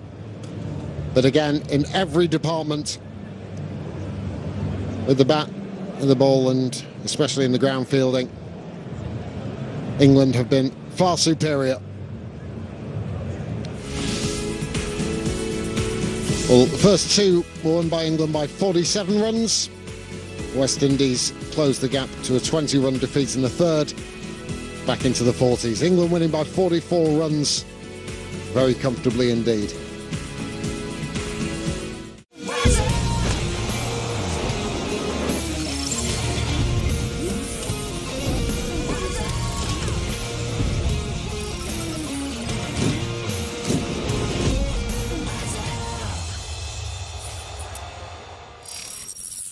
Steve Smith in strike. He's in good form. Yes, through the gap. अरे गदर क्या shot मारे हैं यार. Dear Steve Smith भैया, पूरी दुनिया आपकी fan है और होगी भी क्यों नहीं. आखिर आप टेस्ट क्रिकेट के नंबर 1 बैट्समैन जो ठहरे. पर भैया क्या है ना कि एक छोटी सी दिक्कत है.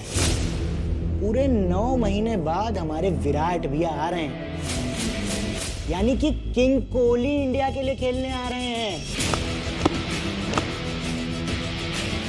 तो भैया आप सामने नंबर 1 बैट्समैन हो या नंबर 1 टीम ही क्यों ना हो, फर्क नहीं पड़ता, जीतेगा तो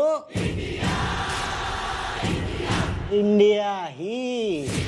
देखिए इस साल की सबसे बड़ी क्रिकेट सीरीज, इंडिया का ऑस्ट्रेलिया दौरा, जल्द ही सिर्फ सोनी के स्पोर्ट्स चैनल्स पर। This is Sony Picture Sports Network, and you are watching Sony 6 HD, the home of cricket.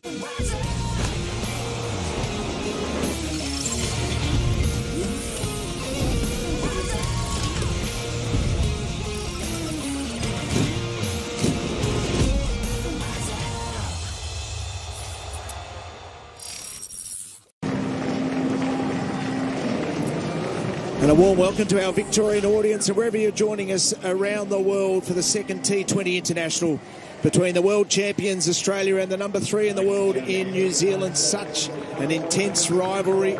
New Zealand winning the toss and electing to bat the first team in 12 outings at Allan Border Field to decide to bat first. That was the first surprise, so the Australians make their way out onto the field, and so much depends for New Zealand on their captain Sophie Devine and also their star players in Bates and Satterthwaite. However, I love the fact that Sophie Devine has won the toss and elected to bat. I think it's a really positive move from her, and I'm looking forward to seeing her bat because she looked in pretty good touch before that rare dismissal that we saw yesterday. Maddie Green plays her 50th T20 International. That's a great achievement for Maddie. She'll be hoping to celebrate in style here. Jess Jonathan will be opening the attack for the Aussies. Wait. Here we go. Jess Jonathan.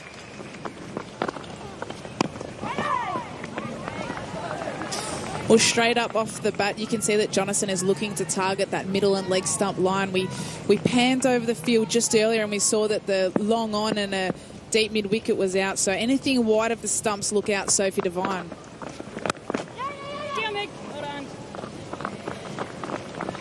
Shooter takes 16 wickets in 5 matches and doesn't get the first ball. What? Get the camera on her. She'll be fuming. That's a good one there.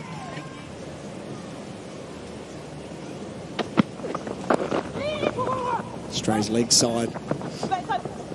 And will cost her 4.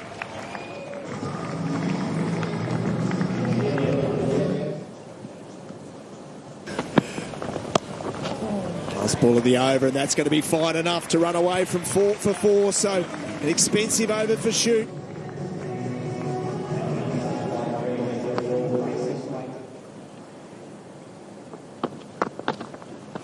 Catch it. And gets her straight away. That's what Sophie can do. She creates a mistake and capitalises.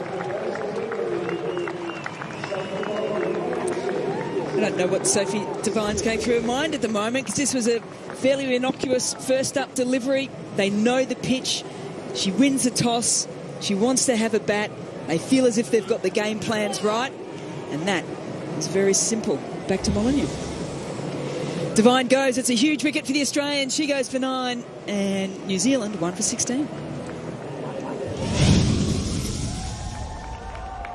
Former New Zealand captain Susie Bates, one of the greatest players ever, comes out to replace her smash sister, Sophie Devine. So a big shock.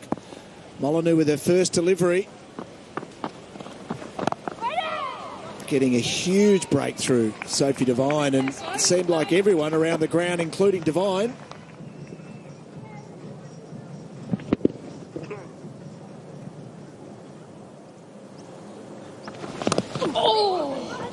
And now just Jonathan creates an error. Come on, Wolf. Bates unlucky, but Bates lucky though. A running mishap. We'll have a look at that. I think the dive was significant from Maddie Green and might have got her home. Balls are removed, bat is in the air, ready to make my decision. My decision is out. I repeat, out, going to the lights now. Waiting for the official decision, but Maddie Green will be making her way. Well, This actually brings out something that we can touch on later in terms of when you do dive that far for the crease. So Maddie Green will go for 7, but we'll touch on that again later.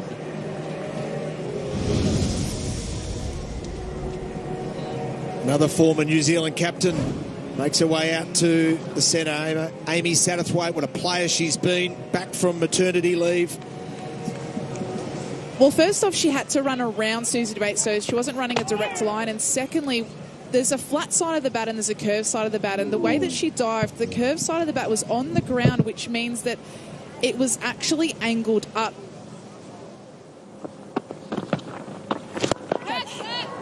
Shouts of a catch it, but that was beautifully struck. Hit on the up and off for 4, so Satterthwaite gets some confidence there in New Zealand.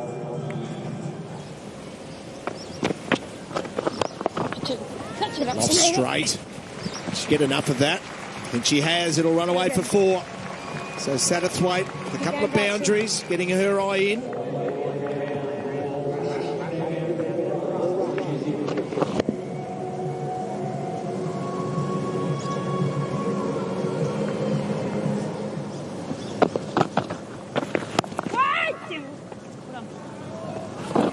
So a terrific fight back here. Partnership of 23.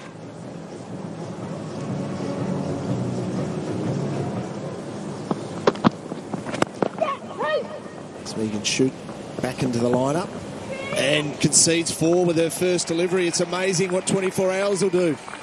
Shoot got 4 wickets yesterday, could do nothing wrong. And she's conceded boundaries all day today.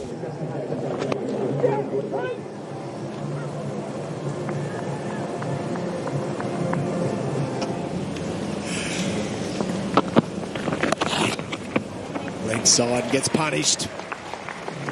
Satterthwaite is certainly playing well today.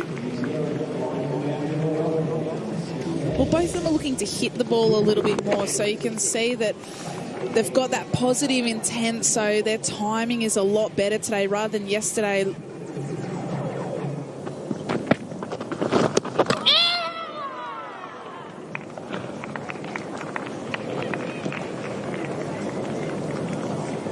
Well, she might have her L plates on, but she's thrown back very quickly. She's all over it, Kirby, because this is going to go upstairs. Third umpire She's director 100% for on possible stumping. Can we start with the front foot, please? We'll listen in to the umpires dissecting this decision. Fair delivery. Move on to your best side on angle, please. You can walk over there.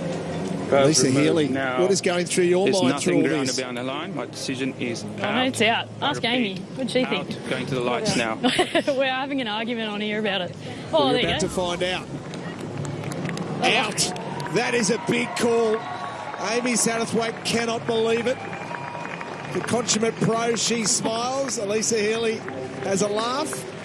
And that, it took a long time, but that's a massive breakthrough for the Australians. The former captain's gone. New Zealand, 3 for 68. I forgot it had happened. That's how long it took.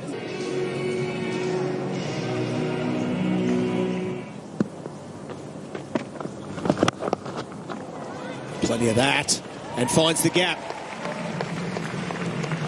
Maybe she has been given that role, and she's ready to go.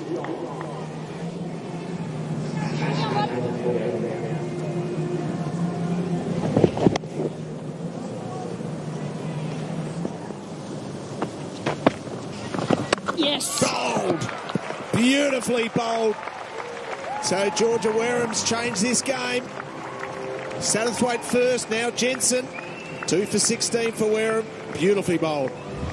Just a touch full of that delivery, and you can see that, as Jonesy was pointing out, favouring the leg side is Jensen, but that's a really full delivery where she could have perhaps played that anywhere on the offside or down the ground, and that's the unfortunately for Jensen, that'll see her back on the sidelines for 7. Commits back into the air. Oh, in. She might have got an error straight away. She breaks through. She got 2 wickets yesterday, gets another one today, and it's the big one. Susie Bates is gone, and Commits is able to get a big error from the star New Zealander. Well, you can see that a little bit of a slower ball. Susie Bates reaching out, trying to get that ball and meet it, but unfortunately she needed to get her weight through the ball. She was leaning back there. She needs to get her weight through the ball to hit that up and over mid-off. She's on her way for 22.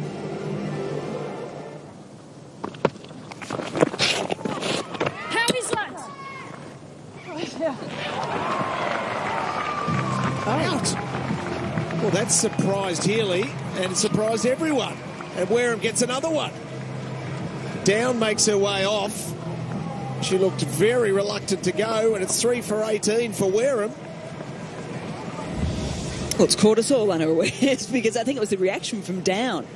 Elisa Healy, she's on the money in 2020. Out of the crease once again. It's come off the back of the glove. Bats in the air. Bats down. Signal there from Bruce Oxford, the umpire at square leg. Little touch of the glove. Caught behind.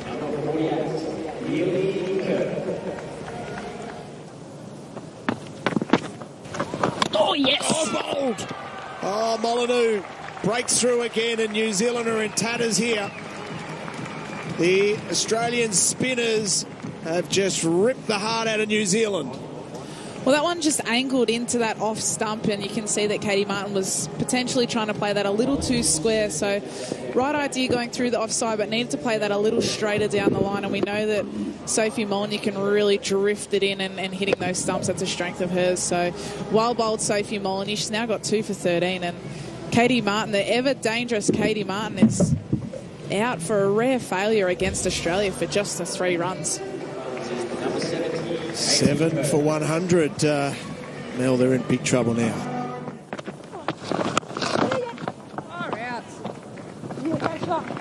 And there's the gap that's utilised. This is a frustrating over for Jess Jonathan.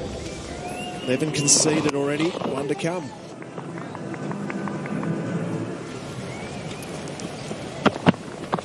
Catch that. It's lofted straight and caught. Beautifully caught. Nicola Carey's a great athlete in the field, and she can take the half chances there superbly. Cummins gets another. This is all about technique. You've got to get the timing right when you're diving forward. It's one of the hardest catches in the field because you don't want your elbows hitting the ground. You don't want the ball to be popping out. So you've got to make sure that you get your feet right, then your hands, and then you can extend along the ground. And Nick Carey did this absolutely perfectly. She also set herself really well, so she moved quickly and early, got herself into a position, was still, and then went again with the dive, which is really good technique from her, and Amelia Kerr's on her way for 11. You better be for New Zealand, number 6. You know what? I actually know this one. I think I've got... Someone tweeted at me the other day, so I think I've just gone over 50 stumpings, so I think I've got more stumpings than catches. You do? Yes. Very good. Yeah. Top of the class. Check my social media, you know. All the important ones. Catch it. I'm being picky now, aren't I? Carey again. Oh, you beauty. She's loving it out there. Takes 2 screamers. Well, she's a pretty handy athlete, Nicola Carey. She's quick. She's a very good fielder. And she'll like that. She will like that. She'll be happy with that. This one more running to the right-hand side, so she can come straight forward. She can go to the right. I think New Zealand can just give her one to the left for the 10th wicket, just to make sure that she can go in absolutely every single direction. Tahuhu goes for 4. The Kiwis 9 for 126.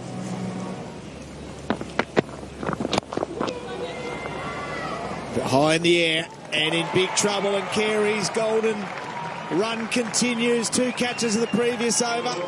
He gets a wicket there, and Lanning takes the catch. And New Zealand are all out for 128. All out for 128 with still deliveries to face as well. A cardinal sin in T20 cricket, particularly after winning the toss, electing to have a bat on a ground that they know is very difficult to defend. So the Australians, I think, will be exceptionally happy having bowled New Zealand out for a score under par here at Allen Border Field. Not only that, but Perkins strands it up the other end on 15 off the 13 deliveries, and probably Mayer needed to get off strike and get Perkins back on strike to give them 4 more deliveries. So New Zealand's innings comes to an end with 4 balls to spare on 128. Satterthwaite 30 and Bates 22, and Cummins, Wareham and Molyneux, the stars with the ball. New Zealand all out, 128.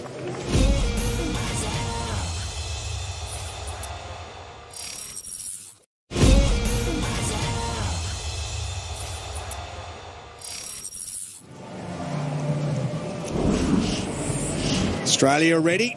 129 is the total, and the dream team at the top of the order, Alyssa Healy and Beth Mooney, are ready to chase down this New Zealand total.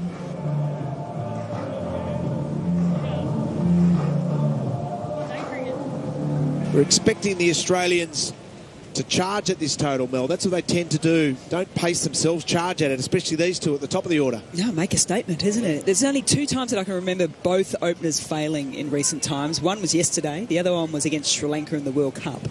Both of those situations, there was a moving ball against Sri Lanka. This is the first game of the season after a long break. I think they're setting themselves here to do most of the damage. So Mayer to open the attack to Healy.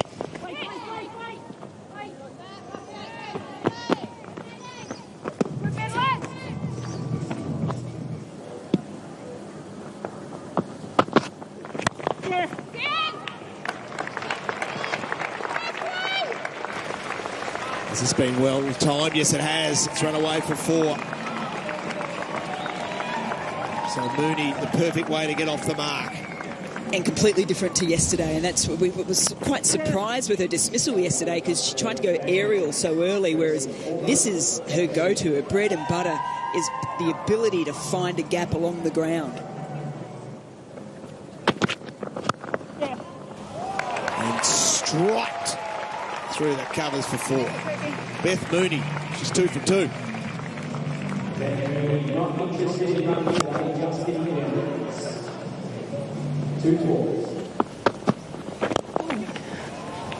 Whipped off her toes superbly. Great timing.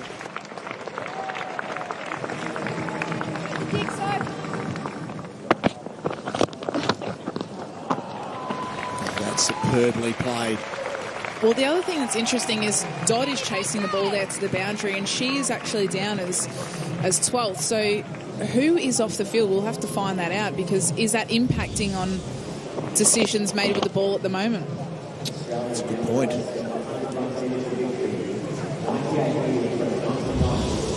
So this partnership is 31 off 21, and suddenly New Zealand are in big risk here of this getting away from them early. Got the most experienced players, but being hammered by Healy at the moment. She is just ready to launch. And this is the big difference, isn't it? She's gone leg side on 2 occasions and used just the touch to get through the offside. She's gone leg side again. Ball's followed her into her wheelhouse, and she's just gone with the shot as well. And that's the difference at the moment between the way in which the Australians are playing in comparison to the way in which the New Zealanders were batting. What will Bates do? She lofts into the gap, and a couple of bounces over the rope, inside out.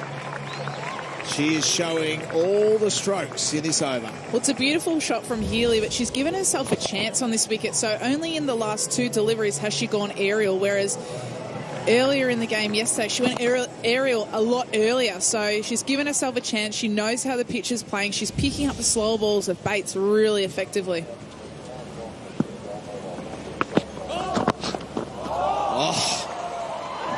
Beautifully played. This has become a nightmare for Susie Bates. And the no ball, it's continuing. Oh, it's continuing, isn't it? Just using the pace of the delivery here. So Susie Bates, she's got 2 things wrong on this occasion, Susie Bates. One was the line, the second was the length. Make that 3. The third was the front foot. So now what does she do here? Well, she can't change the field because she's still bowling to Alyssa Healy. She's got 2 out on the leg side. So you would think she would perhaps look to come wide of the crease and nail in a Yorker. I don't think she can go slow ball again. I think Elisa Healy's picking up far too easily and really starting to get a hold of it. So what does Elisa Healy do? How does she set herself? She might give herself a little bit of room here to go through the offside. 21 off the over, one to come. It goes straight and out. But, of course, it was the free hit. Oof. Look at Midge. She just shakes her head.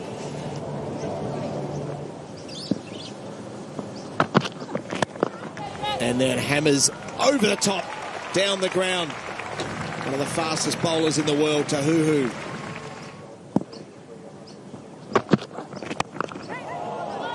And now hits it a mile in the air and in big, big trouble.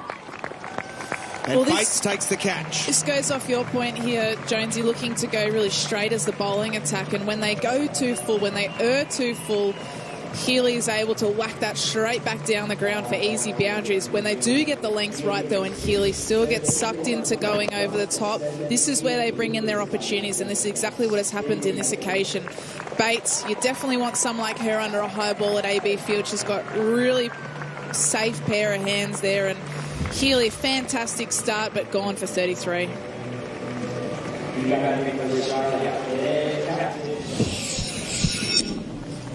Healy 33 off 17. It doesn't get any easier for the New Zealanders. The Australian captain, Meg Lanning, makes her way out the middle to join Beth Mooney.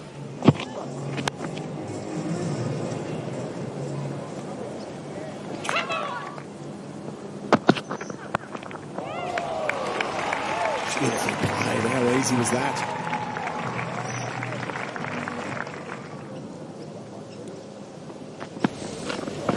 Catch. Gone. There's a big breakthrough, and it's Mooney. So Kerr gets a wicket, and that'll give her a lot of confidence, and suddenly New Zealand might be back in the game. They're just going to hang in there, New Zealand. That's what Sophie Devine will be telling them. Just keep picking up wickets, keep it tight, hold your catches. We've spoken about the importance of fielding, and this is a big wicket as well. Beth Mooney departs for 24 from 21. Australia now 2 for 64. Rachel Haynes has been the backbone of the Australian team for such a long time. What a player she is, and she comes alongside Meg Lanning, so much experience.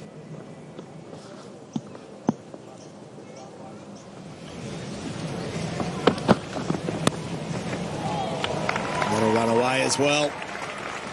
So Haynes starts to accelerate. This partnership starts to loom large.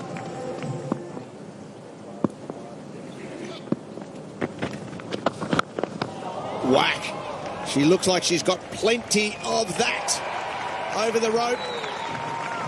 And a nice little exclamation mark on our conversation into the 12th over.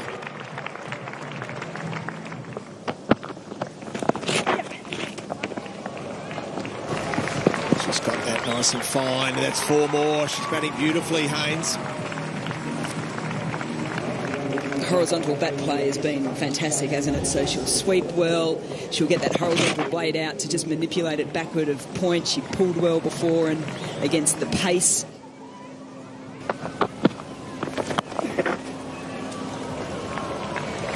Beautifully placed and timed.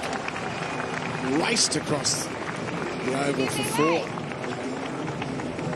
It's great to see Rachel Haynes in such good touch.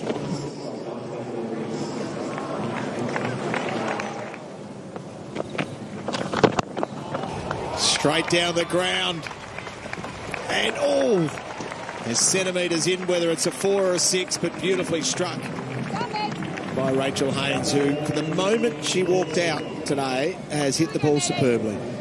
And she swept predominantly to the spinners today on this occasion. With Maddie Green coming around the wicket. It was the footwork down the wicket, and that's what spinners hate. All of a sudden, sweep, sweep, sweep, and then down the ground. And down the ground again. It was Nelly a beauty from Susie Bates. We remember that unbelievable catch she took a couple of WBBL seasons ago in Adelaide. She took a screamer.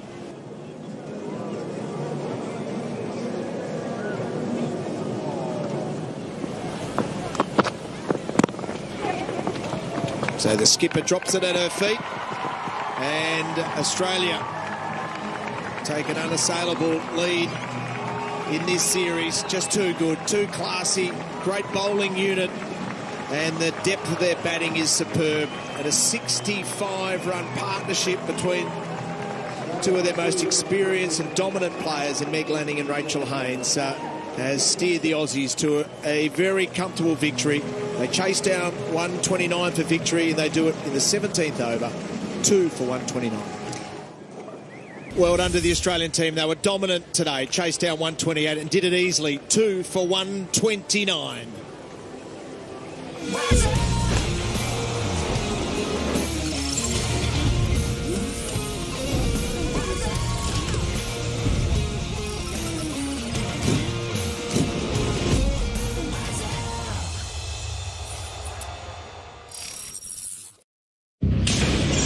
This isn't over until I say it's over. Drew McIntyre still has hell to pay. My title and my legacy on the line, I'm not sending you to purgatory.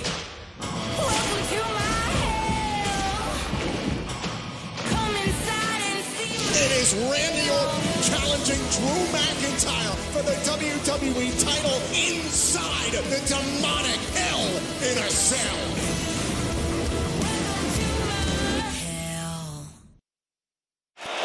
Pat Cummins, he's looking great. Again, causing real problems with the short ball, Paddy Cummins. Dear Pat Cummins जी, आपकी bowling के सब बहुत बड़े fan है जी, पर एक problem है sir जी, साडा हिटमैन पूरे 9 महीने बाद इंडिया के लिए उतरेगा, जितना ते इंडियन हुई है जी। देखिए इस साल की सबसे बड़ी क्रिकेट सीरीज इंडिया का ऑस्ट्रेलिया दौरा, जबकि सिर्फ सोनी के स्पोर्ट्स चैनल्स पर। This is Sony Pictures Sports Network, and you are watching Sony 6 HD, the home of cricket.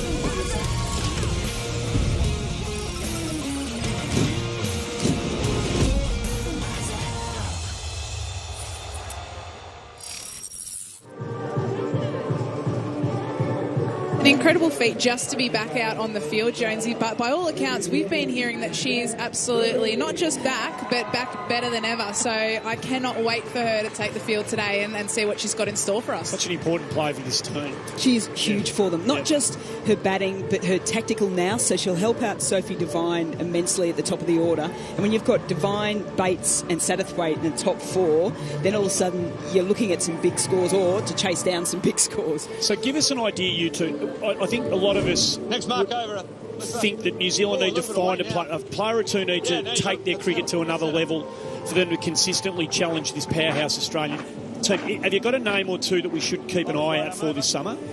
Well, I think we saw Hayley Jensen take the next step with the ball in the World Cup. She's quite handy with the bat as well. So if she can take the next step as a batter, she could be a really handy all-rounder for them. And I'd love, from New Zealanders' point of view, for Amelia Kerr to step her game up against the Australians. She's got a phenomenal record in her own career, but against Australia, it's just slightly off her normal pace. And the other one's Maddie Green. And because she hadn't really set the world alight for New Zealand internationally, she came over, played for the Brisbane Heat. This ground, this is her home ground really in the WBBL. Yeah. I thought she had a magnificent season for them. She's up at the top of the order and she's hitting long, straight and really using those levers, so she could be key as well. So here we go. Welcome to another summer of cricket, everybody. Sit back and enjoy it. Tahuhu with that first delivery, bang on. Interesting that Sophie Devine mentioned the pitch. They had a warm-up game a couple of days ago and she said that there might have been just a little bit in it. When you know that you're going to play on the same deck for a series, typically the ground staff will put a little bit in it just to make sure it sort of expands over that sort of that time. So that's why I think Sophie Devine was so happy to win the toss and have a bowl first. What a World Cup final Elisa Healy had, and what a couple of years Beth Mooney's put together. And she's away, takes it back with a square, and first runs on the board for the season. How weird is it just seeing people dotted around the crowd from our last game? Yeah. 86,174. It feels like it was 5 years ago, given what we've been through in Victoria. It feels like it was 5 years ago, at least, that we were there. Well, hasn't the world changed? I saw Beth Mooney had beautiful blonde hair there, so not much has changed from a Queenslander point of view. I know that a lot of Victorians would probably love to get their hair cut. Oh, Mooney loft straight away. She's gone. She holds out. The catch has been taken by Green. We'll get back to Amy Satterthwaite. What a huge scalp for the New Zealanders. Well, interesting shot from Beth Mooney there, to be honest. She'd been plodding along really nicely, choosing her ball to take down to third, and the first time she's looked to go up and over. And unfortunately for the Australians, the number one ICC T20 ranked batter has to go for only 2 of 4.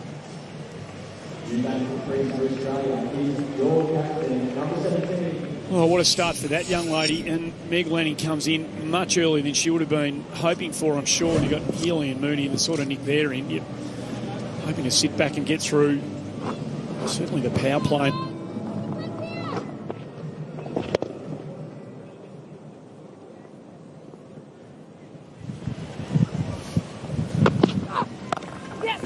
Gets on top of that and hammers it to mid-wicket. She got a lot of it. Beautiful shot.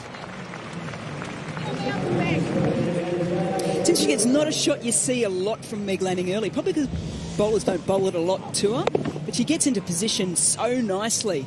It's a little bit, and I know Ponting is her hero, Ponting-like, isn't it? Quickly onto it, likes the pull shot. Well, that's really good signs for the Australians because we know that she's not a natural puller of the ball, so ominous signs. Oh, she's got that. 2 clubs it over mid-wicket again. It was asking to be put away, and back-to-back boundaries from Lanning. I think she's read the play here. Short ball from Tahuhu. I think she's known Tahuhu well enough to say, I think this one's going to be pitched up. If it is, and it's stump-to-stump line, I've got space to work with to the onside.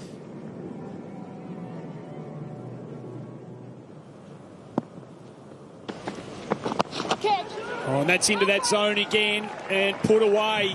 It was Healy on this occasion. You can't put it there to players of this calibre.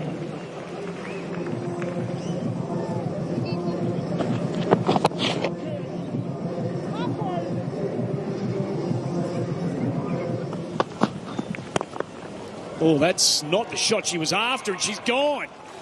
Extraordinary shot from Elisa Healy. And whether that's just held up a bit, we'll have a look. Sophie Devine breaks through in her first over. Another massive wicket falls to the Australians. Huge. Absolutely huge. Elisa Healy probably hasn't faced a lot of the balls as what she's usually used to. They might be just checking here, potentially on the front foot. That is the only thing that's going to save Elisa Healy.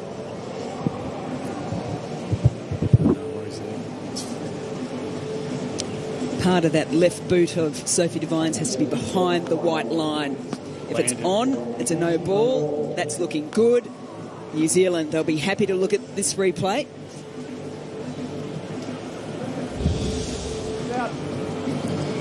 Well, I mentioned earlier that Healy has a strike rate of 148 in the power play, but against Sophie Devine, she's under 100. And there we go. What a great matchup for New Zealand. Elisa Healy must go for 6.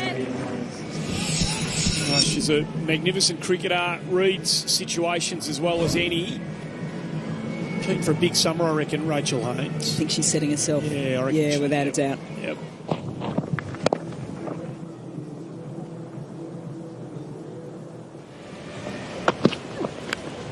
Nick on! So there it is. Tahuhu gets her, holds the line, gets the outside edge. Martin does the rest. Lanning goes. We have spoken about it. Matchups are so important. Tahuhu versus Lanning, we've seen it in international cricket, we've seen it at the WBBL. Tahuhu hits that line and length that is at that 4th stump, the little tickle, and Martin does the rest. She loves it. Australia now losing their skipper with the score on 46. They've lost 3 wickets. Lanning departs for 24 from 28. Well, it's the strength of this Australian team, you feel like you should be well and truly on top, and you are. You've got three big guns out, and then it's by any stretch of the imagination.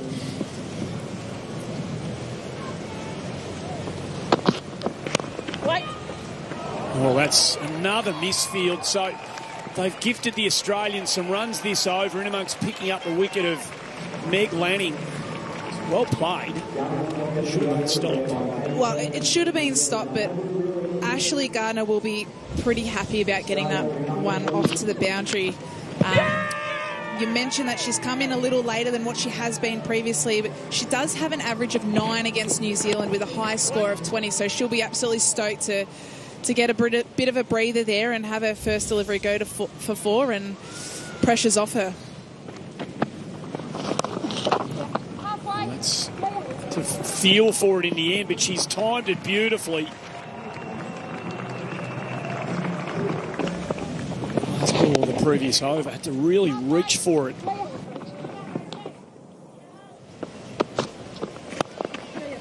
That's more in the slot, slightly over pitched. Gardner good enough to put it away. It's a beautiful shot from Ash. That's the ball that's in her slot. That's the one that she can have a full swing at. We know she's got great power, great timing.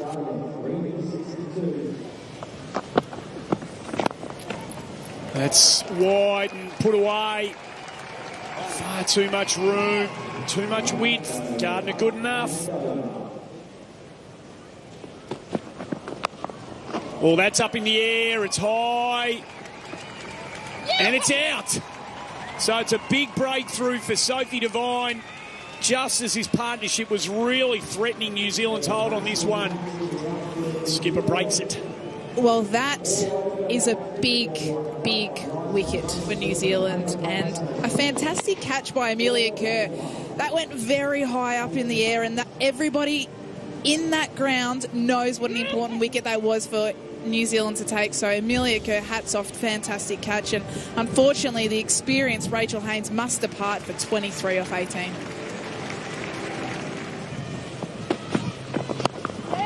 Well, she lofts straight away, and she's gone straight away.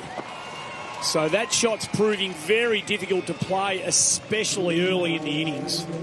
Well, I'm not sure the intel's getting back to the batters that are about to come in, and I think that's something the Australians probably need to look at after this game, but just making sure that they're sharing the conditions out there from the middle to the incoming batters. Very tempting with the mid-off up to want to go down the ground over the top, but again, takes time to get in on this wicket, which Sophie Molyneux did not give herself enough time and must go for 0. Oh, she picked that up beautifully, and on the breeze has hit it out of the ground.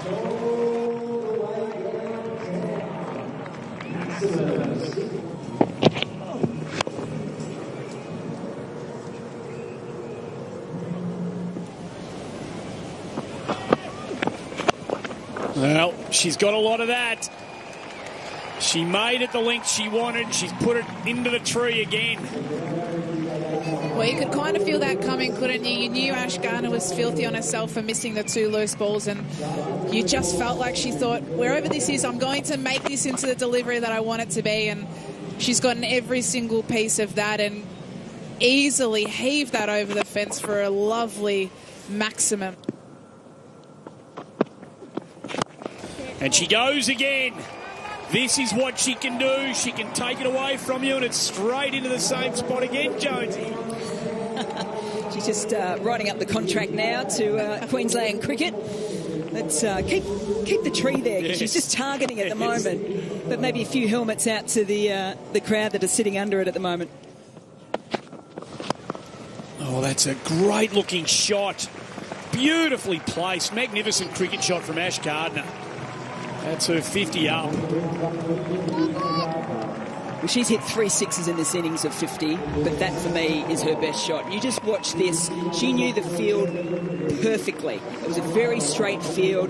She held her shape, didn't try and overhit it. That's a really good sign for Ash Gardner at the start of this season. Third T20 international 50 for Ash Gardner.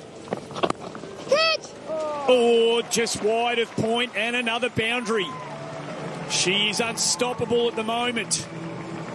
Well, she's played a beautiful innings. She started her innings going at under 100 strike rate, and now she's pushed it well over 140.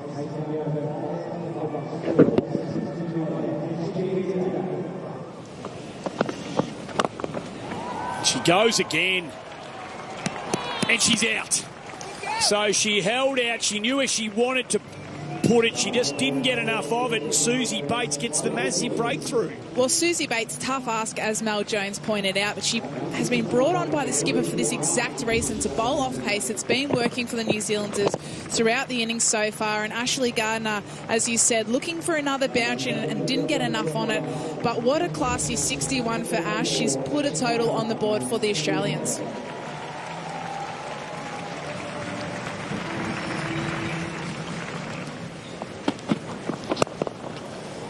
Wareham gives it everything, pins the ears back, and there's the momentum that Elise Villani was talking about. Finishes it off with a lusty blow over mid-off and gets it up to 138 for 6 at the end of the 20. Wareham 9 not out, Carey 7 not out, Devine the star 3 for 18. Yeah, a little bit of game smarts there by Wareham to finish off with the boundary. Knew where her field was and then just had to execute.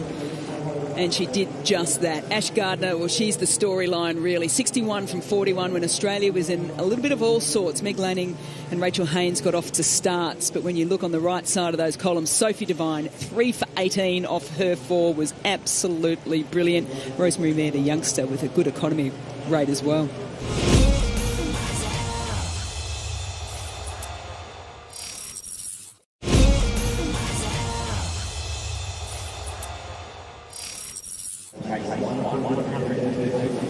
Well, you rejoin us at the first ball of the Australian bowling effort about to be delivered. This fresh New Zealand opening partnership.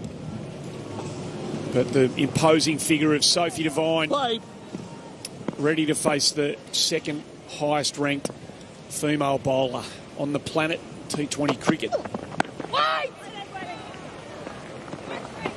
Megan Shoot. Yeah, good run chase this. Oh, it's going to be an absolute ripper, isn't it? And you look at these two here. Devine, Shoot, played at the Adelaide Strikers for so many years together. Devine's now moved to the Perth Scorchers for this summer, so they know each other really well.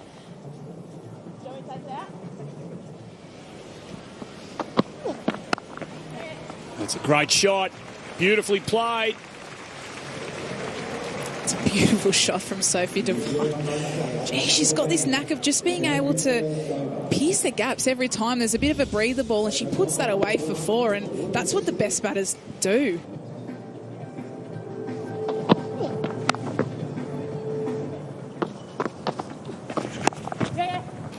That's nicely put away. She's the dangerous player. So it's about knowing that when you're on top as a bowling unit, yes, you want to rush through. You want to make sure that the batter's just looking up before you deliver that next ball.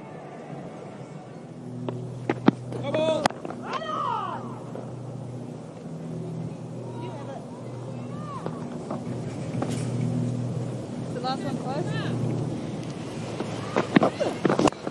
Oh. And she takes advantage of it. So it was the free hit. It was pitched on leg and over-pitched at that. One mistake becomes a second, and a big one at that for Megan Shoot. Well, we talked about the Ash Gardner Hill. This could be Sophie Devine's corner at the moment. And that's the chance. It's got the leading edge. Should be taken, and is. So Kimmins gets the breakthrough. Green goes. Australians have got one back. Well, single or married, it doesn't really matter much for her, because she comes on, she always makes something happen, does Delissa Kimmins, and this is the pitch. You cannot close the face early on this pitch. You can shoot just with a little bit of a heart palpitation there for a moment, but Maddie Green departs her first stint at the top of the order for New Zealand for 5, and the Kiwis 1 for 27. So this is the partnership around which it revolves so much for New Zealand. Two high-quality, world-class players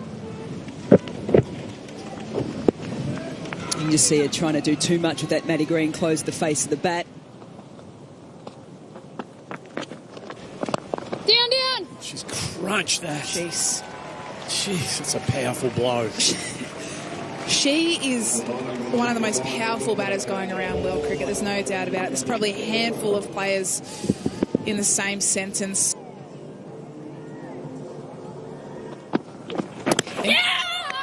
Oh, was there a nick? Has she got the stumping? They've gone up for a couple here. I think they've gone for the caught behind. That's been turned down. And was she out of the crease? I think Healy thinks she's got her. I think it's a great take for starters. She got back. Oh. Can we go just through frame by frame there in slow motion? It's hard to tell with the bail being black and the Aussies being in black as well. Let's just see. Foot's in the air. There. Oh. Just once more, and if you just go frame by frame. Bails are up, and once more. I think there's a frame in it. I think she's safe. I think she is safe, but not by a lot. Bails are up. Foot is not down. Ready to make my decision. My Gee decision is out. Repeat, out. Going to the lights now. That is a massive call right there. A massive call. 2 for 43. Controversy here at Allan Border Field. Devine gone.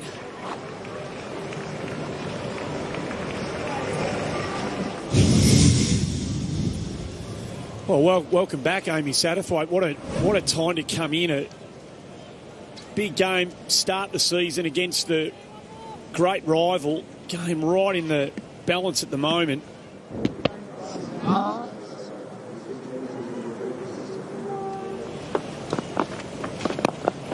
Well, she's come at it here. She's made it the length she wanted, and she puts it away. She nicked it. She thinks she's got her. Satterthwaite walks. Well, we've spoken about the glove work of Elisa Healy. We spoke about it in the World Cup final. A magnificent catch to get of Shafali Verma. She said it was her best catch ever. Fast forward, 203 days, and that form has continued. Always tough. All of a sudden, when the batter shapes, to go reverse. Gutsy just to hold your position. Sure, it might have been a little bit of a chest mark, but it's just out in the book. Satterthwaite goes for 9 and New Zealand 3 for 65. She's a really plucky competitor. We know that about her. She was good when she needed to be called upon in the World Cup. She was, she had a terrific strike rate.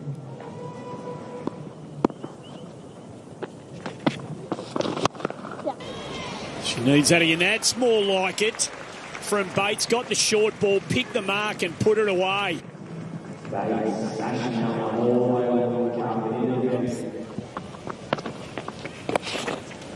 And that's straight on the leg stump. Martin used the crease beautifully.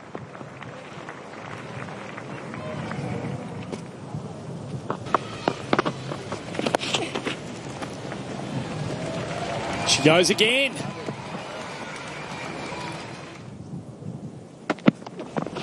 Martin goes hard and hasn't got enough on it, and the skipper takes the catch.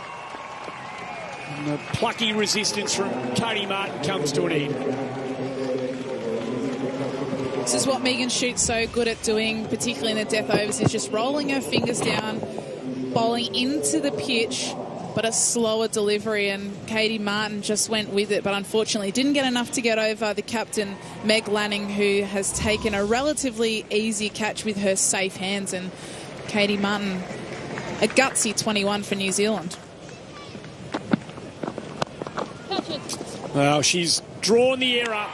Outstanding bowling. Couple of wickets in the third last over, and she breaks the back of the resistance here, Megan Schutt. High forearms all round from the Australians. They'll be thinking that Susie Bates, she was the one that if she actually found some sort of rhythm out in the middle, could get them over the line. But she departs for 33. New Zealand now 5 for 105.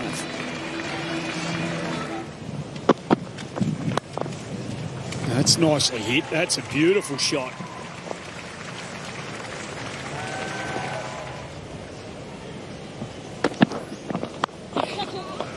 It's gone. So Shoot picks up her third. And Kerr trying to make something special happen falls. And that's just knowledge of the player as well. The Australians, they know that Amelia Kerr likes to go deep to the offside to open up and access this part of the field. Just couldn't quite get the elevation.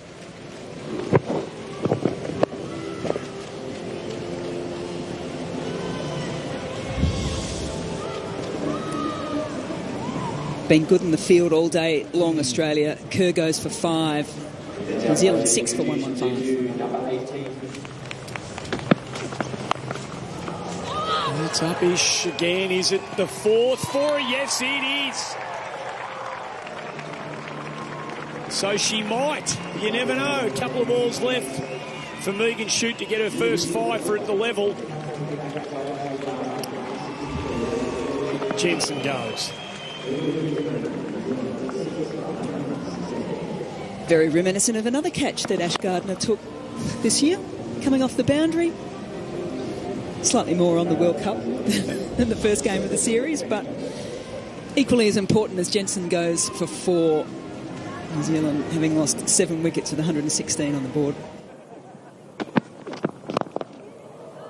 Has she? No, that's a glorious shot. Good shot. That's a magnificent shot.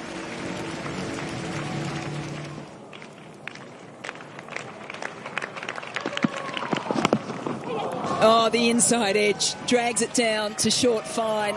And with the single, New Zealand moved to 121, 17 runs shy of chasing down Australia's 138.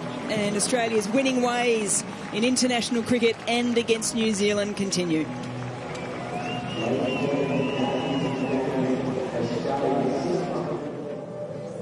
Gutsy, I suppose, by Australia. They found ways to get in. And when pushed, they came back really, really well. I think that the biggest questions are going to be for New Zealand. I think if Australia can get over the line in that situation, they get some confidence going forward. Yeah. New Zealand, they're saying to each other, oh, we're a little bit behind the 8 ball. How can we find our way into this series?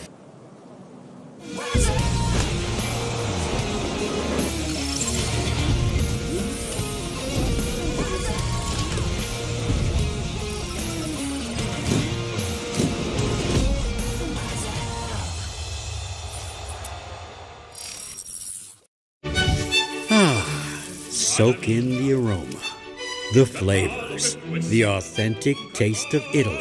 Now, experience the same scintillating Italian flavor with Serie A, the premium Italian club football, where the 9-time defending champions are pitted against some heavyweight challengers.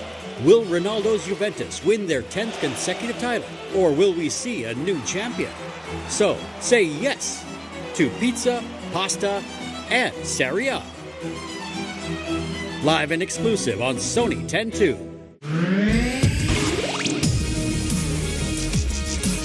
This is Sony Pictures Sports Network, and you are watching Sony 6 HD, the home of cricket.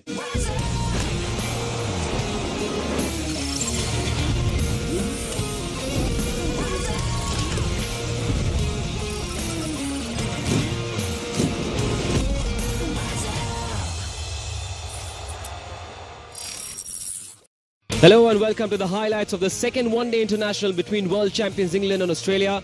Australia won up in this 3-match series. This one played on the same pitch. England won the toss and chose to bat first. For team news, England made 2 changes to their lineup. Tom and Sam Curran coming in for injured Mark Wood, and Moeen Ali, the lone tactical change for England. Whereas for Australia, Steve Smith, having passed the second concussion test, has been rested for this game, and they go in unchanged. Let's now join the action with Johnny Bairstow and Jason Roy coming out to bat for England.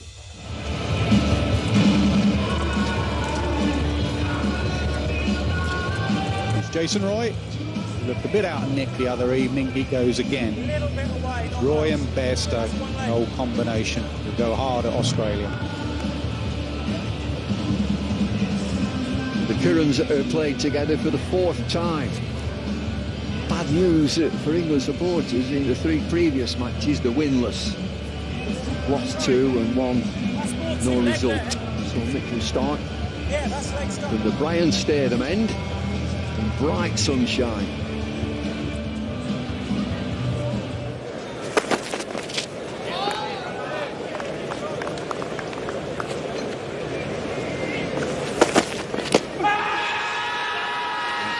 Oh, he's giving him.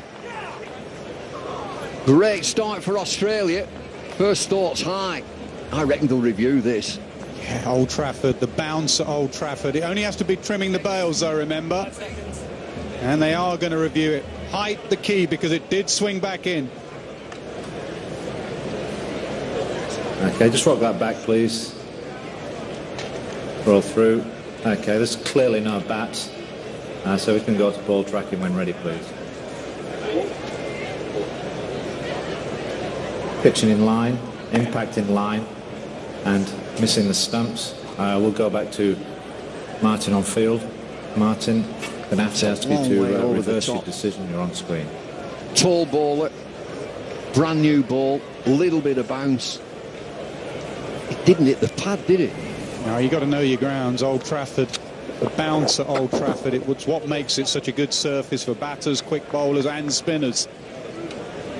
Must know the bounce with the new ball. It's going to be taking that over, so a poor decision on the field. Right shape though, but the ball swinging back in. Needs to be fuller to bring LBW and stumps into play.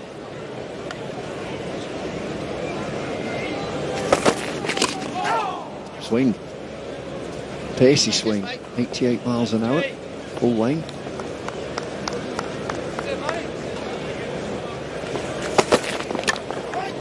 Just repeat that. Oh my goodness me. Oh, who's that? Name and shame, who is it? I think it was Cummins. Decided against giving him a stare when he saw it was a fellow bowlers. The bowlers union sort of stuck together. It was a regulation stop that he dived over, and exactly what Roy needed. Roy's searching for a bit of form and a boundary. He's got one.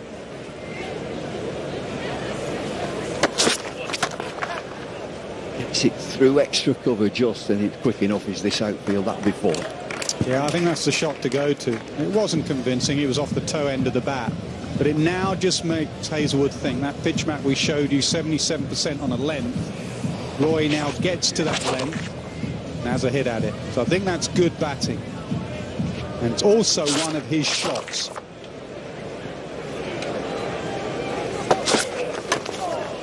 Wide of the crease. It's eased into the leg side. It's eased before.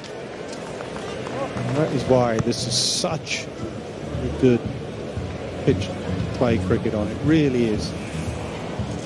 Seamers have enjoyed it, but also as a batsman, look at that. You just lean on one on the leg side and it hits the pitches adjacent to it and it rushes away for 4. The spinners will enjoy it later.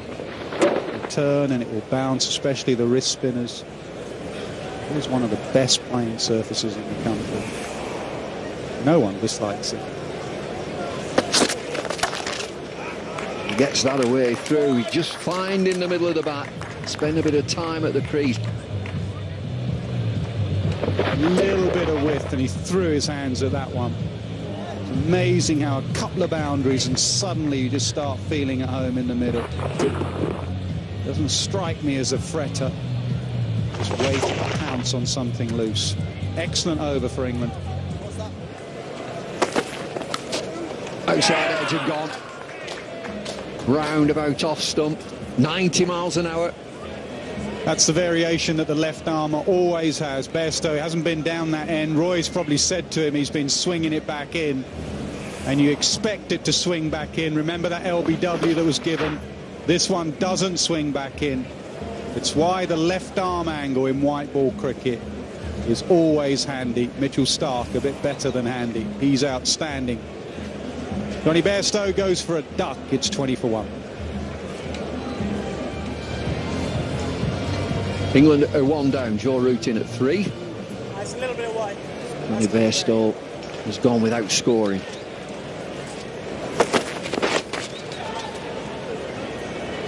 Just to come off his body. It's gone for 4. Leg balance.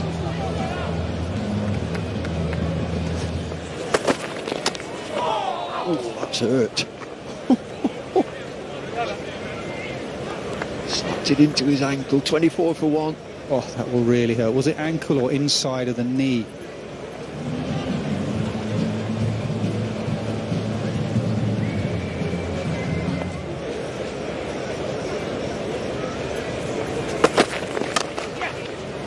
Gotta go, gotta go, gotta go. He's a gunner.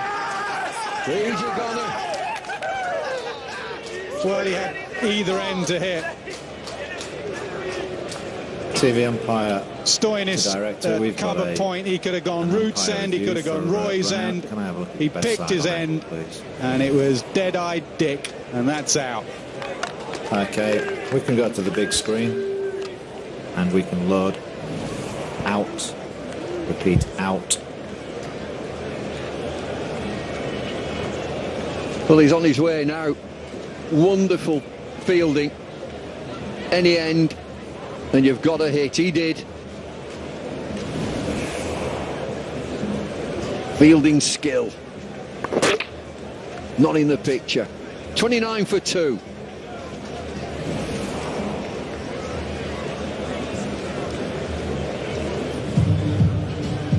Well, a wonderful piece of fielding from Marcus Stoinis has brought the England captain Owen Morgan to the crease. And just wide a square leg. The new bat's done the trick.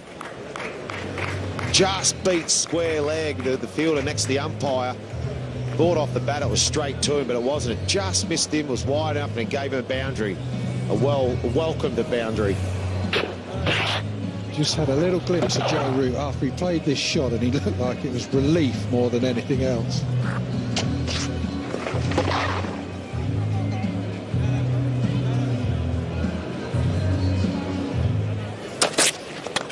Shot again from Root. Yep, the change of bat might have done the trick. Back-to-back boundaries. Good shot, that. Yeah, Cummins is just releasing all the pressure, all the hard work that everyone had built up on Joe Root. I reckon this is the shot that makes you feel good. No matter who you are, no matter how many games you've played, a lovely cover drive. You get all your movement, you transfer your weight, everything along the ground.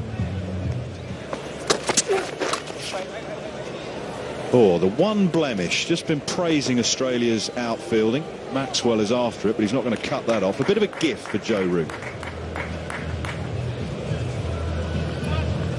Bit of release of pressure. It's what Joe Root was desperate for, really. I know both teams out there would be thinking it's that period that you want to say who's going to break first.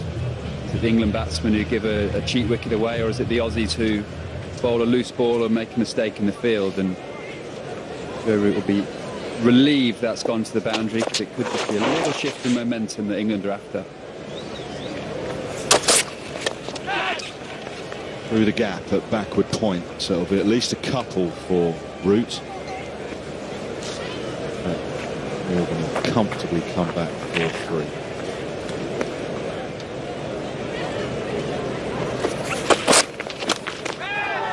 Whipped away, cries of catch it. Oh, it would have been a spectacular catch if he'd clung on to that.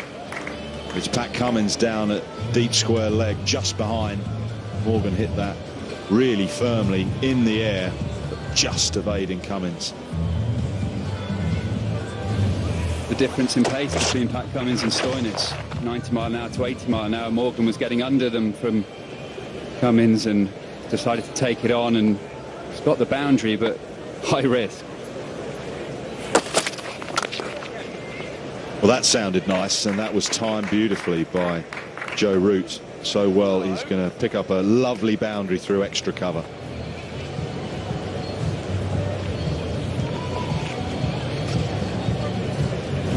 Maybe where the risk of bowling Stoinis, the more part-time bowler, might not pay off for Australia. Root timing it beautifully through extra cover, and the output actually is pretty quick over that side. Races away from Pat Cummins.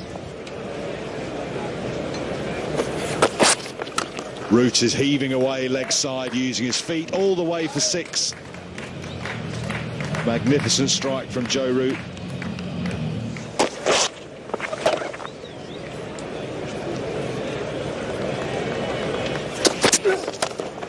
Morgan advancing as well, not quite timing it as well as Root did. The outfield is fast. They should pick up 3. Wonders part of the ground.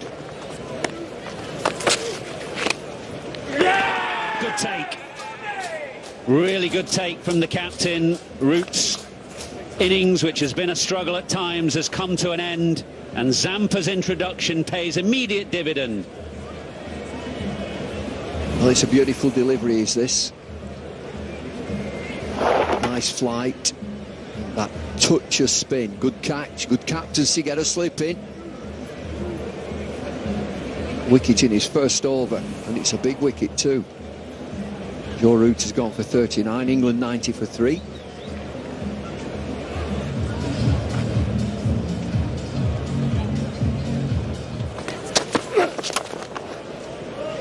Beautiful shot.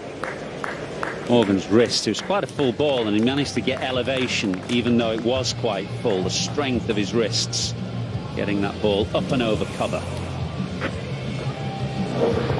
See the floor of the shot at the bat. Weight coming into the shot. It's the middle of the bat.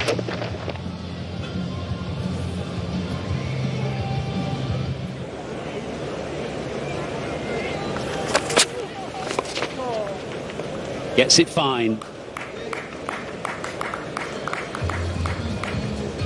Right at the start of his spell, Zampa was so keen to get those 2 men behind square on the offside in the right position. One is Stark at short third man, the other Labuschagne at deep cover, because he knows Morgan has got so many variations of this shot. Very hard to defend. Hands up!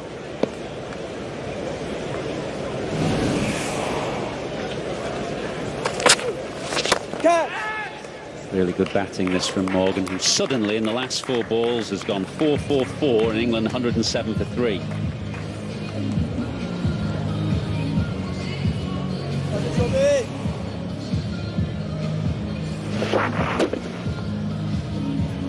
It's an elevated shot.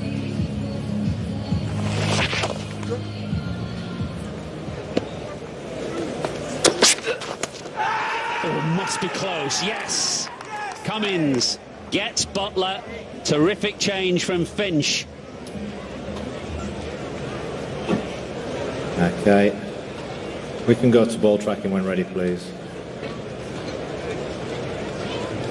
Pitching outside off, impact in line, wickets, umpire's call. Now we'll go back to Michael on field. Stay with your original decision, Michael. You're on screen now. You get many wrong, Michael Goff, and that's exactly why Pat Cummins, the man on screen there, was brought back by Aaron Finch. The importance of the partnership, the importance of the player. But Dos Butler has gone for 3, England 107 for 4.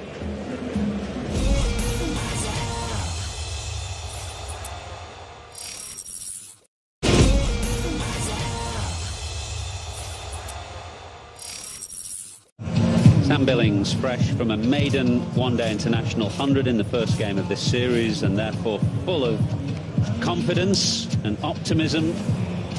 And he's got a bit of time to put his stamp on this game as well, with the dismissal of Butler, LBW to Cummins. We're only just past the halfway mark.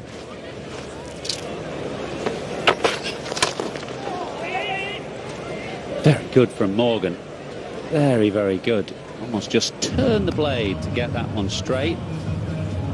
Last 10-15 minutes or so, started to just find his range. The batting, it's right at the bottom.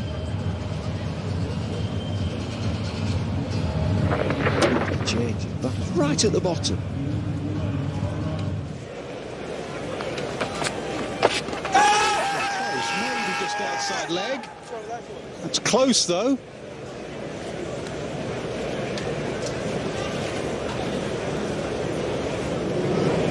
Okay, we've got a flat line. Ball's going past the inside edge, all the way through to the pad. We can go to ball tracking when ready, please. Okay, pitching in line, impact in line, and hitting the wickets. we can go back to Martin on field. Martin, I need to reverse your decision. You're on screen. Yeah, that's an excellent review from Aaron Finch, and a very important review is opposite number Owen Morgan, the England captain, given not out on the field, but under review was absolutely plumb. Yeah, good delivery, deception from the leg spinner. He liked it straight away. You can see by his appeal. And I reckon a fair bit of credit has to go to Alex Carey, the keeper. I think Finch asked him as well.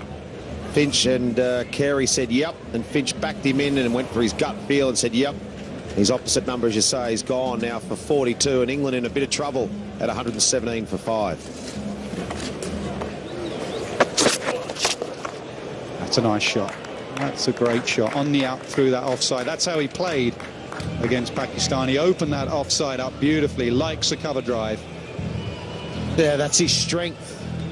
And you look at the matchup with Hazelwood, it's probably the perfect matchup for us. That sort of spot is where Hazelwood likes the bowl. That's where Wokes is strong, and that's why I had Stark in mind with the left arm coming back into the stumps. Change of angle. Well, toss. That's well put away by Chris Wokes. He has 2 boundaries now. Release of pressure. Yeah, let him off. Big full bunger, I think it was. Still have to put him away. It was well put away from Wokes. Just went for a bit slower wronging, and it was just hit back a bit too hard. He couldn't get a hand on it.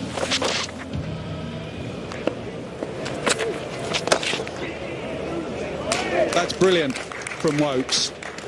Mid-on was up, and he's not having any of that. That's his 3rd boundary. He likes this ground. He's got memories, good memories already this summer.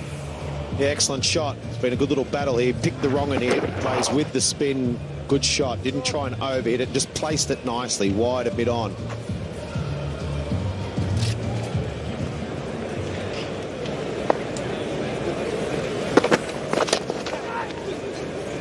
Nicely played. Mention that angle. Pads must feel like you've got a couple of duvets strapped around, and they must feel enormous.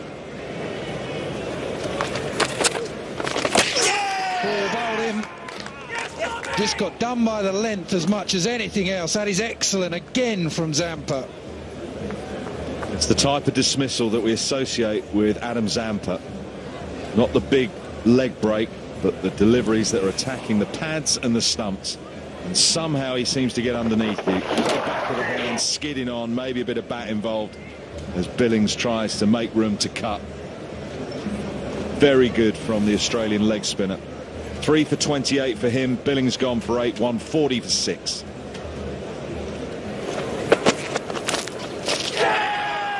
Oh, excellent bowling. He's just tried to run it down to 3rd man. Looks like he might have got an edge. Well, current standing where he is, because Michael Goff is going to have a chat with Martin Saggers, and they're checking whether this ball carried. So you would think that Michael Goff thinks there's been an edge, but he's going to get the opinion of the 3rd umpire. Soft signal is out.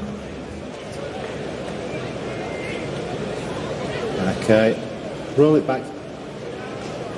Yeah, I've got the gloves under the ball there. Roll through. Yeah, I'm happy to. I've made my decision. We can go on to the big screen. Decision is out.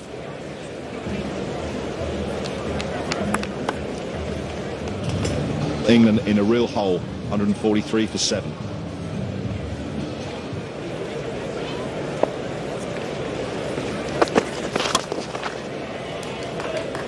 That'll do. Just a hint of width. Well played. Just enough width, and it's a very good shot. And to go and play that shot, you've been in your bunker and you're probably thinking of deflecting it as opposed to hitting it. That's good batting. Brilliant length, brilliant line, and another nick through to the keeper. Hazelwood has been on fire in this game. Relentless from Hazelwood, exactly how he operated on Friday in the first game. Bit of movement, whether it's in the air or off the seam, and he just bangs that trench on or around off stump. Warwick's trying to take the positive option and get the over off to a successful start with a boundary or some runs. Departs for 26. 8 down now, England, for 149. Gets this one away. Tom Curran over mid-wicket. A valuable boundary, a rare boundary for England today. Great intent from Tom Curran. It's a tricky time to bat lower down the order at this time, because you don't want to just gift your wicket away and be bowled out in 44 overs. There's also no real value in just batting out 8 overs for 20 runs. So you have to take a risk, and did it beautifully. Good shot, good strong shot from Tom Curran down the ground.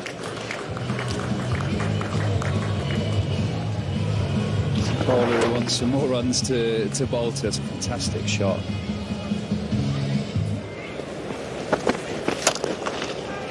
Curran again goes down the ground, and powerfully so, with mid-off and mid-up, up inside the circle.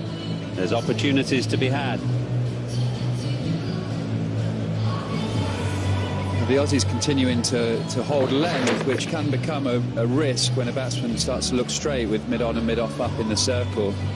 You could bring a field change, you could bring fine leg up and push long off back and continue to hold length and see if it goes straight up in the air, but it's good batting from Tom Curran. Terrific, lovely shot. Said he likes to flick it on the leg side, but he's got some power as well. Brilliant shot from Rashid. The Australians are continuing to bowl length. It's worked for them throughout 46 overs so far, but England know what's coming. A little bit predictable, and he's picked the gap. Mid-on was in the circle.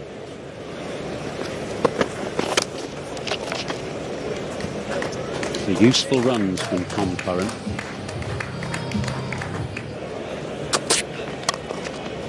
Rashid backs away and smears this over backward point for 4. Out of Rashid's area, he plays it so beautifully, open the face up.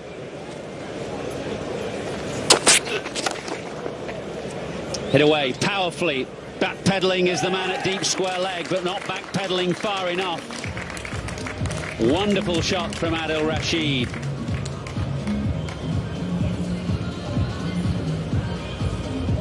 Cummins went for the attempted bouncer, didn't get up as much as he wanted to, and Adil later in the innings is always going to take that shot on, hitting to the shorter boundary with the wind. Initially thought that Shane might be able to get under that, but it just kept going, kept going. Just blushes a little bit. What an over this is for England and for Adil Rashid. 4.64. Still got 2 deliveries left of the 49th from Cummins, and then a last one will have to be bowled by Stoinis or Marsh, and England are 212.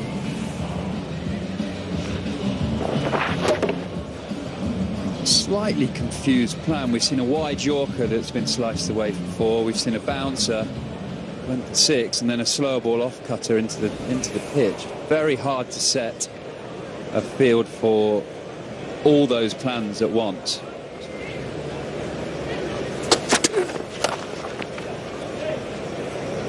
Powerful shot from Curran through square leg. 2 men out there, but he splits them both. Great gap from Tom Curran. I think Australia just getting this slightly wrong at the death. Going to bowl slow into the pitch, slow ball to a leg cutter from Mitchell Marsh there. Bowled him as Curran aims a mighty hit to leg. Marsh strikes. See almost a bit of frustration on Marsh's actions, walking back to his mark, just turns around straight back. Quicker ball, straight at the stumps. Tom Curran, brilliant innings for his team. 37, 39 England, 225 for 9.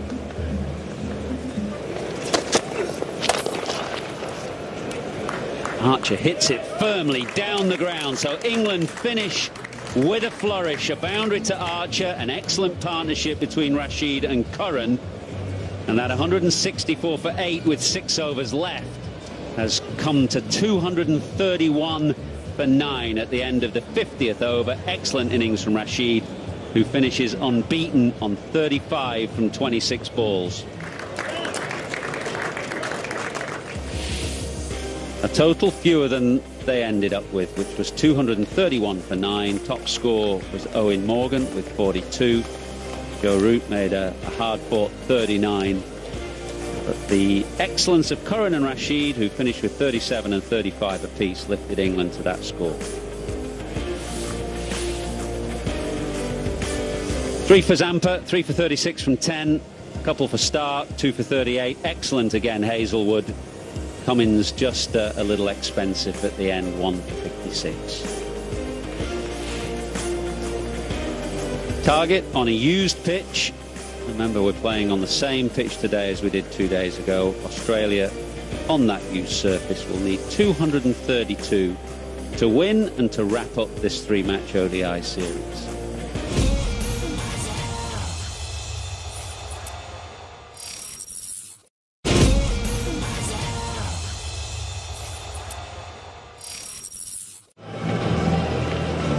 Davey Warner's got a tremendous record, 1800s at the top of the order. A strike rate of basically 100 and averaging 45. He's very, very good. Aaron Finch, the skipper of the Australian side, has got a tremendous record too at the top of the order. And together they form a wonderful partnership. 1600s to him with the best score of 153. For England, it looks like it's going to be Chris Wokes to open the bowling.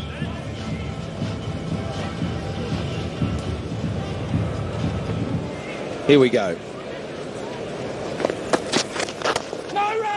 Good start. A little bit of shape. Oh, well, it was a good start. Still think about his batting. Warner throws it as wide. Don't think he got it right off the toe. Probably only be a couple. Looking for 3. Yeah, they're quick. Low. Oh, again, a big edge here. Got him on your bike, Davey Warner. Archer strikes. That's what England needed. Early wickets, and it's that man Archer again. Knocked him over. Good stuff, this from England, and good stuff from Archer. 91.1 miles an hour. He beat Finch with a short ball earlier in the over. And this is a quick delivery to Warner that bounces and just feathers the outside edge. Just what England wanted, an early wicket and a big wicket, that of Warner. Australia 9 for 1. Well, the Hulk, Marcus Stoinis, is in next at number 3. He's been elevated. Oh, what a shot that is from Stoinis. Oh, that's all away at 6. That is as good as you'll see from Marcus Stoinis. Very simple. Economy of movement, of effort, just a couple of steps. Beautiful straight strike. We're near the middle of the bat as well. There's gone all the way. Lovely start from him.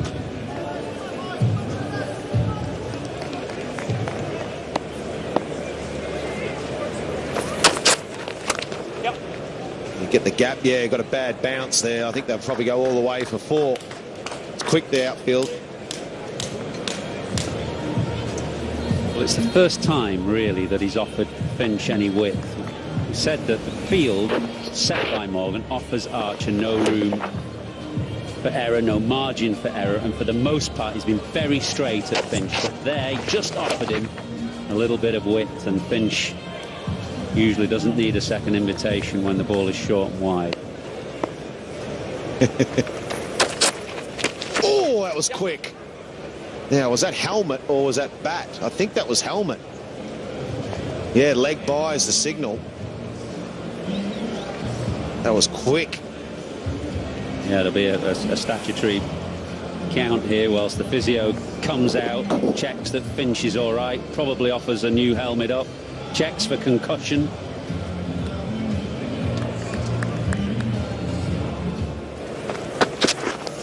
Oh, width. Finch punishes it. That's spanked and all the way along the carpet. Yeah, second boundary for Finch, and they both come in exactly the same fashion. Offered a bit of width, and he stands there and thrashes it through the offside. England have to be tight in at Finch's off stump. Shot. Oh, misfield. Should have done better. Where they want Finch to hit it, so it's good captaincy, good bowling. Hit it to where you've got the fielders. Just have to back your fielder, especially someone like Johnny Bairstow, who's exceptional in the deep, but not on that occasion.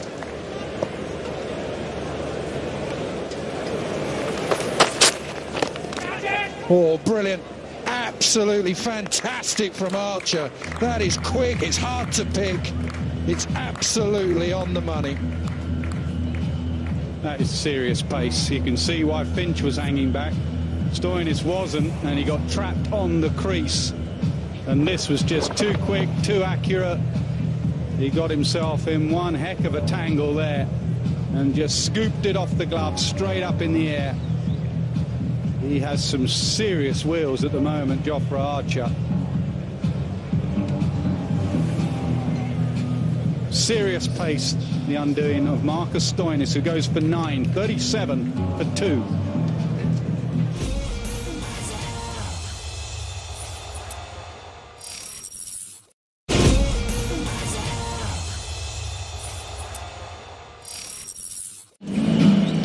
Forget about the fact it's white ball cricket, 50 over cricket. Marnus Lavishane knows Jofra Archer well, knows his pace well. He's going to have to be at his very best.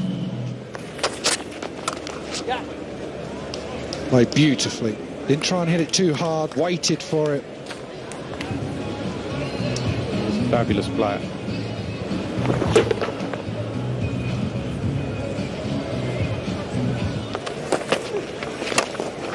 Smashed. Full wide, got the treatment. I'd have kept Archer on. They're going to go after the spinner. After that burst from Archer, Adil Rashid won't mind it at all. He plays T20 cricket. This is how they treat him. This is how Finch tries to play him. But remember that googly. Remember that Adil Rashid will come back at him hard. This is going to be a really good contest.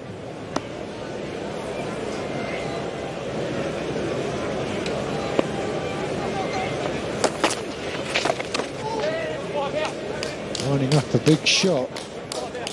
Oh, does him as well. Tom Curran out on the sweep. Didn't look like he hit anything like the middle of the bat. Rashid is not impressed.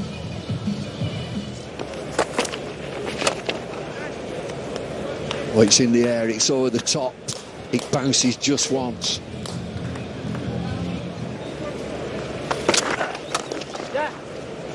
Lovely shot. Punchy shot off the back foot. Through extra cover. Lots of control. Look at the bubble. Steady on. We're in the bubble. Goodness me. Shot. Great shot, but it's where you can't bowl on this pitch. You can't give width, especially with cover in trying to save the one. Not there. Not quick enough. That won't be in the plan. Tom Curran to bowl that length to Finch. Just too short from Tom Curran that.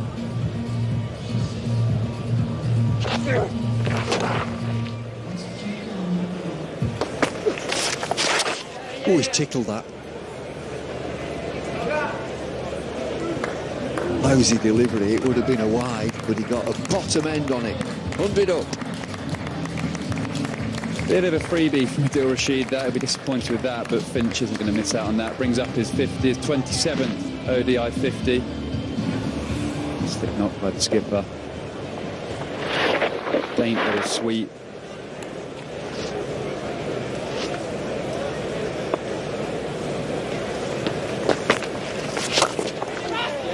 As Finch drives very powerfully down the ground. Mid-off at about 10-12 yards to go to his right, and Billings is quick but not quick enough. 121 for 2. Well, that is hit with extreme power. Loopy delivery from Adil Rashid, and it's just beating him really for pace. You could say it was a catch because it went through in the air Billings is quite straight at the boundary, and as you mentioned, Michael, he is very quick. He had no chance.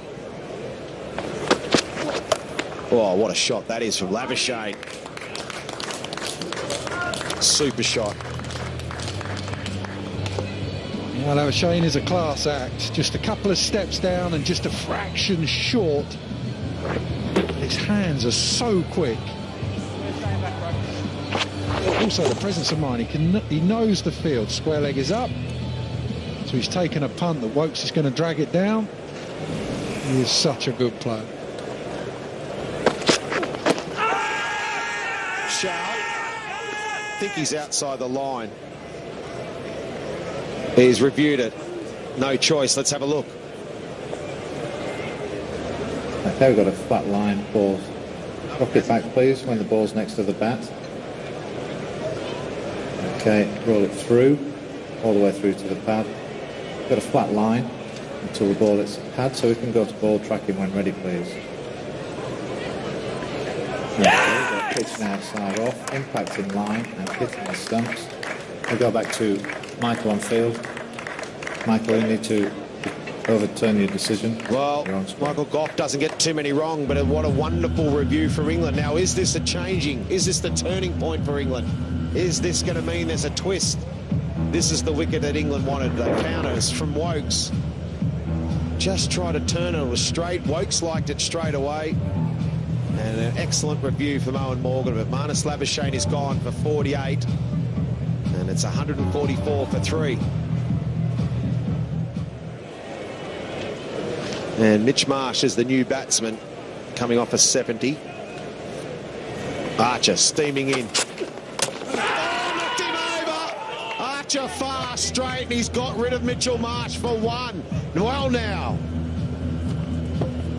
Well, game on now. That is brilliant from Archer. No bounce really at all. Just back of a good length. The new batsman sees it. He goes onto his back foot and just chops it on. That's what Hussain said. There'll be a few chop-ons in this game on this surface.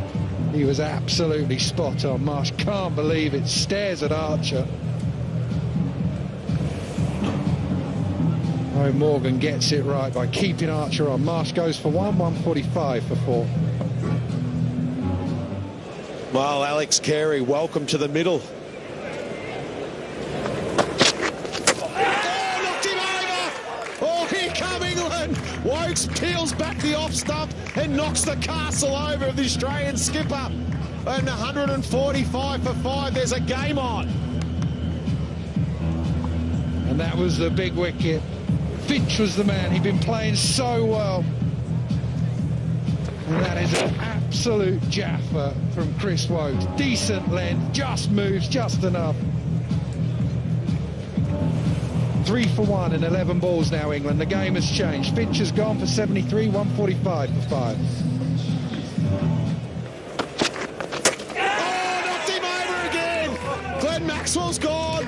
Wokes has knocked him over. The castle's been disturbed again. And England are all over Australia. It's 147 for 6.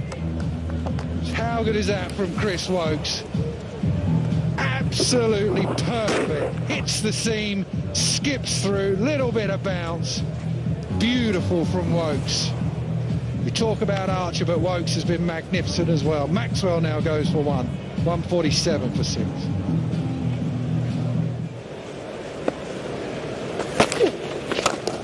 Down the ground, strong shot, big shot. Important blow for Cummins and for Australia. Fantastic strike, Cummins. That has flown into the stands. Adil Rashid missed his length. Too full. It's not where he's looking to bowl. It's a great strike.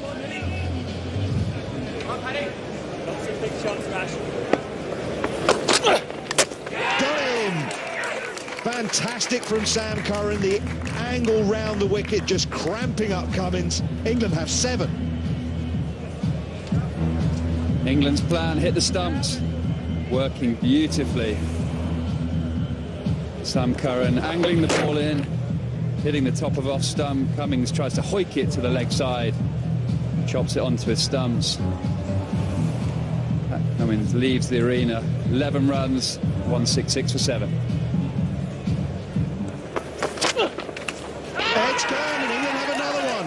What on earth is happening to Australia's batting lineup this evening? Brilliant from Curran, great catch from Butler. Smiles all around for England. Just what England wanted. Stark chases a wide one first ball. Great low catch from Joss Butler. Huge smiles on his face. Stark goes first ball. Australia in big trouble, 166 for 8.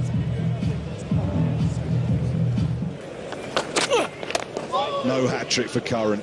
Zampa does well as Curran again targets the stumps.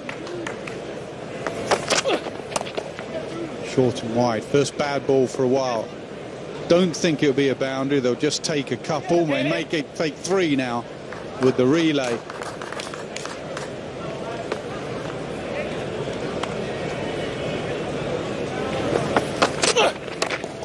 Straight up in the air. Mid-off. Archer should be gone. Is gone. That was a wicket waiting to happen. The pressure was building. Superb bowling from Sam Curran. England all over Australia. Well, there'll be an inquest into this, and it'll be an Australian one. Zampa just spoons it up in the air to mid-off. Say